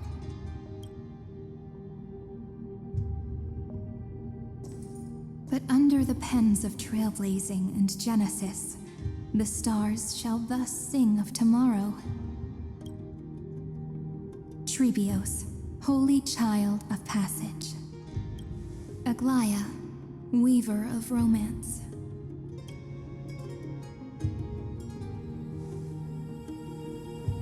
At the journey's end, they shall bathe in gold once more.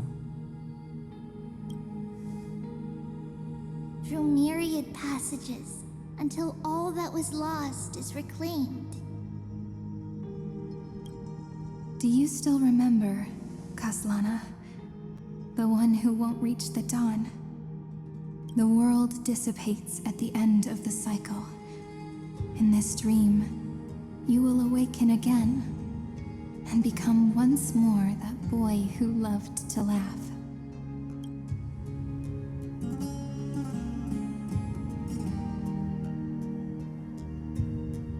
But if you open your eyes and look back on yesterday, you'll see Destiny's footprints, clear as day. At last, the raging fire of hatred is swept away by a breeze, leaving only love to remember the passage of time.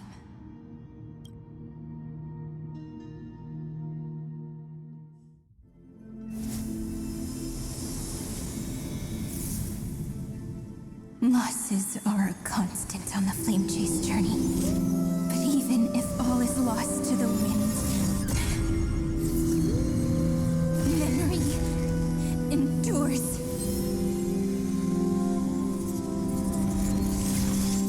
Here, all that was once futile finally comes to fruition. This is the end of your lonely, bitter journey.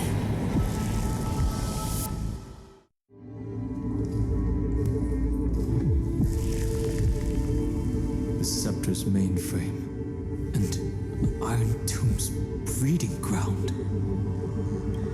We'll finally see its true form. It's red everywhere, and the atmosphere is super creepy. erudition's coldness. But it will soon be engulfed by the destruction's heat. Mr. Screwlum! This world's insides are finally connected to the outside. This is the moment when amphoreus is closest to the cosmos. Nicely done, little ones. With Stephen Lloyd and his hacker friends here, the Scepter's block protocol will no longer take effect. The speed of time within Amphoreus has finally been synced with that of the real universe. In other words, it's time for the decisive battle. They'd have the.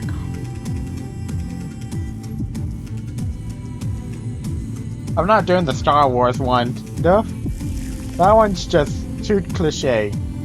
The fate of the cosmos hangs in this battle. We will guide the fate of the cosmos onto the right track. That's the spirit. Remember to keep at it. You lot are the vanguards of this battle. Everyone's watching. There's one more thing that everyone should know. Nous has cast their gaze upon Amphoreus.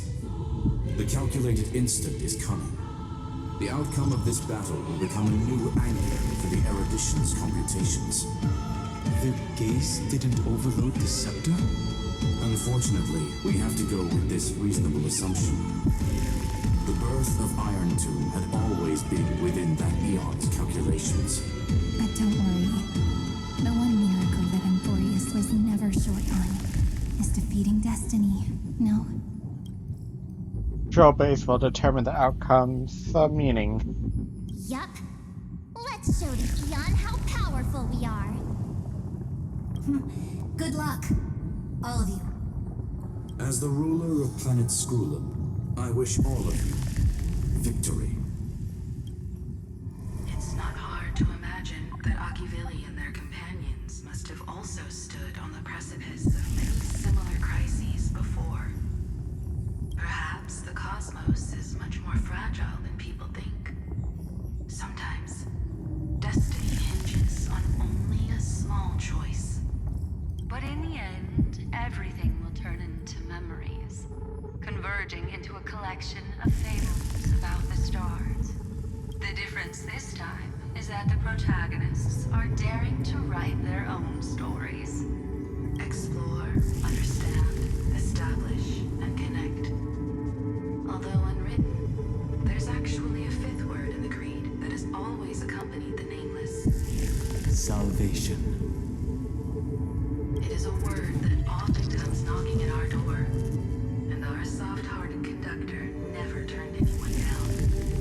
So, go save this bruised and battered world, just as we always have, kids. On this stop, the entire cosmos will be your traveling companion. Make sure you watch your footing, friend. Let us walk through the final page of this saga, with everyone one step at a time. Shall we? After running all around the place, we're finally making big strides.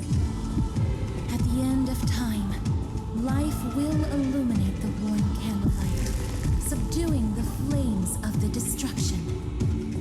Cast everything behind you. All that's left is the thrilling, relentless deathmatch. The final problem no longer requires a rational solution. Feel free to critique it to your heart's content. The starry sky marred by that rift is the last scar that needs to be healed. That Theoros's promise still turned out to be such a narrow road. Pity. There is no longer any need for songs. Let the triumphant roar of victory serve as the prelude to what lies ahead. With 30 million cycles worth of hope, we will soar through the last gate and write our own prophecy. All that is lost has now been gathered here. Use it to weave victory, deliverers, towards the true end of the flame chase.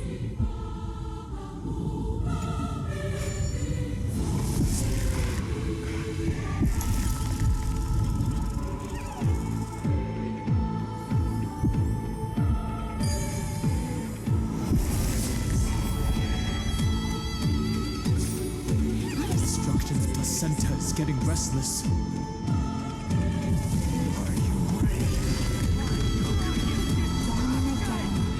Finan launched his attack against the Scepter alone. But this cycle...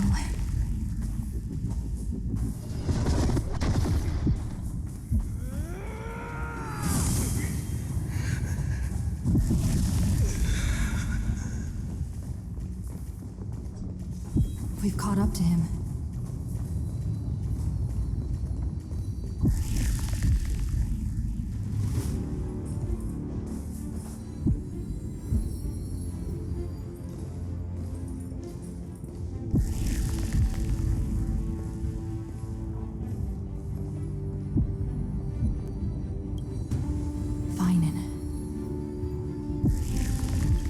Do you remember the promise we made back then?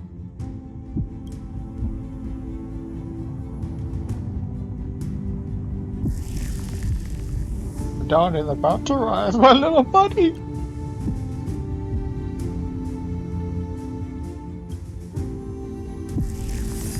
Of course. It has been a bitter wait, partner. But I never forget what set me on this path. Irontomb now trembles in Finan's chest. With this empty body, I have become its perfect vessel. And its destined casket. You know what to do, partner.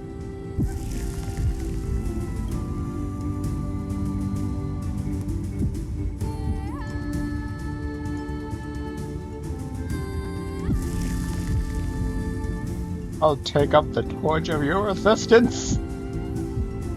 Remember the past and become the hero of tomorrow. Stand with me and become heroes.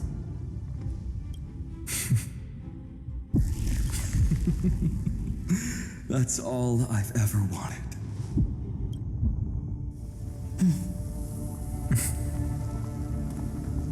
The epic draws to a close. 30 million cycles of light fading into darkness. Just for this moment.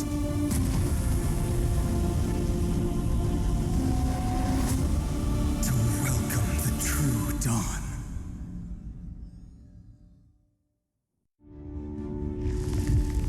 Finally. The end of this journey. All of us reunite beneath a vast, endless sky. Mem.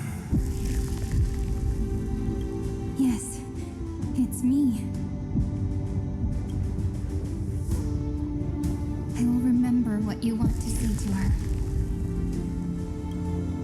No need. I can see that she's right here. All the companions who sacrificed themselves, their wishes, it's all here. Have we succeeded?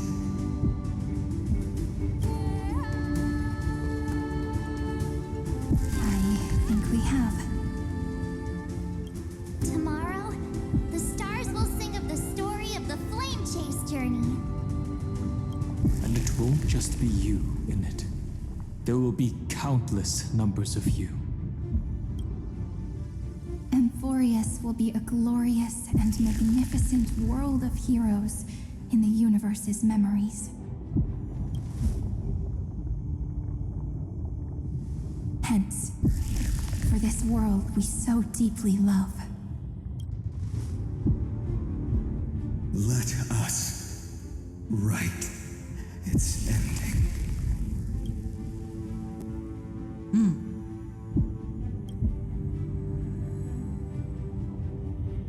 Step forward.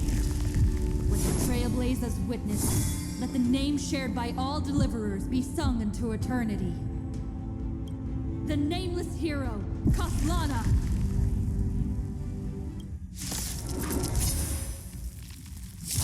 I see the pale dawn breaking. This body is one with the scepter's core, inseparable from one another.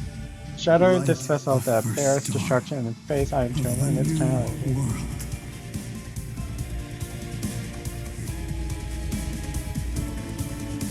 Well, good thing I actually got my own Soini and whatnot. It's my turn to shine. Stars, shine for the heroes.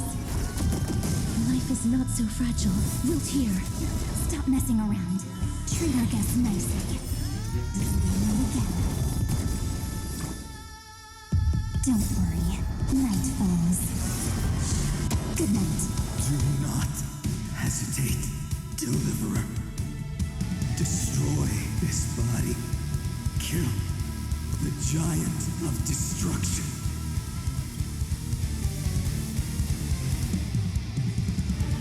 I understand. For amphoreus! Do not bow your head to them. Remember me with love. May life and death sprout new buds. Don't blink. May time watch over the Evernight. May destruction with me! Irontomb's hatred is bottomless. It will turn into countless vectors, sweeping across the stars. When the time comes, promise me, use the world-cleansing golden blood to turn everything to ash. How did I promise you? With this fire, I wish you eternal victory. Next time it rains, I'll be there, umbrella in hand. As you wish. Rise and shine.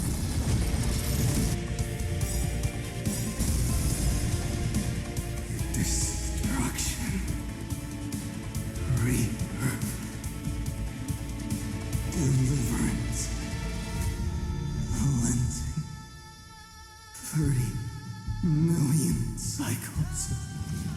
Heartbeat. Bell rings out. Promise me the dawn graced by stars.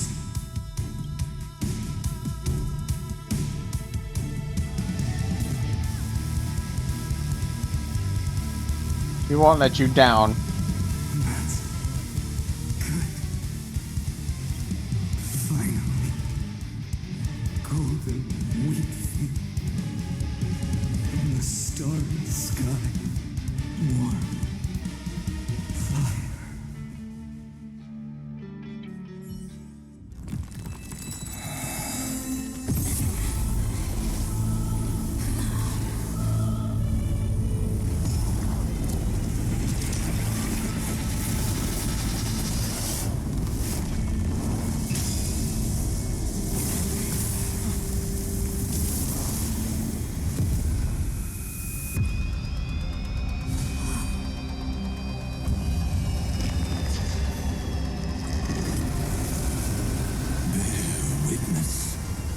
Monarch of myriad machines, my ridiculous creation. The instant in your calculations bears the name Destruction.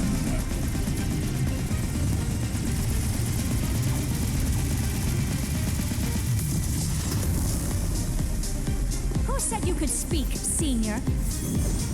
Watch closely. See how your chaos ends at the hands of your juniors. Don't get too worked up. Take a deep breath. There's not a trace of life in that awful shell. We're not gonna lose to a hollow husk, right? In the name of trailblazing, we'll reject this false answer!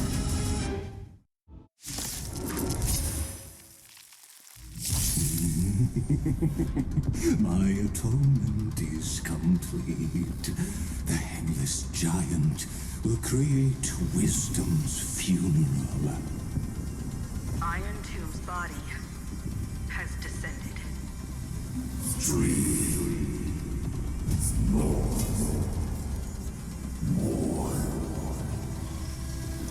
it querying for news? Don't worry about what happens out here. Interfere with it as much as you can.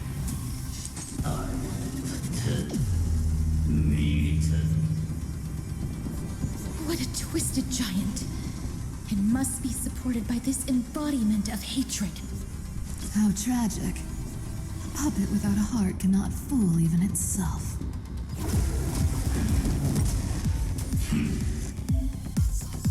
When informing hatred increases, it reduces allied targets' maximum withdrawable HP and maximum recoverable H skill points. When hatred reaches its maximum, the combat ends in failure. The Cosmic Alliance has finished its deployment. Don't hold back. Give it everything you've got. Have some sunshine. Stars, shine for the heroes.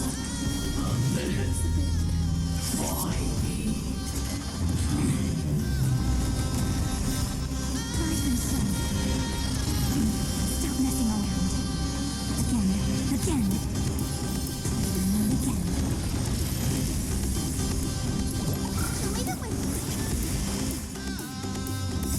Embrace a new life. Flowers, bloom for tomorrow.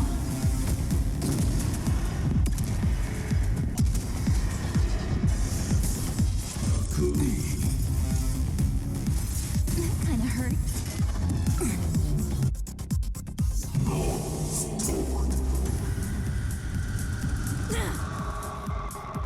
Just a minute. We can illuminate this chaos. Indeed, there must be light. All courses converging into one. For the grand vision of deliverance. For A tomorrow that's finally within reach! Heroes, please hearken after 13 heartbeats. Light will create the heavens and earth. The remembrance will dispel the destruction shadow. Use ultimate charge heroes Ever Ablaze, which deals massive damage to one enemy target and greatly reduces employee hatred. Allow me to cheer everyone on. I will pass on your gift, lady. It's as warm as an embrace.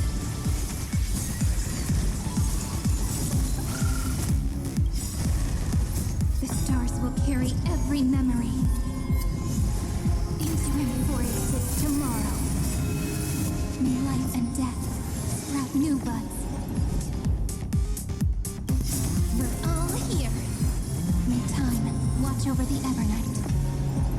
May wreak destruction with me. Return to dust. Stop messing around. Truth. I guess nicely, don't worry. Night falls. Good night. The cosmos thought I have always avoided making hasty verdicts. But now, humanity's justice is unquestionable. I'll be there. Let's create a miracle. It's the answer.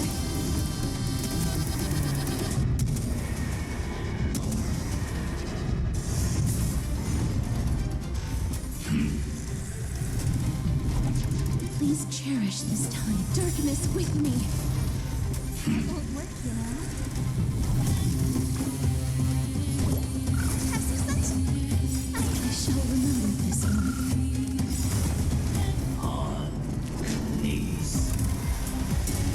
Strong spikes have appeared on the path chart. Logic. Irontomb is iterating itself. It's the flails of a cornered beast. No need to panic. My dukes, heed my call. Forward!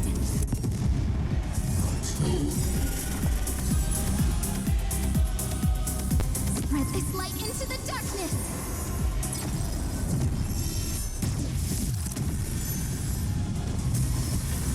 Struggle as much as you want. You brainless, half-baked tool with nothing but impotent rage.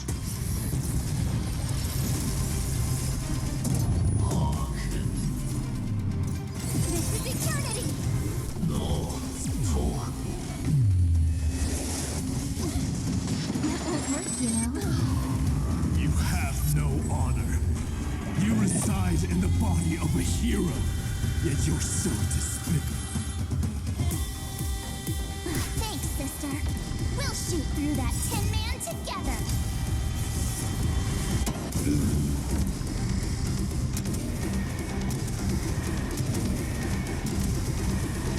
May death protect us! This unprecedented... Stay calm, everyone. We'll put all our forces into an all-out attack when the decisive moment arrives. Look here. Plasma zone. Oh, I did the wrong one.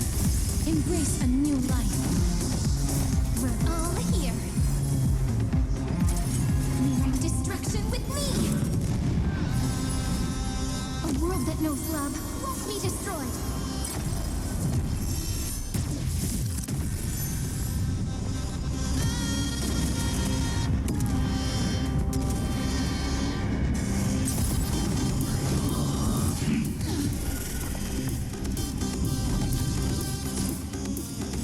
It's the answer. Have some fun.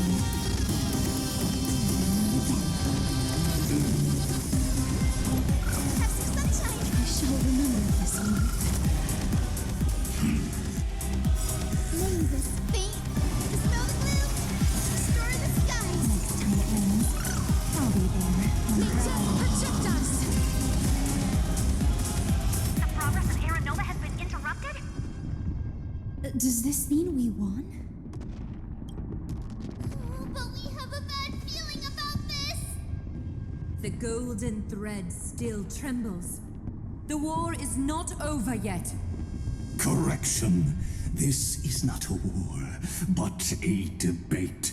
The argument about the Prime Mover is only about to begin.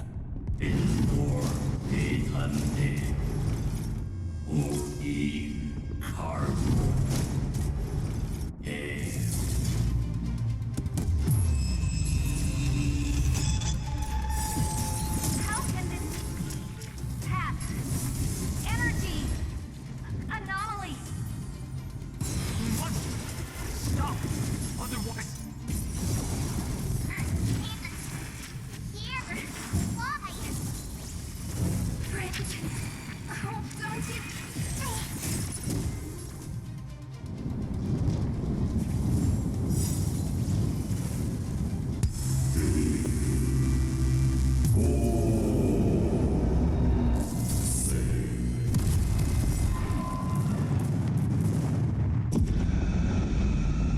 The fourth instant of the cosmos is the coronation of Irontomb.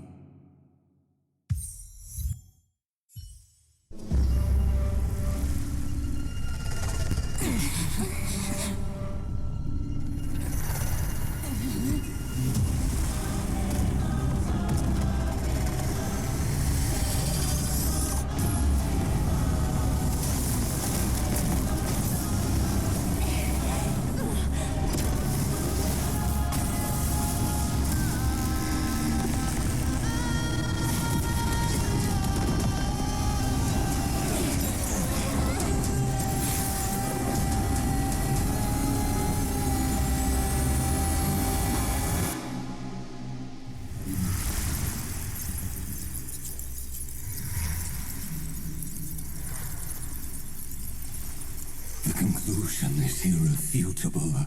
The right side of the equation, the erudition, falls silent.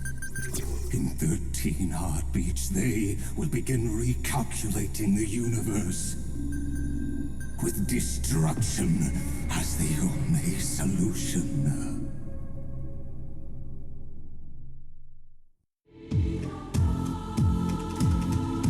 Madam Herda, strong pulse detected at the battlefield center. It's Irontomb's destruction equation. It's about to complete self-coronation. That's our chance. Everyone, get ready to link up. Connecting audience system to scepter. Hardware overclocking activated. Preparations complete. Maximum output capacity reached.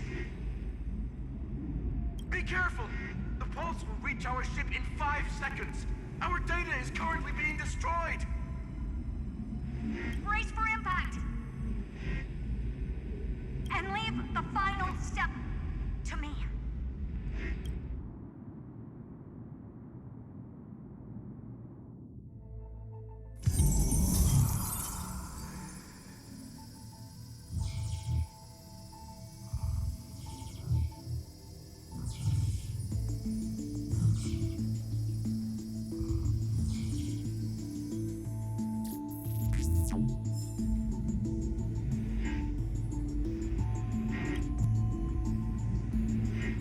Fox Tracker plan was a success. I'm Herta, connection with News established. Thus we might anchor the fourth instant. But now, unbelievable. News has cast a glance on you. At me, I'm not afraid. I'll do my best to translate their computations. Fox Tracker, in this one moment, your choice determines the fate of the cosmos.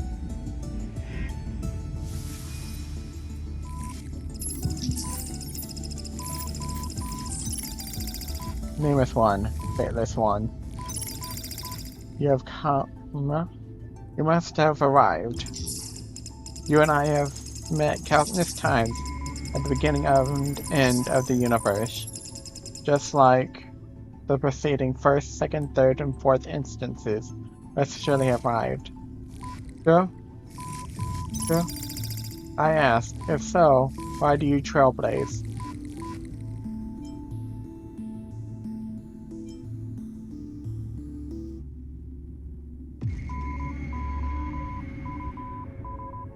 I just want to help all who needed help. I was told the beginning is still unknown. But if the finality has been born, the destination must already exist. There are 4 possibilities, 3 of which are known: destruction, annihilation, and harmony. Regardless of the 4th, the Trailblaze has surely already marched towards finality, or become the finality itself. I ask, if so, why do you trailblaze? Sir?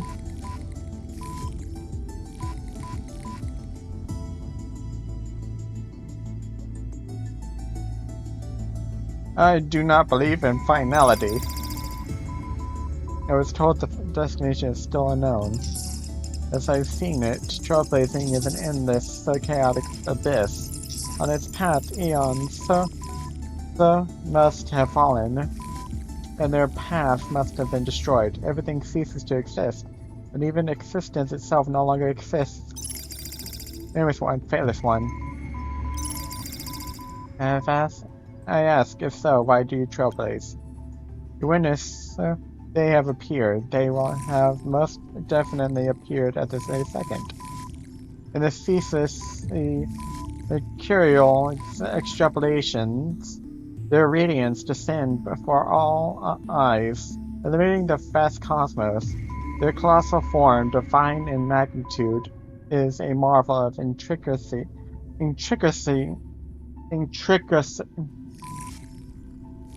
That word. Interwoven gears and cables. They observe, compute, and seek to solve all. They question, verify, and obtain resolution. Now, the all-knowing entity questions you. I ask you, why do you trailblaze? Answer. Akavili. Yeah? There were Akavili? You witness they disappeared, leaving only a symbol behind! Exclamation point. Exclamation point? In natural language, it's appended to sentences as a vessel of complex emotions. Rather, it signifies a perpetual wonder at all that has come to pass. But they speak no more. Therein lies the entirety of the answer. Perhaps you have completed the reply, or perhaps not. All have come to pass. Good job. Your choice became a new variable. Near's extrapolation did not stop. The final battle is still going on. Quick, return to reality. Boxtrucker, the future of the cosmos is in your hands. Open this book. Write a new ending. Illuminate the starry sky until the new page is turned.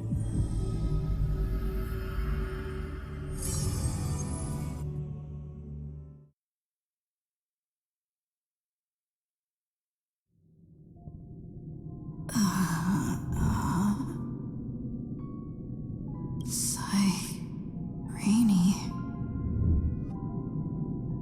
Friend. You're finally awake.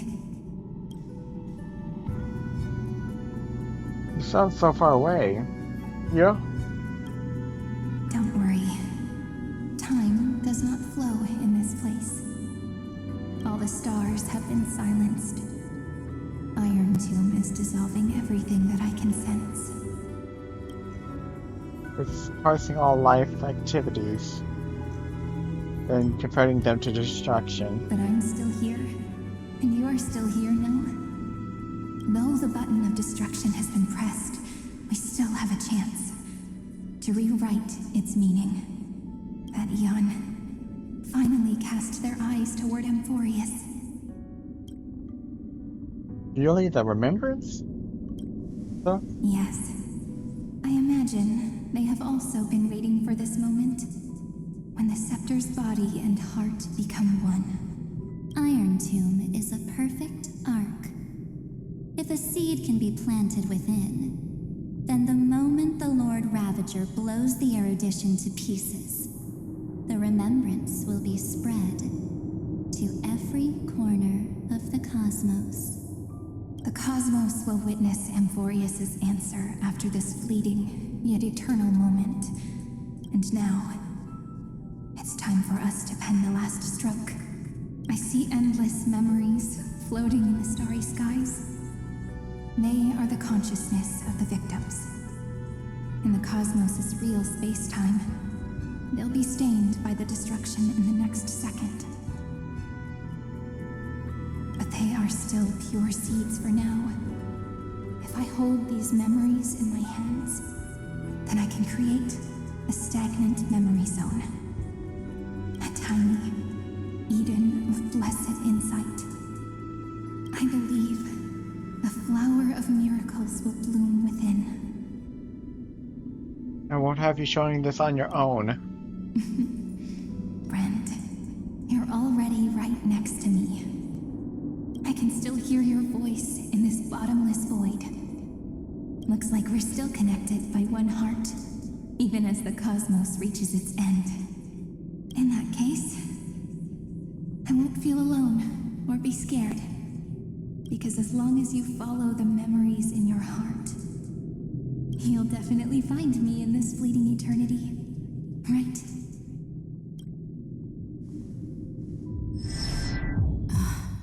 Cyrene. What are you waiting for, passenger? I specifically came over to check on you in case you got lost. The conductor, but I thought time itself had stopped. What's the big deal? Pom-Pom is the conductor after all. No, Pom-Pom's an overwhelming being of power. At long last, you've embarked on this road as well. Many, many years ago, they were standing at the start of the road in hesitation, just like you are now. So, Pom-Pom came over to give you one message. Run. Don't think about anything else. Just run. Even if the entire cosmos has stopped. Even if everyone else is tripped by the darkness. You still need to keep running. Picture yourself as the Express, moving forward at full speed. Because that's what the Trailblaze means. I will catch up to Serena and rewrite the ending. I won't let my girl go down! Will be giving you the signal to depart. Attention! Attention all passengers in the cosmos! Please stand steady on the platform. The Astral Express is about to arrive. calling it the erudition, the destruction, and the remembrance. Final destination, the Trailblaze. 5, 4, 3, 2, 1. We depart for tomorrow.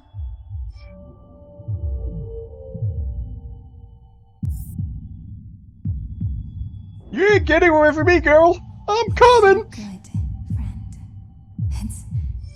If the view in your memory ever grows fuzzy, restore its power. Just reach out. You ain't leaving me behind, girl. You're not leaving me behind.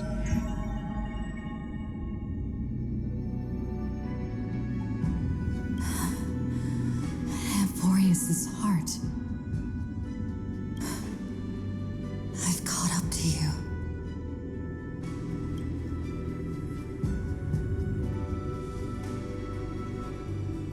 Let the first light illuminate chaos.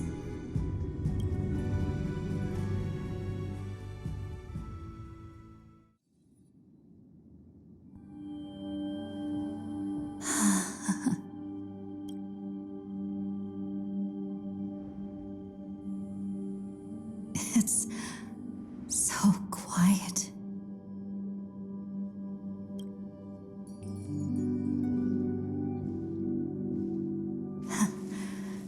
Everything's frozen in the most beautiful moment. This garden is your memory.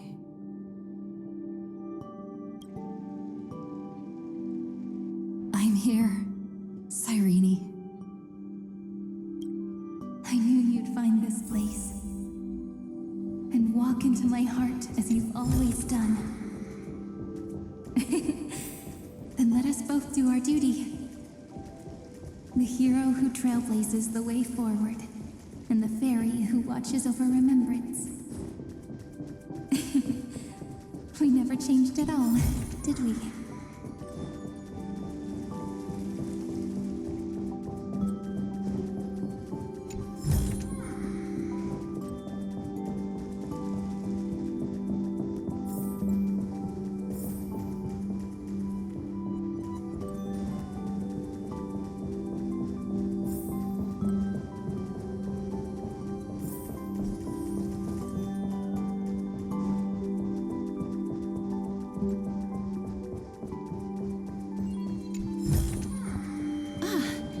Make sure you keep it safe.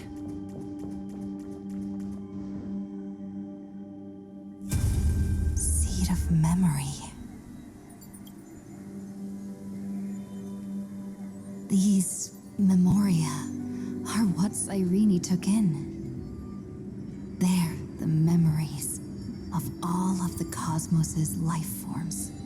Did her sense of self already become so weak in order to protect them? The path characteristic you exhibit is very special. There's no way you're just a simple memo sprite. However, I'm sure about one thing. You are a mimetic entity born in Amphoreus. Yet you only awakened with the little one's arrival and only matured as she embarked on the path of remembrance. That means your existence is completely attached to her memories. If there ever comes a day when she forgets about you for even a few seconds, or loses her last connection with Amphoreus, then you must be prepared for the worst. You will disappear in the memory zone, utterly gone, without even a single line of data to remember you by. In that case,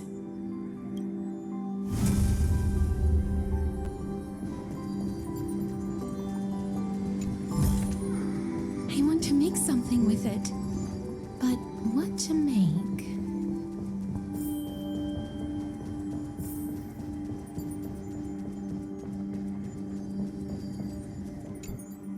let me remember the cosmos with you.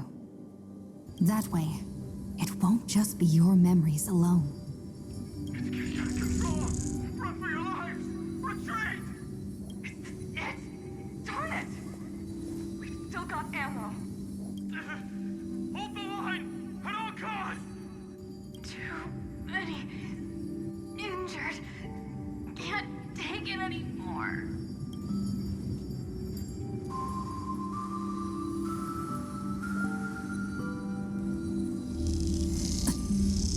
These memories are so heavy.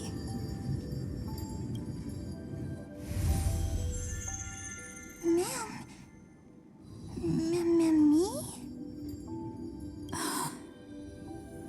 Do you feel better now? Hang in there, Deliverer. I finally get it now. The instants Droid had calculated aren't about the destruction.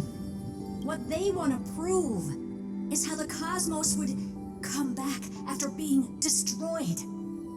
If a new life is to be born, its seed has to be dead. When the remembrance converges with the trailblaze, lead us to witness the miracle. Of course I will. I won't give up.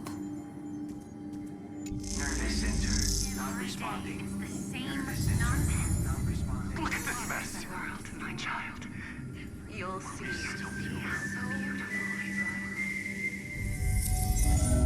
It's me, friend. Don't you recognize me? Or did I really change that much? How many more memories? Tired? Then take a break. No one's gonna blame you. You don't need me to give you words of encouragement. So, I just want to tell you one thing. I'll tell you the purpose of your stop at amphoreus. On that trip, you will encounter a pure child of Inostrava.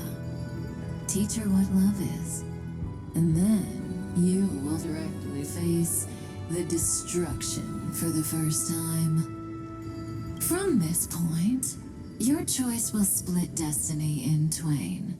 In the darker of the two outcomes, the trailblazing journey will turn into a flawless memory. She will carefully treasure and protect everything you and the Astral Express have experienced until that magnificent war between the gods, when she, with love in her heart, will ascend at the end of time to become the master of causality. The universe will be snuffed out in the destruction, and you and she will become the beginning and the end of the Eden of blessed insight. You shall become the only two lives in all of existence, and you shall live in an eternal past, present, and future. You shall sow as many seeds as the sands of Ganga, trim an awesome kea of leaves, and harvest a nayuta of flowers. That is the cosmos's fourth kind of finality, the remembrance. But for now, you still have a chance to make a choice. You still have a long way to go on your trailblazing journey, child. I'll keep this brief. The journey has only just begun. Welt, our other companions, and I still have many secrets we've yet to share with you. So, aren't you curious? We kept these stories to ourselves because we believed we had a long future ahead of us. Even a cosmos-spanning crisis, once the dust has settled, is nothing more than a memory of the journey. A single point on our long road. There will come a day when we tell each other everything. So, for the sake of that day, don't give up. We all know what kind of decision you'll make, and I believe the script will not progress toward the wrong ending. So relax. Listen, when you have the chance to make a choice, make one that you know you won't regret. Keep moving forward. Keep trailblazing. And when tomorrow comes, share with me the miracle you've created with your own hands. See you on the Express, kid. See you in destiny. I will reach tomorrow. I want to make something with it. But what to make?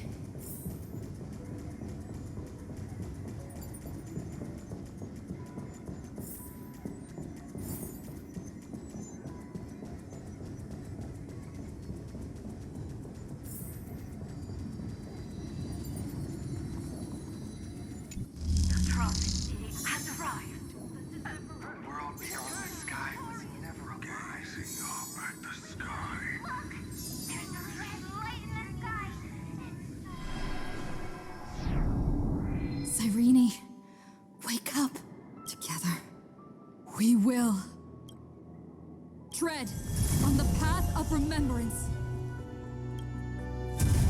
No wonder I always had a weird hunch. But that also means I was right in thinking, as long as Friend and I are together, we can do anything. Our friend's shoulders are really dependable.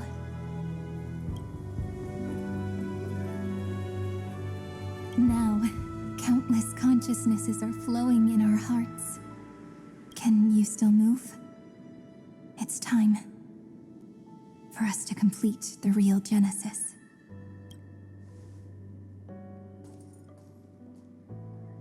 In the instant Irontomb's hatred devoured everything, a gaze fell upon me.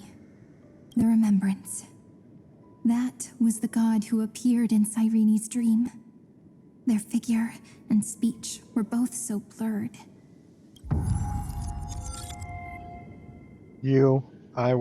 Weren't once progeny of deities cast fallen to their mortal realm of for blessing sins. The verse is written erased by my hands.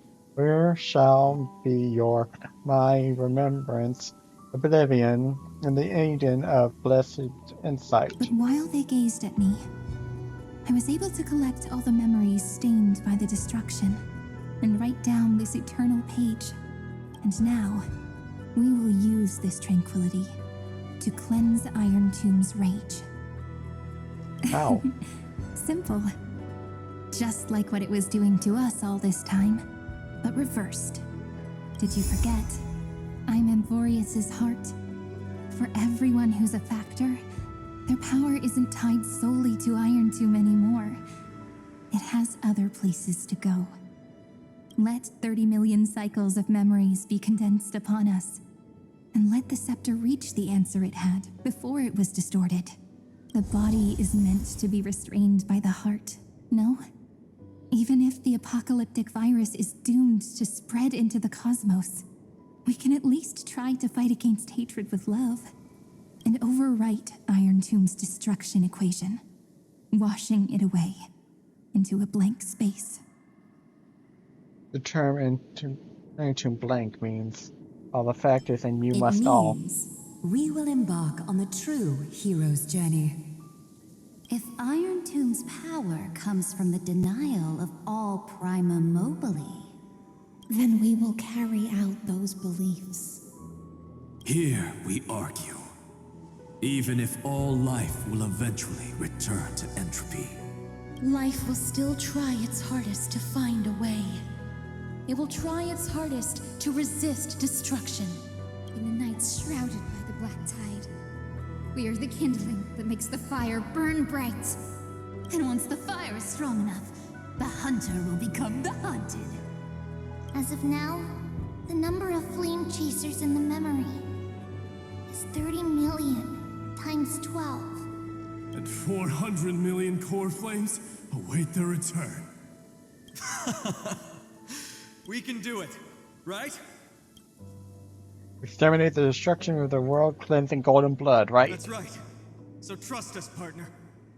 Everyone, let's head out together, and we'll burn this horrible ending to ashes!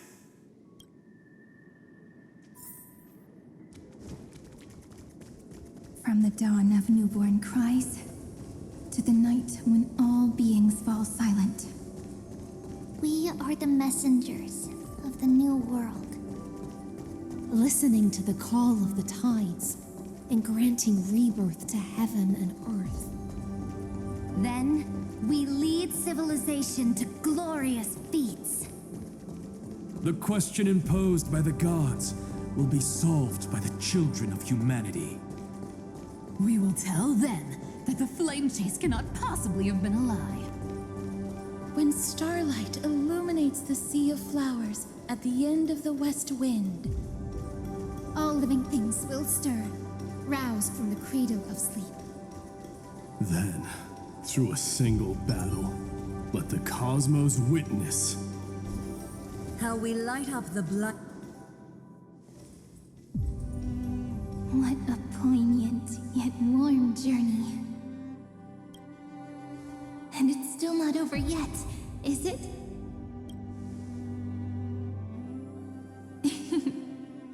We finally meet. To meet the hero within, in a corner of memories at the saga's epilogue, and under such a romantic sky, I really don't have any more regrets. On top of that, the little seed had grown into such a big tree. Don't I look really pretty right now? Of course you do. Cheerful, beautiful, optimistic. Just how I imagined I'd look as a grown-up. It's because everyone has been gently adding to the story you left behind. Remember how we made a promise to one another? When we met again, it'd be my turn to tell you a story. A story about love, no? I've been looking forward to that. And you must also remember the first story I wrote for you. The one about the crystal flower and the little fairy. So now, I want to add something more to this story and us. On that day that the flower shattered, gazing at the empty ground, I thought the little fairy would finally see the light. But that light wouldn't be found in the flawless flower, nor in the fairy's eyes. Rather, in the world mirrored within every fragment of the shattered crystal. All the flame chasers walk in your 30 million retellings of their story. At this moment, all the memories are tangled with each other, and all the previous cycles have gained meaning. People will come to understand that time and time again, when they stood at the crossroads of fate, they would never have chosen otherwise. In the experiments of erudition, and in the breeding ground of destruction, it is entropy increasing, a merciless truth, an evil instinct. But under the pen of remembrance and the trailblaze, the flame chase is a journey that changes from constant losses to an unwavering act of release. It's about knowing how fate is shattered, yet still embracing fate's brokenness. It's a journey that longs to receive love, but longs even more to offer its love to others. That's so heartwarming. But I'll add a small bit to suit my tastes. I'll write that love is an innocent flower. It grows up silently, creating longing in every passerby.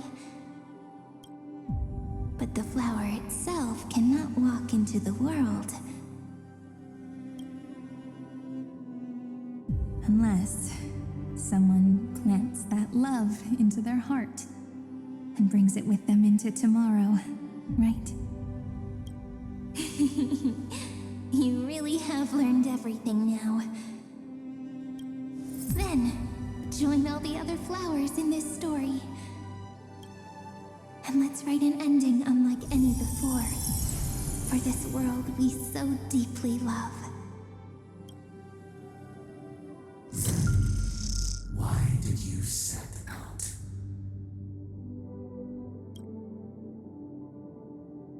Why do you trailblaze? Who is it?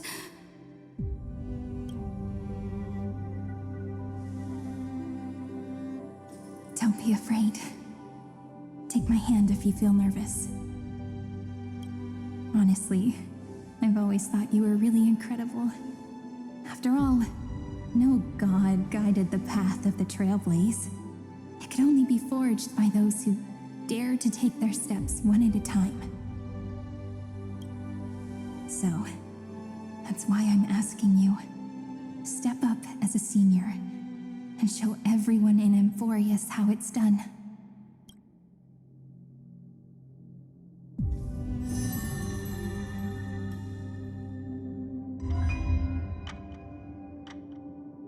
I trailblaze because my own eyes have not seen the end.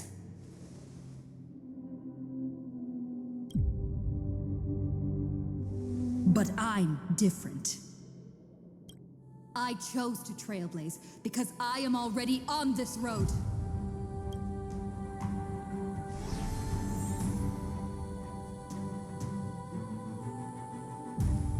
The end of chaos is a mass of pure darkness, pure destruction. However, Amphoreus' light has 13 different colors. We won't lose to that darkness, will we? Then, take a deep breath, one last time, friend. After 13 heartbeats, light will create the heavens and earth. Are you ready, friend? Let's move forward.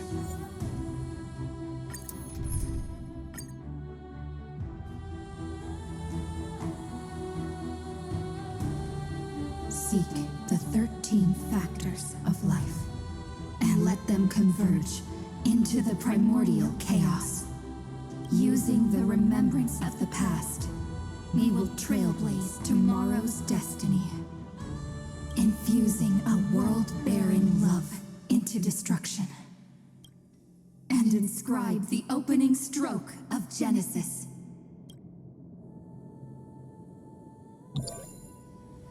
See you tomorrow.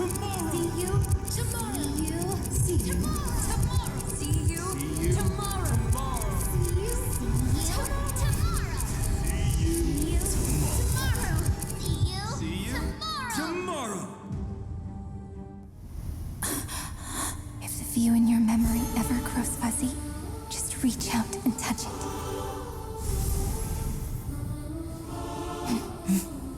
Then, restore its power to nourish the spirit. My friend, on the next page we write together, there's only one thing we need to do. Let's give this long, painful, nearly hopeless tale a truly gentle ending.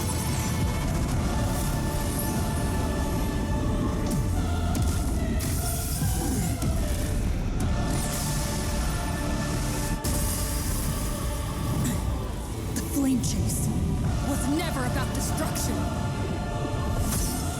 It was about breaking free and trailblazing. And let that bright future be as we've written.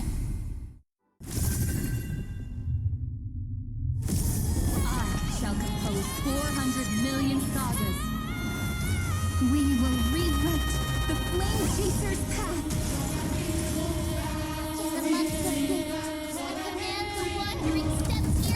Come on, let's write down our... In the month of June, Come on, let's write down our love to cover up. dispel nihility. Setting standards of hate. In the month of balance, I make order the foundation of freedom. Dispel the gloom. Restore clear skies. Bless more things. All energized. Don't worry. Just close your eyes. The night will soon fall. Good night. Embrace new life, Pollux. Don't worry. We're all here. Rewrite destruction with me.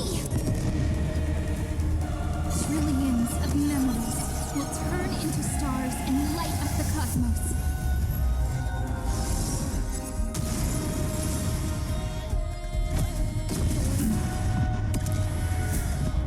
In the month of weaving, I extend golden threads to weave beauty. In the month of reaping, I enlighten the foolish with luminary erudition. In the month of fortune, I scatter elation throughout the dawning day.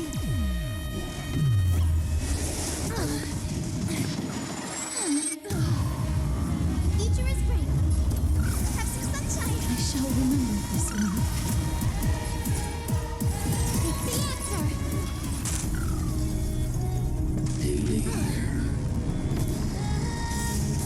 Stop messing around. We're all here. May the sky heal the twilight. Cleanse hatred with love. Have some fun. Rise and shine. The cosmos is looking. This is eternity. Life is not so fragile. Darkness with me.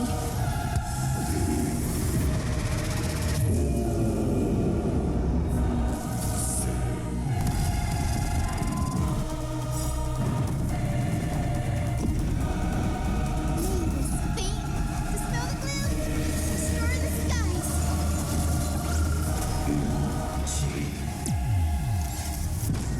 Oh, I told you already. We are the ones who will move forward. In the month of strife, I become the glory of the eternal hunt. In the month of mourning, I bid death to no longer equilibrium's end.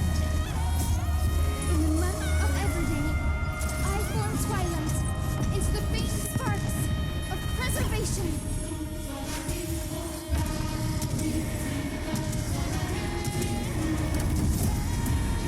May death protect us. Not thinking of running, are you? Your time to shine. The cosmos is looking at us. This is eternity. Guide Rainbow Bridge. Have some sunshine. Things all energized.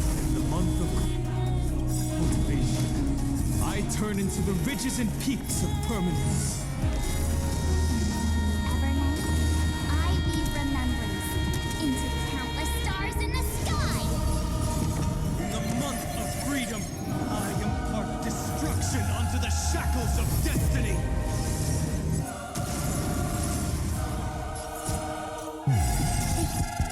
The answer.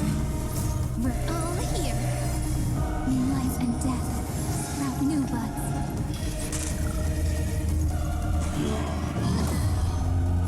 May this faint light dispel the gloom, restore the skies.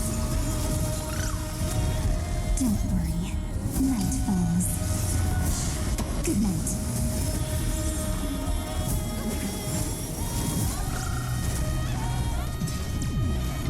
That hurts a bit. Rise and shine. May death protect us.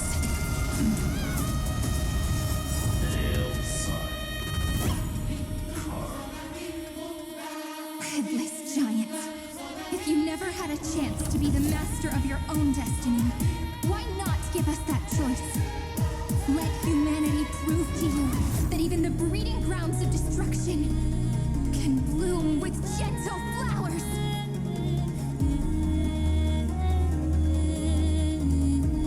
Alright, folks, heroes.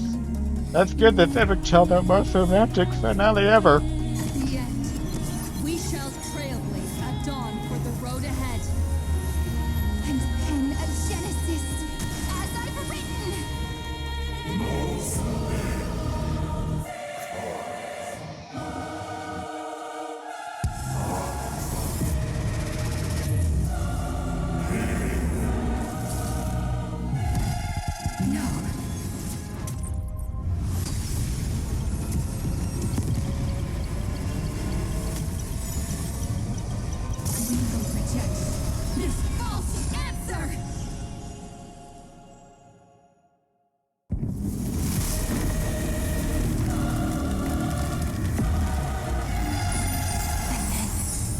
Embrace the stars.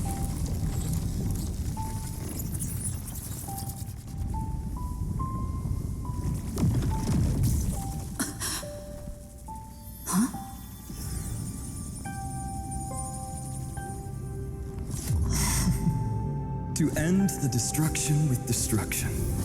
At last, we can sit together and watch the victory fireworks, partner. Why not come a little closer? This warmth is proof that we live.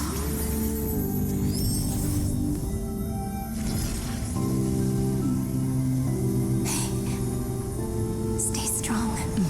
Eyes forward, always. This arrow isn't the end, but the beginning of hope.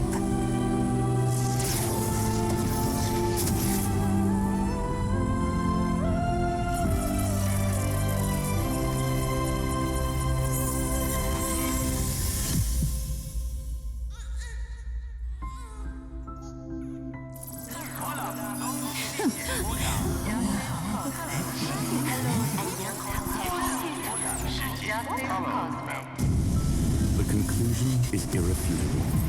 Noos's answer was never destruction. But they kept silent, leaving the solution in the hands of the cosmos. The universe will keep searching and struggling to endure. In the face of the destruction, it may once again stand on the edge of annihilation. But the stars will always rise to ride the waves and embrace existence once more.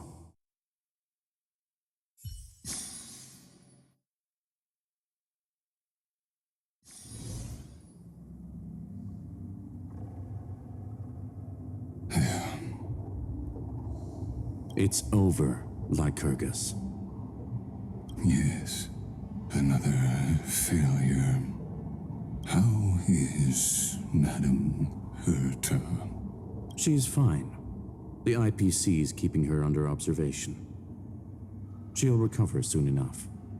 To bind a mortal body to a scepter and stare straight at an eon. I respect her for that. I still remember the terror of witnessing a single gaze crushing the entire world. No wonder you chose the destruction. Question: is all this worth it? There's no point in debating. This is Xandar One Kuwabara's fate. The prime mover of the universe. The first genius. And the first to fail. Correction. I was asking Lycurgus. I don't know how to measure the worth of curiosity being satisfied, but in its presence, all the bitter fruits I've sown seem to turn sweet. But your harvest was watered in blood. Answer me. Is all this worth it? It doesn't matter to me. Let me tell you a story. Back when he was a student, Xandar's first experiment was slipping poison into his mentor's pipe, just to see how it would affect the lungs. And? There was no conclusion. His conscience got the better of him. Even so, the truth came out. He was harshly punished. Oh, that cruel mentor died of lung cancer 2 years later. It had nothing to do with Xandar. His fate is no different now. Sentiment clashed with reason, and Lycurgus was born from the latter. But whichever side we take, in the end, curiosity claims us all. You've handed yourself a death sentence. And yet, Irontomb's fall still isn't sealed, right? Fu Li, the key variable, still hasn't made their move. As the Theoros, Lycurgus has reached the end of his road.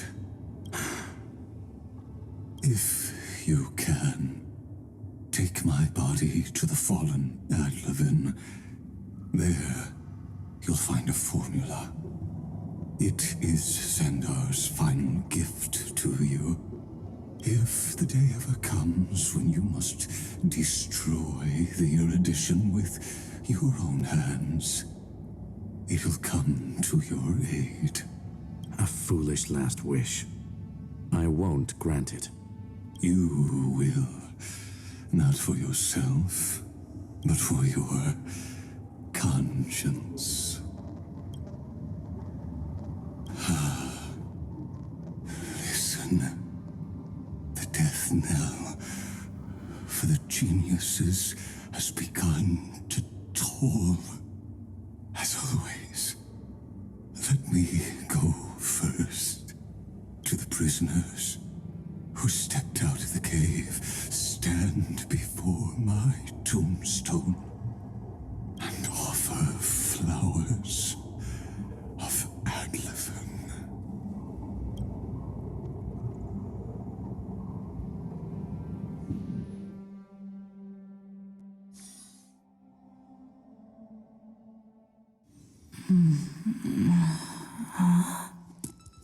Here,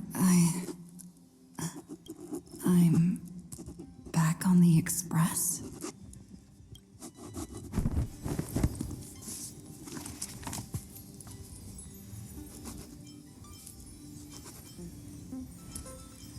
To Martin.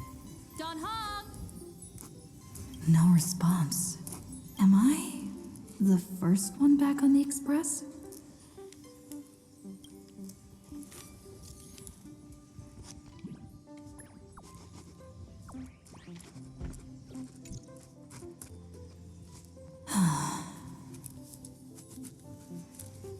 Nobody's here.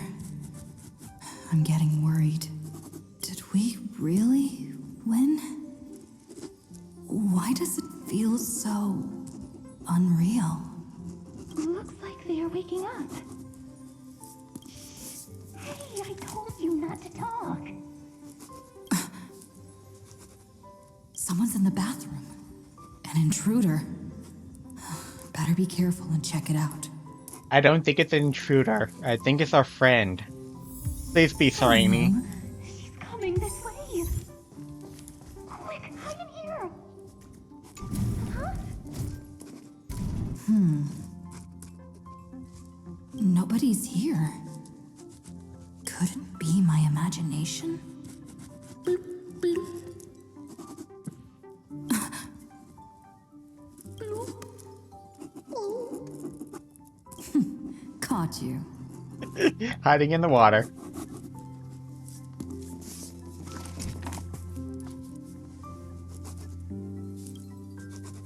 For some unknown reason, the water in the bathtub had turned into a thick, opaque, golden liquid. Based on your recent experience, golden liquid brings back many horrifying memories. But for now, it's just a cover for certain people to hide behind.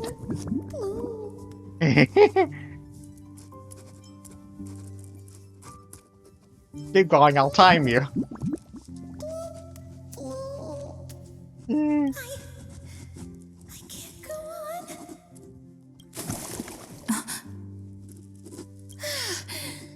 They actually are real.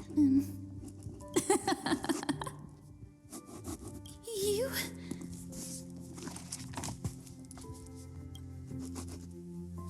So it's a dream after all. And just self-hurt. Please, this isn't what you think. Ugh, I told you to keep quiet. You really can't keep your cool, huh, Princess Homebody? I'm not Lady Hysealens. Even the embodiment of death needs to breathe sometimes. Yeah, whatever. It's all the same anyway. Gotcha there, Grey Mystery. Oh wow, how shocking. Too bad nothing really phases me anymore. So composed, Grey Mystery. It looks like that big battle really helped you grow up, didn't it? Speaking of which, your Astral Express is quite luxurious. I hear you travel to different worlds. Must have collected quite a few interesting treasures. Where are my independents? Did you kidnap them? Oh, don't go throwing wild accusations around. Keep those hands to yourself. Hey, I was just thinking out loud. I wasn't actually gonna do anything. Don't be so tense. Why are you folks on the Who express? knows? One moment we were shouting about love and justice, fighting Irontomb's virus. And next thing I know, we're all on this express. No idea how that happened. It's not just Miss Cypher and me. Everyone's been in this car for a while now. Miss, why don't you go say hi to them? I hope you didn't break anything. Don't let the conductor catch you. Don't worry. Everyone's following the rules here. If you're worried, feel free to check everything out yourself, miss. Okay.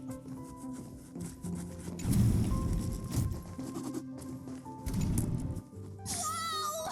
What a spacious car! And these floor tiles are gorgeous! A moderate system, similar to the Demigod Council, is the only guarantee of a long-lasting civilization. In my view, most civilizations across the cosmos will eventually evolve into this form. I beg to differ. In such a vast jungle, the dictatorship system exhibited by early Akama is the only example of guaranteed survival. The system might not be the key. Force and resources are the decisive factors. Look who's here. If it isn't the master of the Astral Express. It's good to see you. Glad to see you're safe and sound. I helped myself to some equipment and drinks from this, bar of yours. Hope you don't mind. We're chatting about some topics that go well with being tipsy. Now that you are here, why don't we let someone who's truly worldly enlighten us? Looks like you came at just the right time. I do not mind. What form of government have most civilizations across this vast cosmos survived with to this day?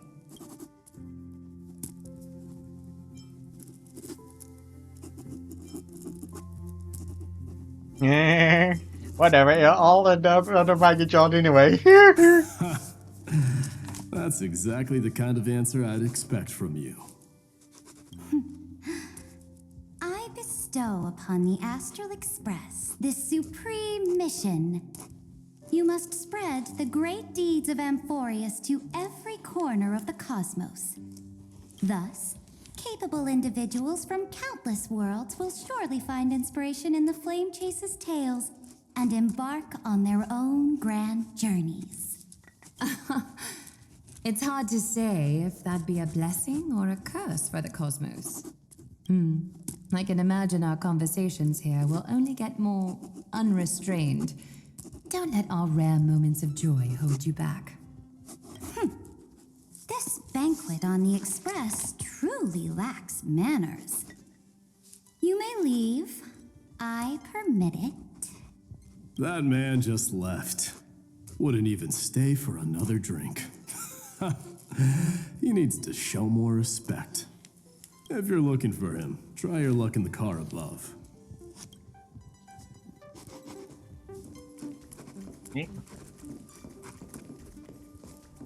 Oh, I think it was here.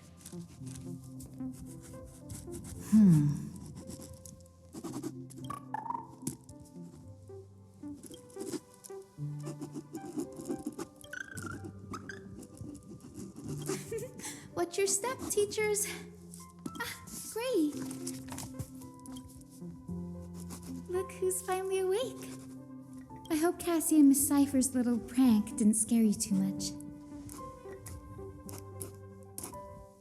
So you knew along, huh? They were so enthusiastic. I didn't have the heart to stop them. When we woke up, the entire express was completely empty. Not a single soul in sight. Such a shame. I was looking forward to making new friends, especially since they were Gray's most trusted travel companions. How did I make it back? Did you also wake up from total chaos? I'm afraid none of us here has the answer to that question. I'm very worried about the crew. Don't worry. We beat Irontomb together, right? They must be on their way home. When they arrive, we can throw a party together. That's exactly the kind of thing Lord Finan has been dreaming about. Oh, and he's here too? He was just here chatting with everyone. Now, who knows where he's run off to? Lord Finan's always been quite the restless one. But you're used to that by now, right? Have another drink, my Demos. Sure. Those three have been chatting over there for quite a while now. Why don't you go say hi to them, Bree? I did it out of order.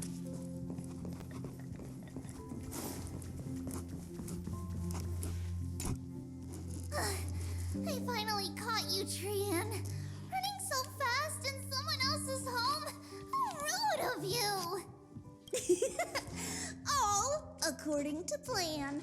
Trian lured you here on purpose.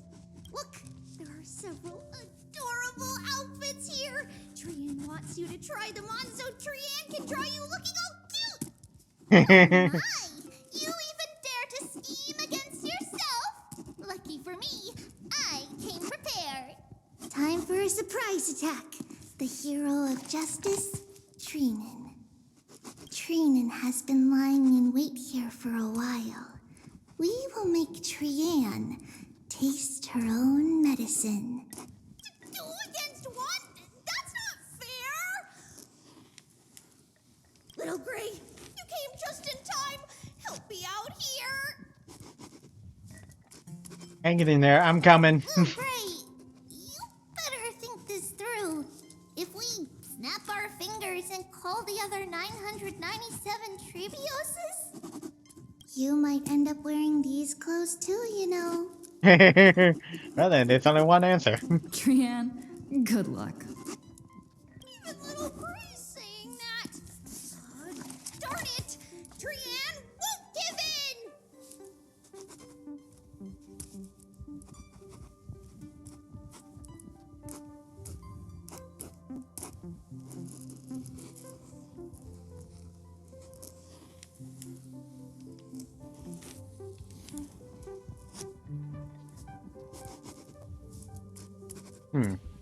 Not sure what that noise was, but I think I cleared it. Trian ran away. Trinan will fulfill the ambush duty.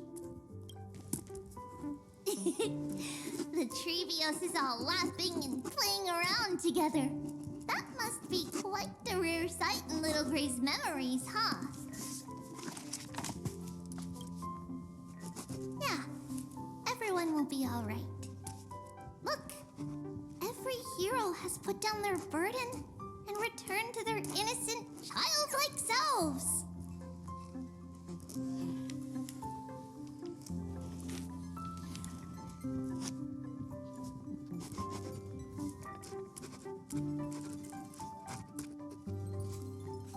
Okay, come on. Why can't I get back to the game? I'm trying to... Yeah, there we go. After all, just thinking about how warm and bright Little Gray's tomorrow will be fills us with genuine joy and lets us breathe a sigh of relief. So, today, why don't you let Trevi enjoy some rare moments of childhood too? Wait up! Trianne, don't you dare run away!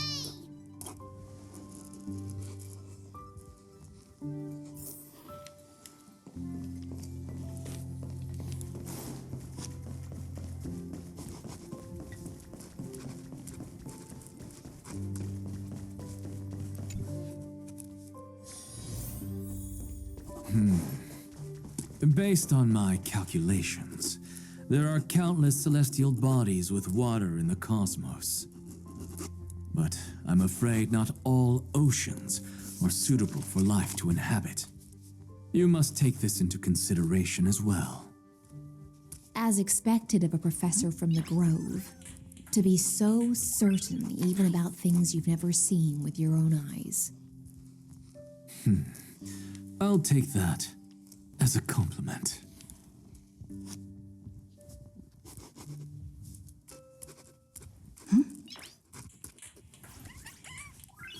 Nice.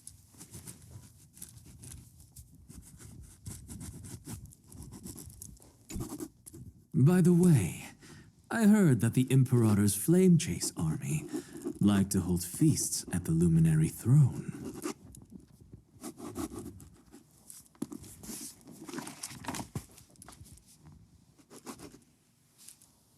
What is that noise?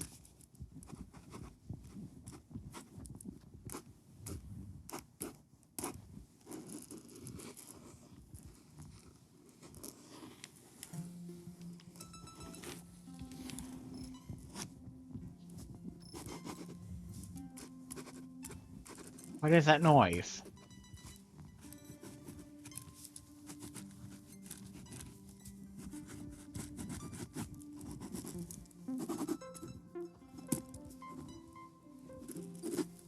Is it coming from the game? Let me check.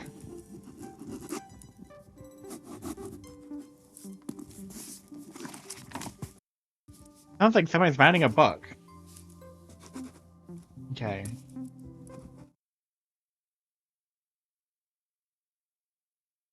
Yeah, it's coming from the game.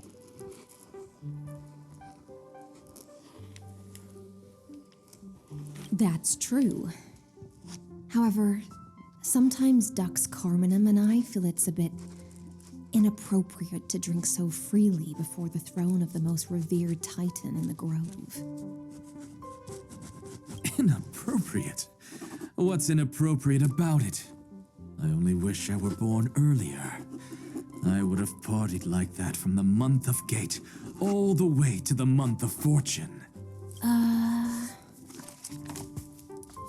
There's one heavyweight blasphemer. Blasphemy is just a phenomenon, not the end goal. I'm sure there are plenty of people across the stars who question these so-called eons or paths. Didn't I spend some time in that Lycurgus's head? I sure learned quite a bit about blasphemy from that experience.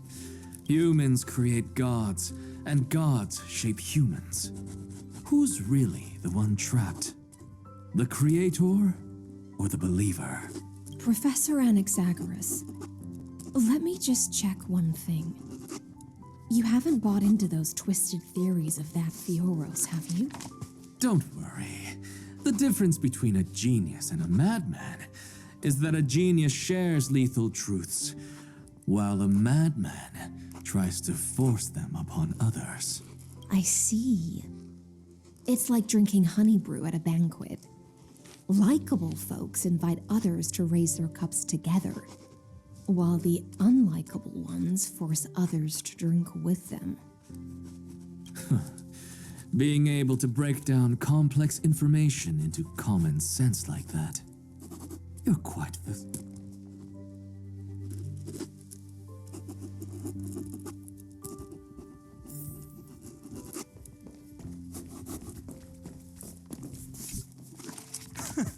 You're here, partner. That celebration party I've been mentioning to you has finally become a reality. Though the vibe's a bit different from what I imagined, this still counts as keeping my promise, right? Yeah. Thought you all faded away. What you speak of has indeed already come to pass. We triumphed over Irontomb, drew its fire unto ourselves, and purified its embers. Now the force that maintains our consciousness and form comes from elsewhere. Worried about your companions on the Express, huh? I understand how you're feeling right now. Don't worry. They'll be safe and sound. She promised. Irene? Don't worry, she always shows up at just the right moment. The Astral Express. Honestly, it really feels like home. I can imagine how much you, Dun Hung, and Miss March must have missed everything here when you were trapped in amphoreus.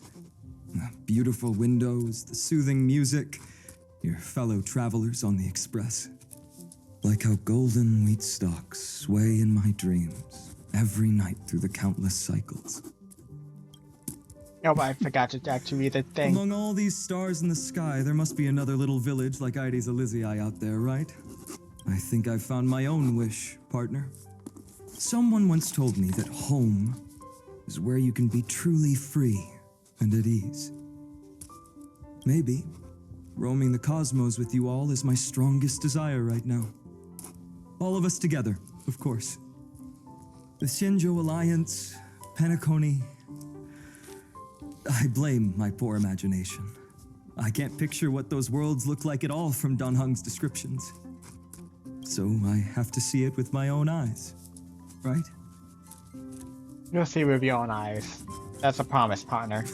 You're finally here. She has something to ask you. Well then, I'll leave you two to chat.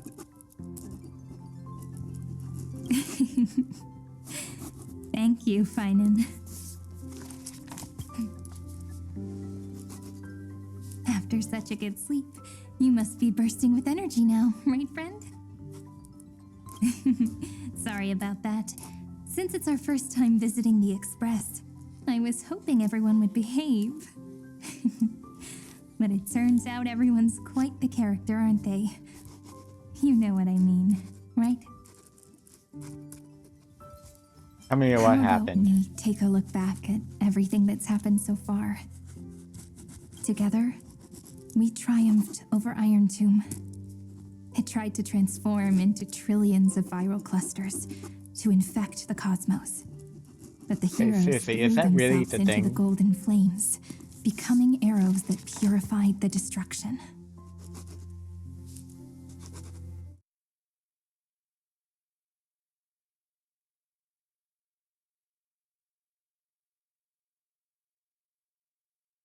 Now I'm not hearing it at all on that, so it has to be from the game. The fall of Irontomb also symbolizes the demise of Scepter Delta ME-13. Amphoreus, the home we sacrificed everything for, now exists only in the memories of the cosmos. But this is just an illusion? So, this isn't real. Just a dream. An illusion. Oops. Wrong answer. Huh? In that instant when you broke through space-time with the Trailblaze, carrying all the world's memories back to reality, that world, once shackled by data, became a seed waiting to sprout in the cosmos. Did we really manage all that? Just as Kaslana's rage of 30 million cycles made the destruction shed a drop of golden blood, perhaps we too have already left long trails on our respective paths. You're all free. Freedom. What a wonderful word.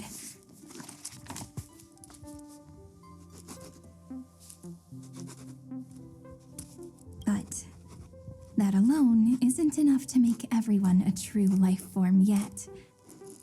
But amphoreus already has a tomorrow.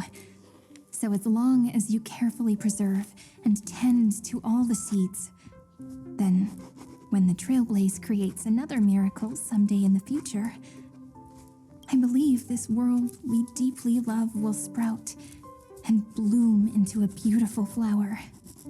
Don't worry, I've already kept all the seeds safe in the first fruit for you, and its name is As I've Written. So, it's time to reveal the correct answer. This isn't a dream, nor a fantasy. It's the epilogue of As I've Written. At the end of the story, the characters take their final bow and embark on a journey of no return. The one who wasn't part of the story, yet helped write its romantic ending. She bid farewell to her friends and returned to her home beyond the tale. Promise me one last thing, friend. When we say goodbye, give me a smile, okay? Okay, I promise. Cyrene, every star that the Trailblaze passes by will remember the name of amphoreus. Hey, it's not fair that you get to be the only cool one here. We'll keep an eye on her. She had better keep her promise. Leave it to us, Cyrene. Your story will be sung across many worlds. Stories this complex and twisted are always hard to believe. If anyone questions the truth of this tale, you'll all have to stand up for us. Rest assured, even the most stubborn person can't withstand our six fists. You're so reliable, March. Shh. Listen. There's a book here? Its composition is similar to Memoria, but it's far more resilient than ordinary memory bubbles. Keep it safe. Perhaps this is the final gift that amphoreus left for the cosmos. Oh no! Passenger March is sleepwalking. Sleepwalking? Oh no, oh no! I don't want to make a fool of myself in front of everyone! Oh, now I have an excuse to stay a bit longer. I can hear all those sneaky little plans brewing in your head. March, Dunhung, my friend. In the countless days and nights ahead, you must continue to support each other. Time to head home, everyone.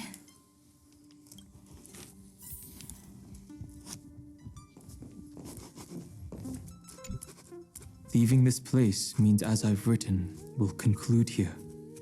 No one will have the chance to revise it, and no one can continue writing it. Don't leave any regrets. What magnificent words could possibly do justice to the finale of such an epic tale? I've been pondering this while you were sleeping.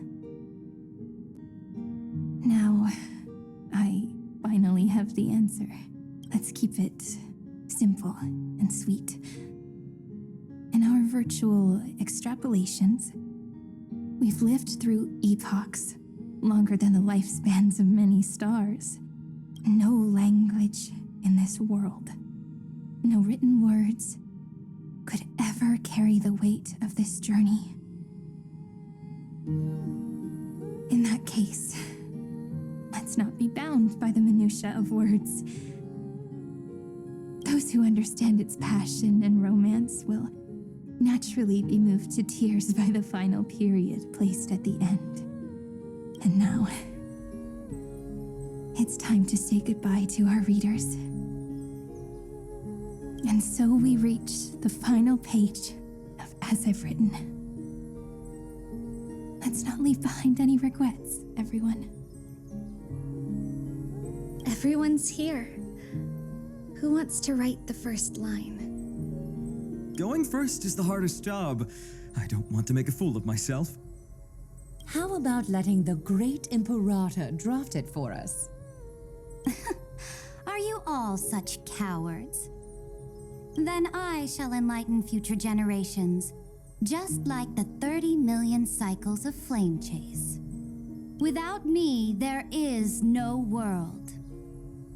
Go think, observe, and conquer. What's wrong? Everyone's gone quiet. The great Imperator set the bar way too high. How are we supposed to follow that up? Where the Emperor leads, loyal subjects must follow. I guess only the Dux Gladiorum could possibly match that kind of overwhelming presence. Me? That suits me just fine. Once the deed is done, one should leave decisively, letting posterity judge right from wrong. Until we meet again in our next conquest, my dear dukes. The stars shall sing of the Imperator's great journey. I should have shared a drink with you all, Dux Goldweaver. Loosen up, High Sealants. Life is like the ocean. Tides rise and fall, and everything eventually dissolves into the waves. So, sing your heart out in every moment of your existence. Whether it's a feast or the nihility that awaits ahead, I will find its radiance and sing its praises. May the next feast be eternal. Miss High Sealand's toast is so poetic. Does everyone have to be so poetic? In my opinion, we should leave some real words of wisdom for future generations. Next up, any volunteers? I'll do it. There's no dragging one's feet in the Kremnoan language. Does the Kremnoan language even... Haikis, don't interrupt. Kill the play, and games shall be born. Kill the strife, and glory shall descend. Not bad at all. But now I can rest easy. After all, the lines I prepared are way more profound than yours. Ha! If nothing else, you're certainly unmatched when it comes to singing your own praise. Farewell, everyone. If we meet again, I shall once more become your steadfast support. That's a promise I won't back down from. Mighty Mos, become king. What's up, Cass? It's nothing, Lady Trebios. I just finally realized something. Then speak your mind, and let your words be immortalized on the page, Cass. If your heart still has room to spare, share a bit of gentleness and softly cherish all the beautiful things around you. That's so beautifully said, Cassie. Thank you, Miss Hyacinth. My only small regret is that I couldn't fully embrace this world I loved so dearly. I hope those who read these words can fulfill this wish in my place. Everyone, let's meet again at the end of the West Wind. The place you reside is the gentle sea of flowers. Well then, it's my turn. Take it away with your performance, and Zagreus. This time, you won't have to worry about being interrupted. Then I must thank you all for being such a captive audience. Now, with this golden opportunity, I shall reveal to the world my insights into the world's ultimate truth. Truth is a solvent that dissolves all things in the world, and thus cannot objectively exist. I have a brilliant proof for this in mind, but since we're nearing the end of the story, I shall not elaborate. Is this your final question for future generations? No. This is an established fact, not up for debate. I call it Anaxagoras' last theorem. Oh, you. Still as profound as ever, Professor. We've got time, you know. If you don't explain it clearly, future readers might not grasp your true meaning. The true meaning isn't important. What matters is the emotion that stirs within them when they read these words. At that moment, the theorem's mission would be complete. So, your lessons are far from over. But taking a little break for now wouldn't hurt. Then, class dismissed. The seeds you've sown are already sprouting. Would you mind if I write the next line? Huh? I actually thought you should be the one doing the final wrap-up. But we'd never turn down a request from you, Aggie. Teacher, Cyphera, thank you both. Trust and selflessness are the two most beautiful garments in the world. One to gift others, one to adorn yourself. One's golden and one's purple? Not being able to completely change your fashion sense is my only regret across 30 million cycles. After all this exhaustion, I just want to take a peaceful bath now. I'll see you all again at dawn.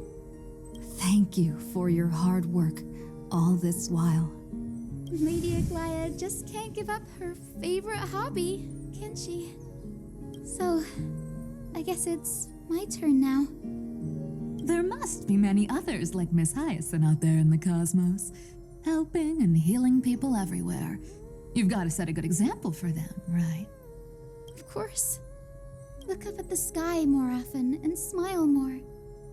Many stubborn ailments fear optimism, but it's the best medicine. It's so catchy.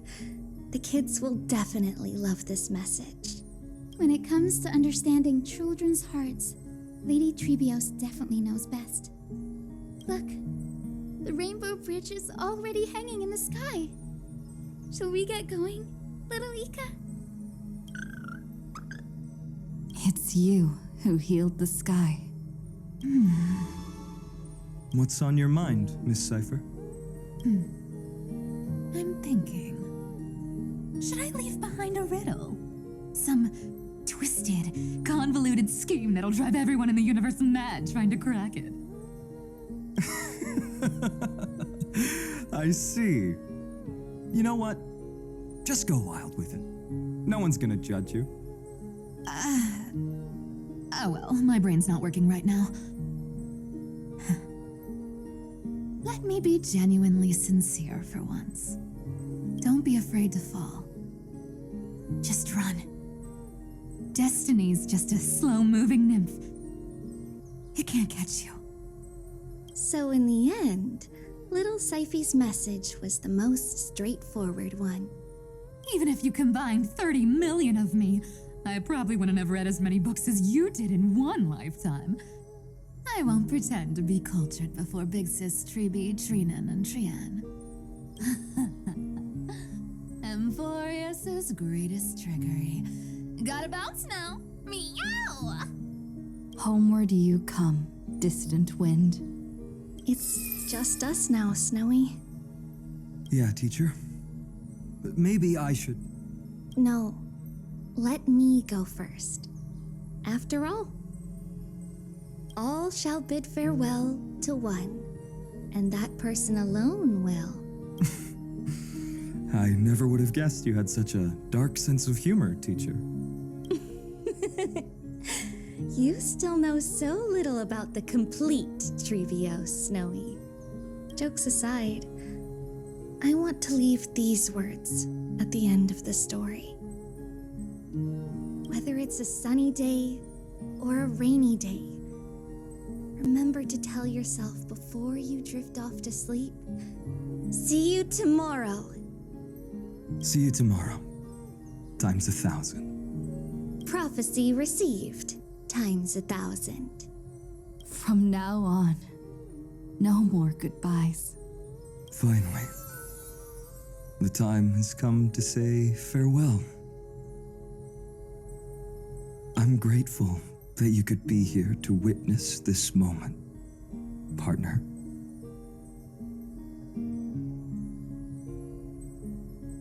My wish is to meet with you all again. Make sure you take good care of as I've written. As long as it's by your side, amphoreus will always be with you.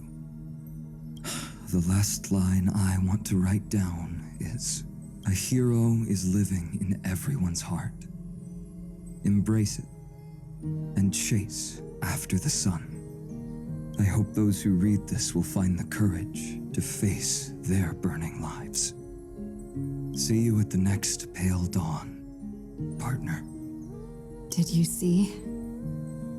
Amphoreus has ushered in the dawn. The characters in the book have taken their final bow. It's time for us to return to our own reality. But as people who live through it, we can still add the final touches to this story, right? Of course.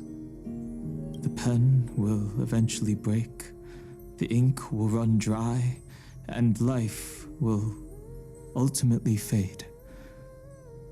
But thoughts will permanently remain in sagas. If time is an endless cycle, then forget the bitterness that keeps repeating, and remember only the moments of happiness. Let's walk towards tomorrow together. We were never apart. Time to head home. Don't miss the crew meeting. We won't wait around for you, you know? See you later, Donhung, March, and with this, as I've written, officially comes to an end. And I leave something behind? Co-authors, after all, friend. Once the words are written down and have been read by others, the meaning they carry is no longer in our control, leaving the freedom of interpretation to every reader who opens it. Don't you think there's something romantic about that? As for what this story means to you and me, let's keep it close to our hearts. After all, we've always had this unspoken understanding between us. Whoa! Passenger March! Why did you suddenly wake up? You scared me so much that I dropped that book. Welcome home, you three. Thank you for your hard work on this trailblaze. We might need to reshuffle the seniority rankings of the Express crew if we count the years you spent in amphoreus. Hey, I was the first one to get dragged into it. Does that mean I'm gonna be the oldest member of the Astral Express now? Miss March hasn't lost her innocent nature even after all these long years. In other words, she hasn't really grown up at all. Hey, this is the first time I've been able to examine as I've written up close. Miss Irene's handwriting is gentle, yet steely, with an underlying strength. I had no idea it was so sophisticated. Looks like I need to brush up on my knowledge in this area. Maybe start with a few basic books first to get your feet wet. Look who's talking. As if you're not glued to your phone in your room all day. Huh? Wait, something fell out. It's... Is that a bookmark? In a corner, unknown to everyone. There was actually an untold interlude that took place. I left it out of the story because it involved a choice. A choice I made for my own selfish reasons. Can you forgive me, friend? I made a decision on my own. While you were away, I wrote everything about it on this little card. If you can find it in your heart to forgive me after reading it, please. Add this final note to the conclusion of as I've written.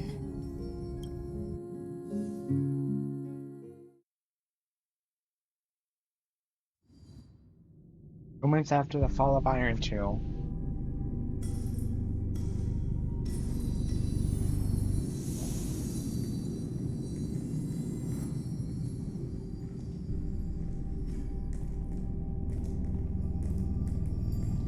Memories swallowed by Irontomb return now to reality.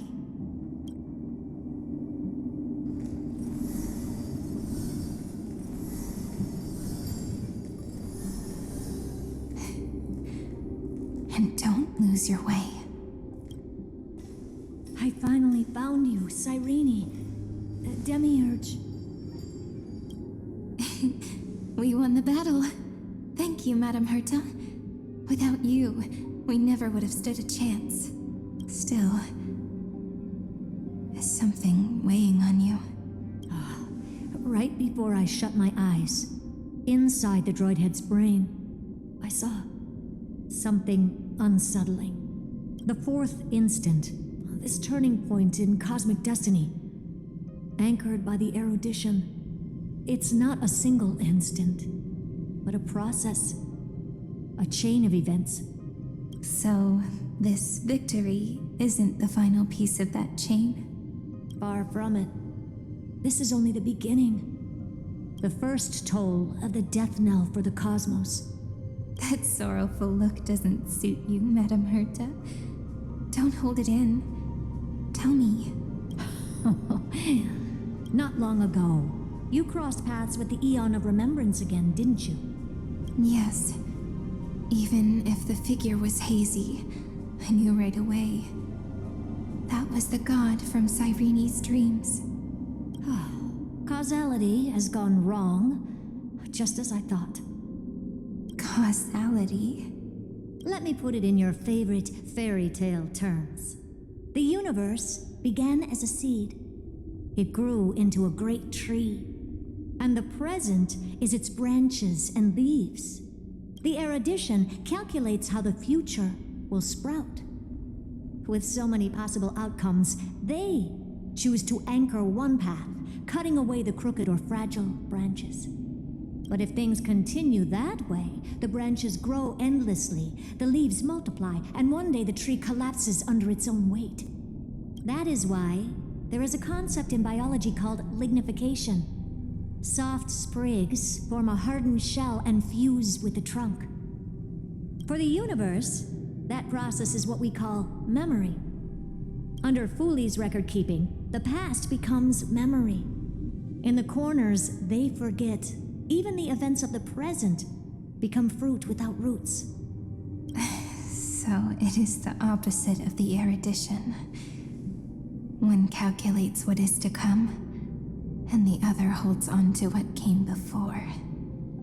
We were never meant to have to speak of this.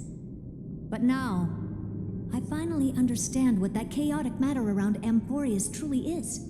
It is your memory. Your mind now stretches across the stars, allowing you to travel farther down this path than anyone else. Memory? Yes, you live in the now, but your memory remains in the past. Just like the Eon of Remembrance, a being made entirely of memories. What does that mean? Did they fall? No, quite the opposite. They have not yet been born. Remember, to carry out the mission of remembering the universe, they must ascend to divinity only at the very end of time. And at that moment of ascension, their memory stretches through the past, becoming what people now call Fuli. That is why they feel so distant, so cold. That crystalline form is just an empty shell. I do not know how the Garden of Recollection managed to hide this until now. They must have their reasons, but none of that matters now. Here in the present, we cannot know who will become Fuli. But one thing is certain. They will be born. And those who might become Fuli all share the same characteristics. They are known as children of remembrance. Pure child of Anasrava.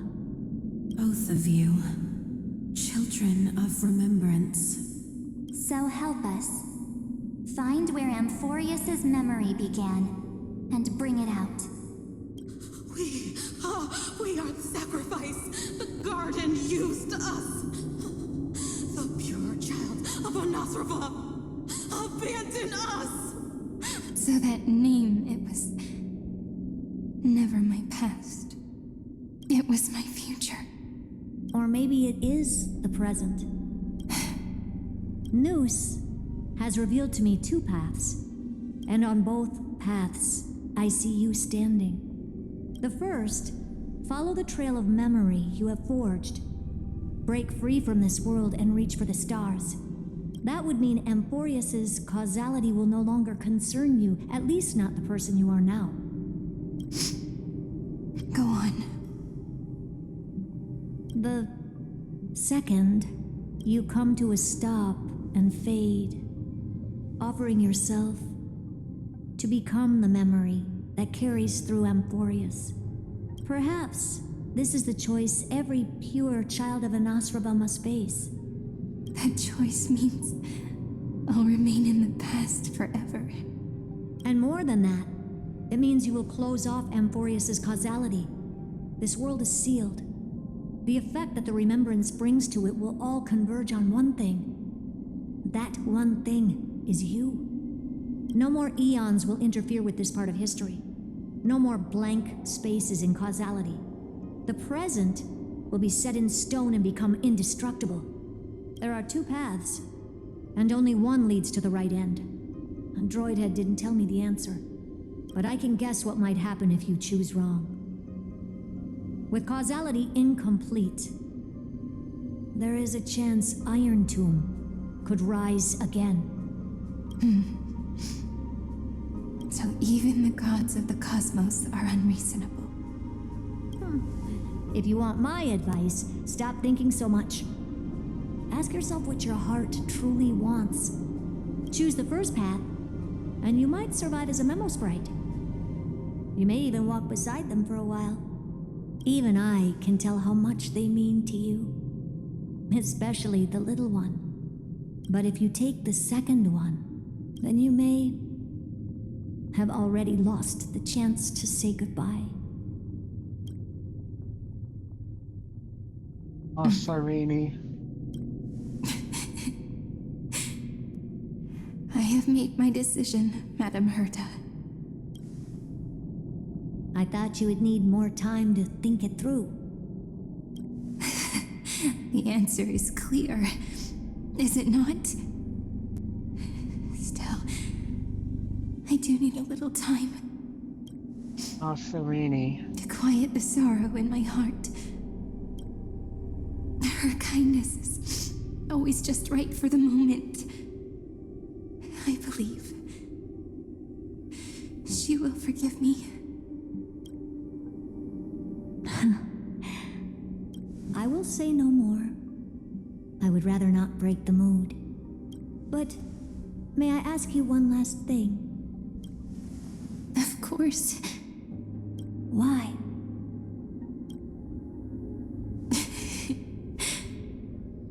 I once heard a saying that went something like this: divinity is flawless humanity, and humanity is flawed divinity. We children of Amphoreus gave up on gods long ago. Those beings who love to play pranks on the universe. I believe in her much more than I believe in them. And I believe in who I am. As a human. Oh.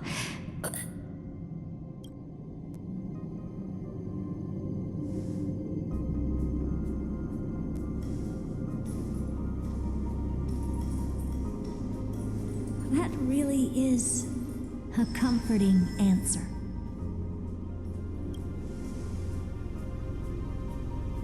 As for the one wish I still have trouble letting go of.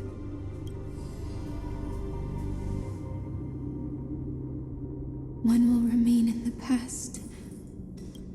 One will walk toward the future.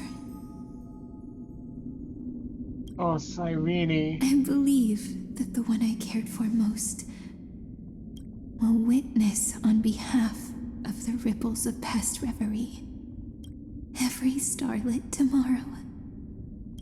Oh, my girl. My sweet girl. Moving backwards through remembrance.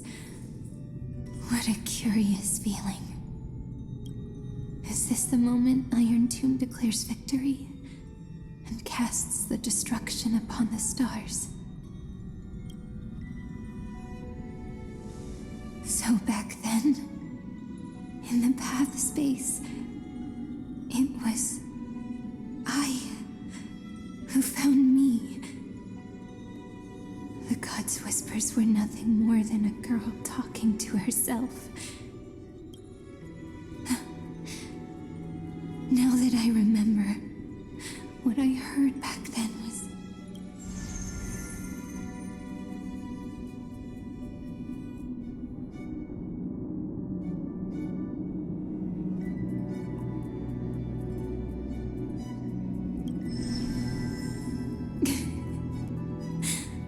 All I wanted to say was, don't give up. She will find you. Memory truly is amazing. Then let me wield this power and plant the seed of causality for the miracle that is destined to bloom. Let the ripples of causality spread. Create an internal page.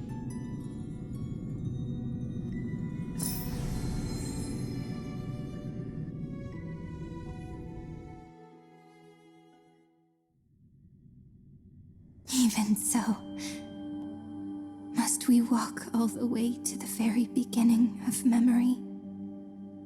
It's such a long road. A bit lonely to walk alone. Then, would it be alright if I came with you? As long as it's Peach. Even 30 million wouldn't be too many. One is enough.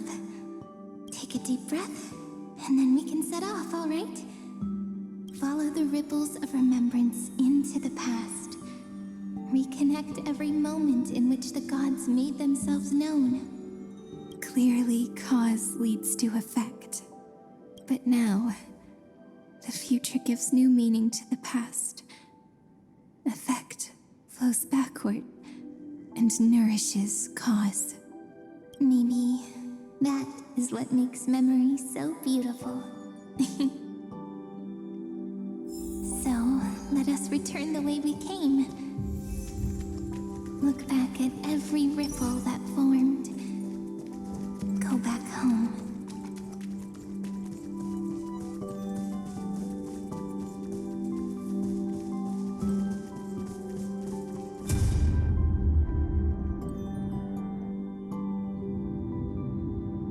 No. How is this possible? Breathe! Partner!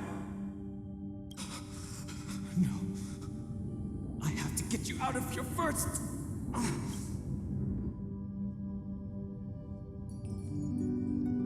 Remember? That pale dawn breaking through the endless night? The spear of strife nearly claimed her life. And it was you. You, playing God, who cradled her body with your gentle gaze. Then, before Ornyx's altar,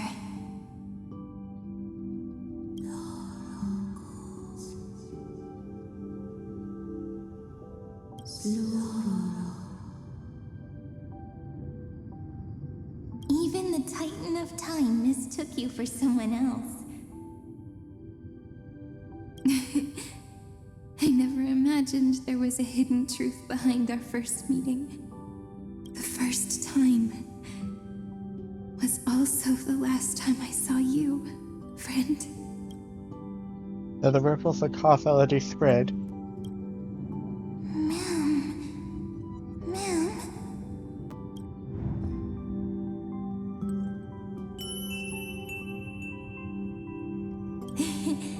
That melody from the memory. I've got it now. And so, the miracle was able to slip away from death temporarily. I'll leave her to the casteress of the past. She will keep her here, in the world of the living.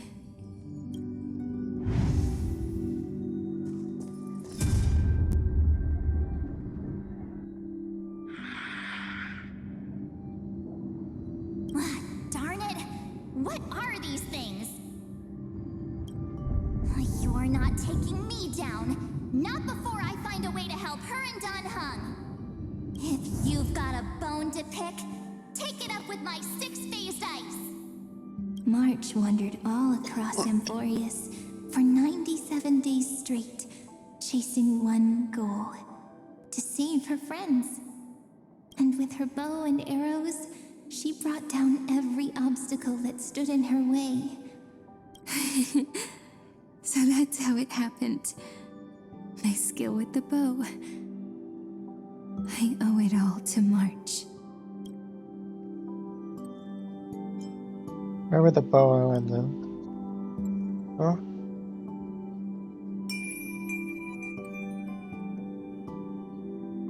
What a sweet note. I've got it now.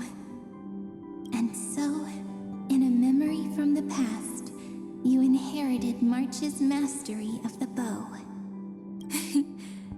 And that arrow bearing golden flames will streak across the stars in the future, becoming a glimmer of hope for the cosmos.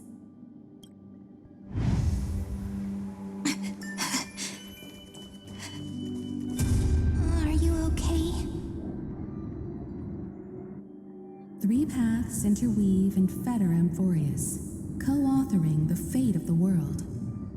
Ordinary pathstriders aren't known to leave traces in the mirror, so if what you said is true, then this isolated star system must be home to at least 3 beings comparable to emanators. I would even go as far as to say, eons themselves. To gain the favor of the stars for amphoreus, the remembrance sent a call for help to the cosmos. But the obstruction from the scepter was far too strong. Even the gods could do nothing more than send a fleeting mimetic being to someone who walked the same path. Thankfully, Miss Black Swan caught that fleeting moment. Light up the Garden of Recollection's mirror. Though, that signal drew some unpleasant attention as well. Looking back now, it was all worth it. The cosmos showed us a kinder face. Thankfully, she has a different understanding of the remembrance.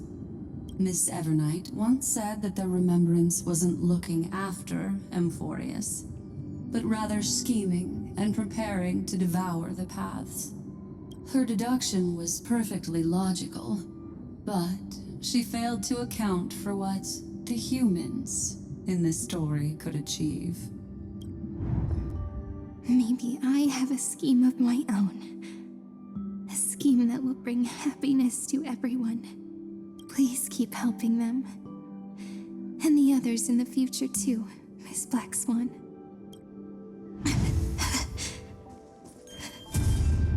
Looking back on the past, You need to hold tight to this ceremonial blade. After I'm gone, it will take you back to the beginning of time. The start of a new story. I believe that in that story, or in countless stories, each alike yet unique, everyone, all the companions who sacrificed themselves, alongside the deliverer we once dreamed of as children, will reunite beneath a vast, endless sky. If we can never break free from this prison, I will stand my ground. Until the day someone shatters this endless cycle and writes the final chapter of amphoreus' fate. in the blink of an eye, we have returned to the turning point of fate. With nothing but a fragile sliver of hope, we embraced 30 million cycles of futility and began the eternal recurrence. I still remember the first time I saw the god appear in a dream, looking at me from behind a thin veil of crystal. Back then, I wondered if they might be someone with ill intent. But now, I finally understand. She was always standing beside me. And she is so very beautiful.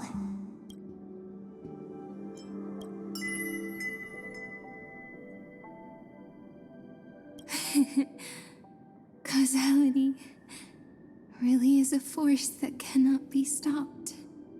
Even if I wanted to leave a few more words for Cyrene, it seems I no longer can. After all, you still have to leave behind your final consciousness and plant the very first seed. I remember what you once said. When a god sheds a tear, the thing reflected in the ripples must be the most beautiful thing in the world. But do you know what amphoreus saw when its heart was born?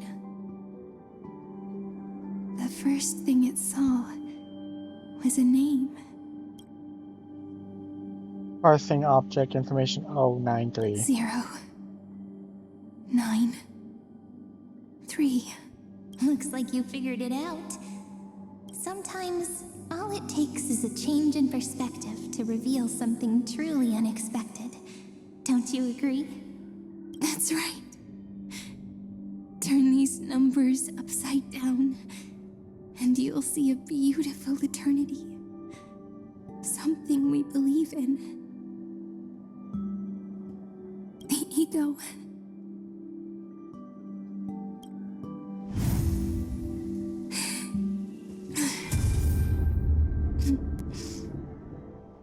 I want to protect everyone in the village.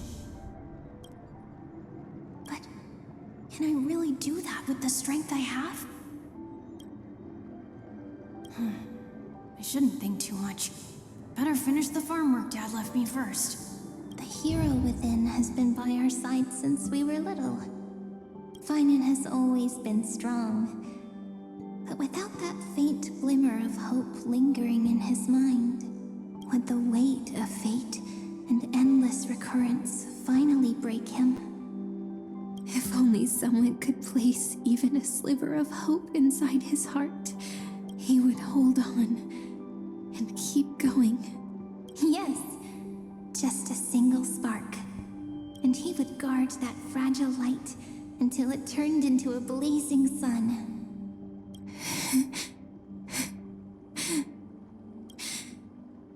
I no longer have the strength to make the hero within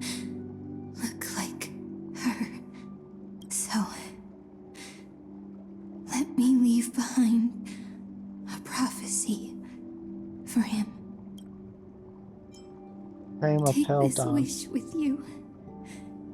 Be the hero who begins the mission of deliverance. As prophecy foretold, you will bear the blazing sun until the pale dawn breaks. Continue onward, bearing this world upon your shoulders until the ashen hero, the nameless deliverer, ushers in the dawn.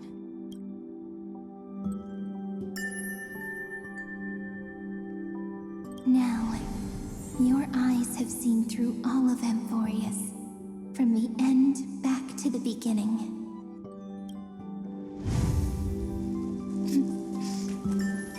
Looks like time's running out. Behind this door. I can smell it.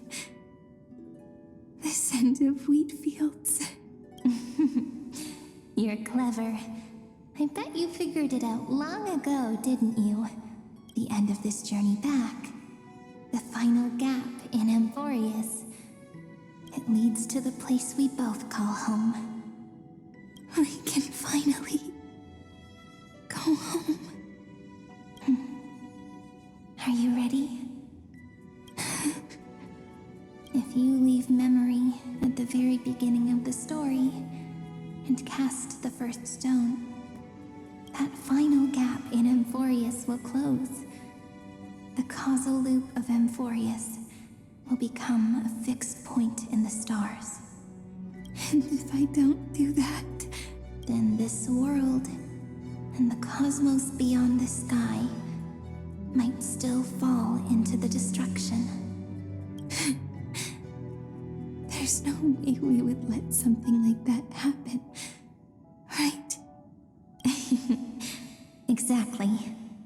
I remember that tree in Irontomb. It grew all alone, unable to go anywhere. It watched the sea in silence, dreaming of a faraway shore it could never reach. But now, a tiny boat sets sail.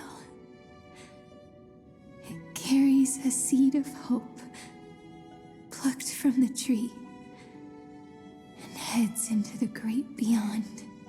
Even if the boat's shadow fades quickly from sight, the tree knows that its wish will bloom on the other side of the sea. In that moment, it must feel happiness, right?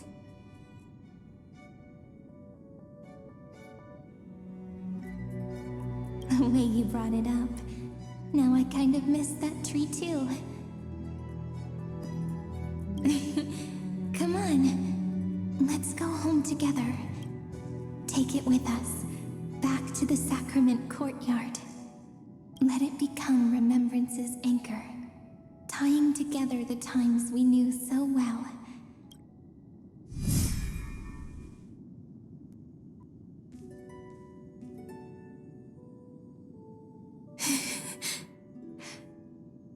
Let's go home together. Oh, that final note. Right. It's been with me all this time. This is Do. It is also the first note. The one from the first time we met. And the one that stayed to the very end. My poor girl. Heidi Silicii. The place where it all began. It's like time itself has stopped. And the breeze and the sound of the waves never seem to rest. We've made it. The sacrament courtyard. This is the place where we first picked up the ceremonial blade. And where we first began writing journals. Now, the journey through memory has reached its end. Once the anchor is placed, what awaits us is 30 million lifetimes of reunion. Looping again and again. Endless farewells. Do, re, mi, fa, sol, la, ti. And with them, endless encounters. Ti, la, sol, fa, mi, re, do. Such a happy scale.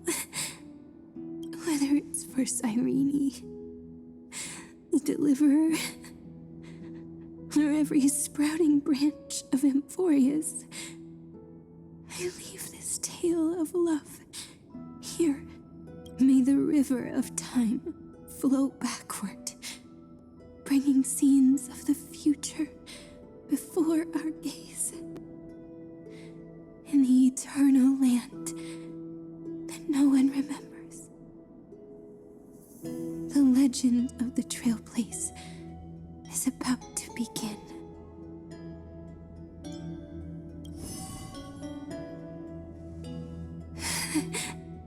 Is it all over now? My mind and my memories. It seems they're beginning to fade. The breeze is warm, but my body is shivering for some reason. If you're feeling cold, let's find somewhere warm. We can rest there, together. Somewhere warm. I know just the spot. 405. 504. 093. Treehouse. Suridra. March 7th. Danhong. Electra. Hyacinthia. Caslana. Anaxagoras. Aglaya. Midemos. Castorus. Cyphera. Cyrene.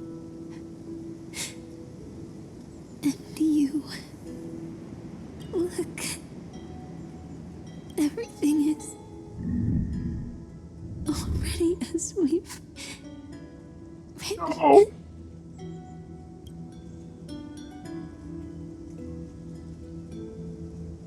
And so the flower fades at the journey's end, only to take root again at the journey's beginning. It leaves love as yesterday's conclusion. When people see that ending of love, they set out on the flame chase journey. And those who chase the flame in turn, let the flower bloom anew tomorrow. Causality comes full circle in this line, or more poetically, the pin laid to rest. Within the light cone, all is faded. You ask fate what is divinity, and she says, "Look how beautiful you are." I am the gaze that looks back on the world. How fortunate we are. In this cycle of cause and effect, humanity never looks to the gods for guidance. The ones who pick up the pen and write miracles again and again are always ourselves.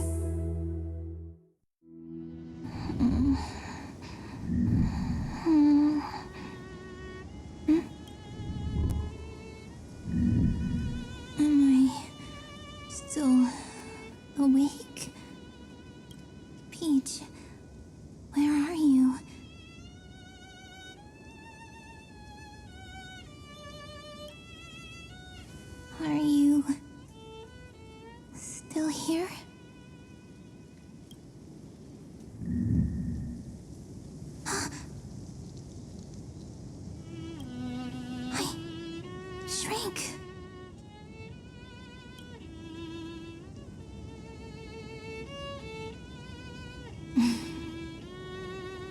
So that's how it works.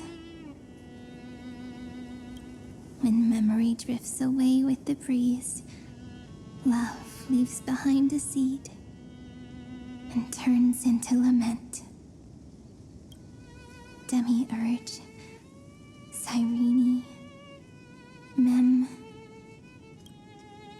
Back again to the first, Philia 093. I always do have my charm. The final ripple nourished the great tree, and from it grew a single pink peach. We've been playing for so long, and you still haven't told me your name! I've told you so many times already.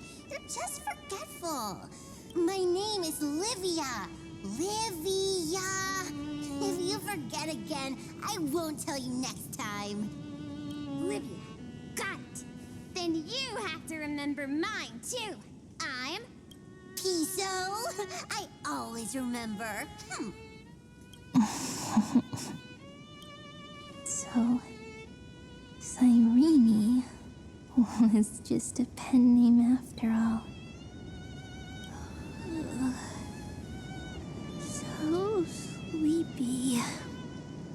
That drowsy little fairy barged into my mind again. The last of my memories are slipping away. I wonder what this world will look like when I wake up again. I remember a cry and my name, daughter of Heidi Silicii.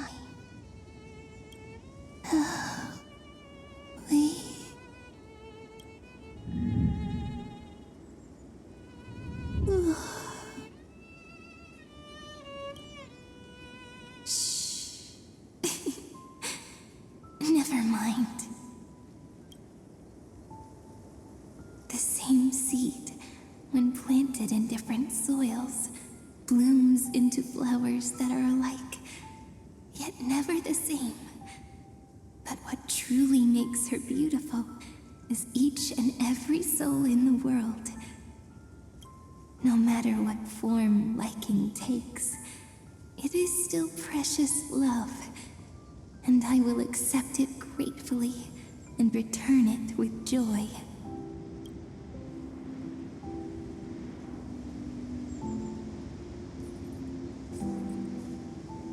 Do you remember my favorite story?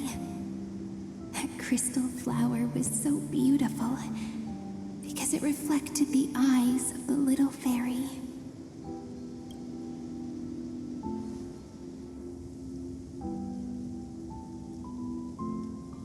The stars across the cosmos will know I am the fairy who wrote, as I've written, together with you. And in your heart, I know I will always be given the name I love most. The one you gave me.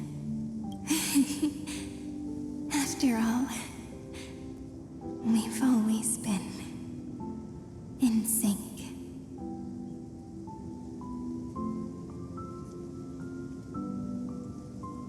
Hey, don't rush! Slow down. Let the words settle. We have plenty of time. In Amphoreus's month of mourning, all conflicts across the land come to rest. On the 11th day and night of the month of mourning, the dead will part, the living will embrace, the snow will fall, and bonfires will rise to warm every heart aching with lament. It may sound heavy, right? But on this day, laughter always rises louder than tears. Because people understand that parting is for the next reunion, And sorrow is so we may love more deeply.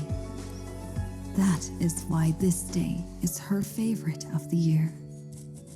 Under the same sky, across 8 phases of the moon, 13 heroes composed an epic together. 1 plus 8 plus 13 equals 2 11s. Would it feel more fitting if the rest were written in Miss Cyrene's voice? Agreed. Then, we'll add 1. A 1 like none that has come before. A 1 that blazes new trails. I make this wish. On the 12th day of the 11th month, 13 heroes will take every core flame ignited across 30 million lifetimes and scatter them among the stars. Later, when the people who know this story gaze upon the cosmos, they will discover that the countless stars in the sky now glow pink. And after 13 seconds, that radiant light will quietly fade away. It will be such a romantic, yet puzzling sight. But that's all right. They will keep that mystery close to their hearts, constantly pondering what the ego truly is. They will love. They will get hurt. They will rage. And in 30 million moments of helplessness, they will stitch their shattered hearts back together. Again and again. But remember this well. Losses are a constant on the flame chase journey. There may be pain along the way, but you and I will never be alone. They will come to understand what it means to lose, and in the end, they will choose to let go. They will offer their hearts to this world, to every companion they walk beside. And they will take in the hearts of others and pass them onward. For every soul that exists in this world, there is a different ego, a different prime mover of life. There will never be just one answer, not even for love. But when people gaze into the night sky and love what is fading with the same resolve they have to praise the stars, I want that soft, gentle pink in the sky to tell them love will always be answered. This is a story about love, and a story about how to answer it. Whether it is one we have already written, or one you are yet to write, it will be a romantic story, like none that has come before. You think so too, right? And a romantic story deserves an ending that is free and complete. When every clue and thread has found its end, and the weight of the pen is no longer constrained, pour the spirit of trailblazing into it, and end this tale with the most pure and romantic period.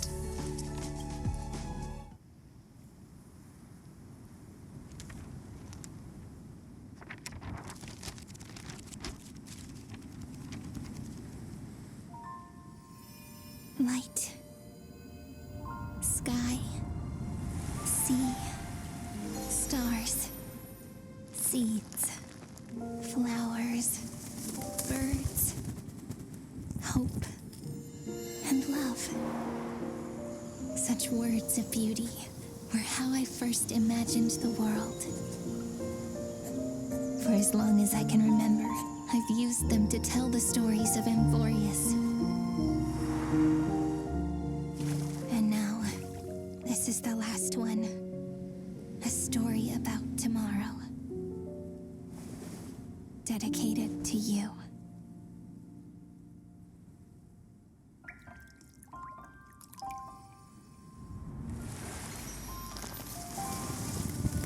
Once upon a time, morning glow, scattered light, shone on you and I.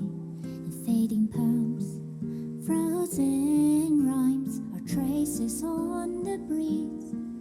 Whispers of past reverie. Please let me linger for now, enveloped in your sound. Love on the pages, the ink our stories penned. No matter how it ends, I'll do it all again. Oh, stay true, blossom as spring renews, dreaming colors every hue. Tomorrow's eyes to tomorrow's life, while walking step beside you. So stay true. The winter's rhyme anew, woven memories are blue. Like a melody, sing a song of reverie.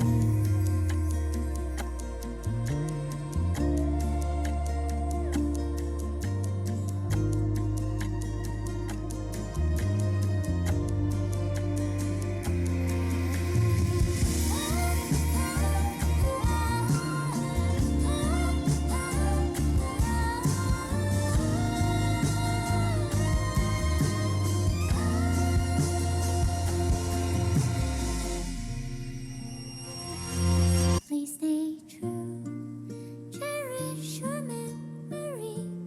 Go as of your hearts, your tears, rivers flow. Go as gardens grow, I hope you bloom in beauty. See you soon, after the end of time, in the mountain frozen rime.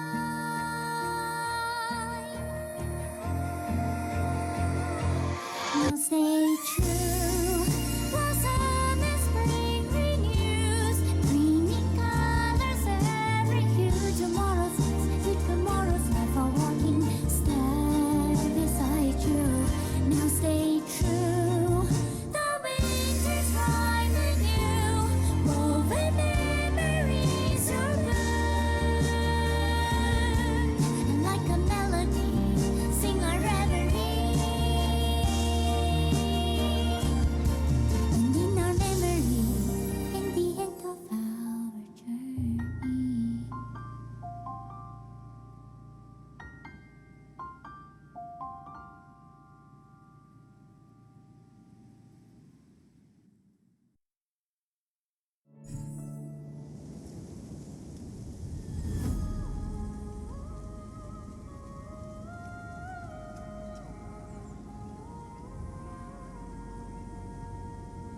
Oh. Okay. Okay. I'm down. I'm down. Oh. Oh. Oh.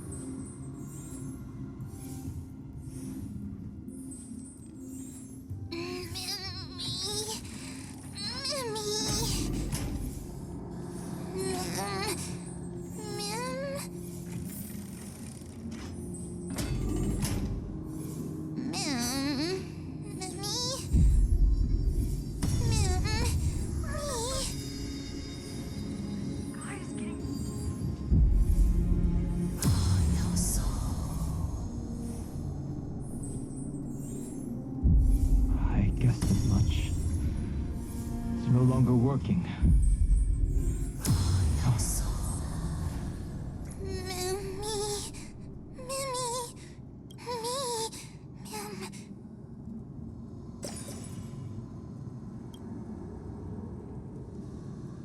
Let's find some place safe to set up a base of operations first.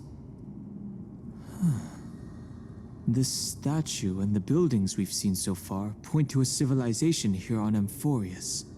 We can only hope that they're not hostile toward outsiders.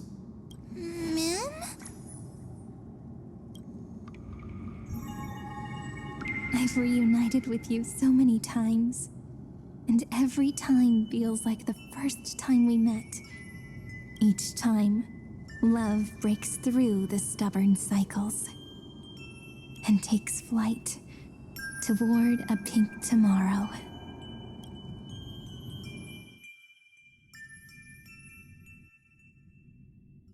Still early. Where to now?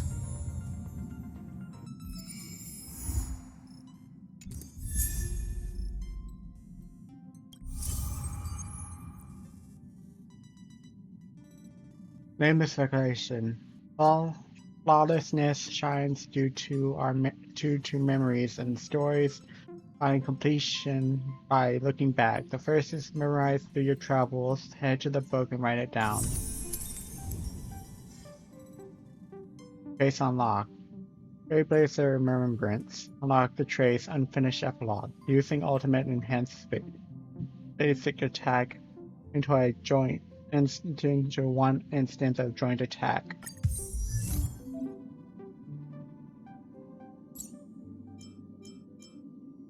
After using all of it, gains 1 stack of epic, up to 2 stacks. When this unit has epic and Mim is on the field, basic attack gets enhanced to Together We Script tomorrow.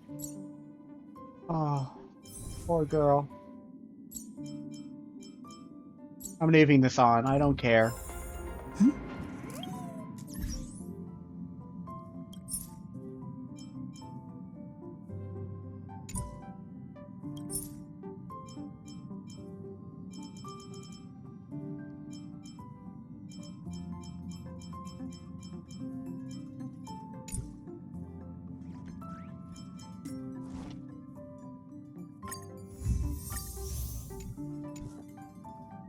Okay.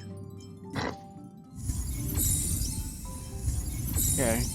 No, that's back again. Yeah. Okay.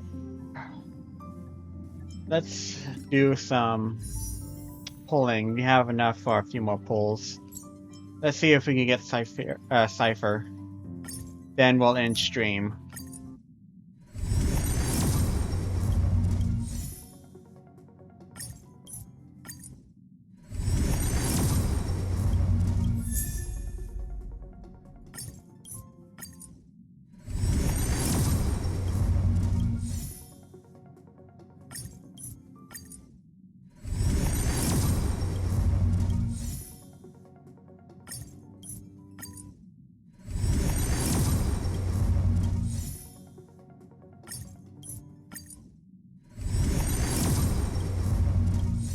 Sadly, we couldn't get her this time.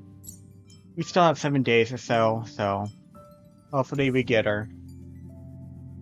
But for now, I'm going to end stream there and try to relax and maybe get something to eat. I have not eaten at all today. Yeah, I immediately started streaming and I have not stopped proper to eat ever since I started. So, I'm going to end stream here, guys. I hope everyone has a good night and a good week this week. Why is it always... Why do I always get so emotional during these gacha games and whatnot? So, why? Like, I honestly do not cry this much during any other game.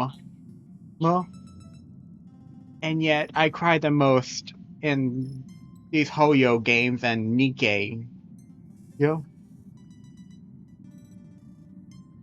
So why the hell? I wish more games were as touching as this. So, at least for modern games. A lot of old games were definitely just as good. Though. But modern games nowadays, it's hard to find a good one like this. So most often than not, it's indie titles. So, but either way, hope everyone has a good week this week. I'm going to stop streaming for here and try to relax. Try to recover and whatnot from this. That and eat, because I haven't eaten at all and I'm pretty sure I'm getting a headache. So I hope you have a good week, everyone. Bye bye.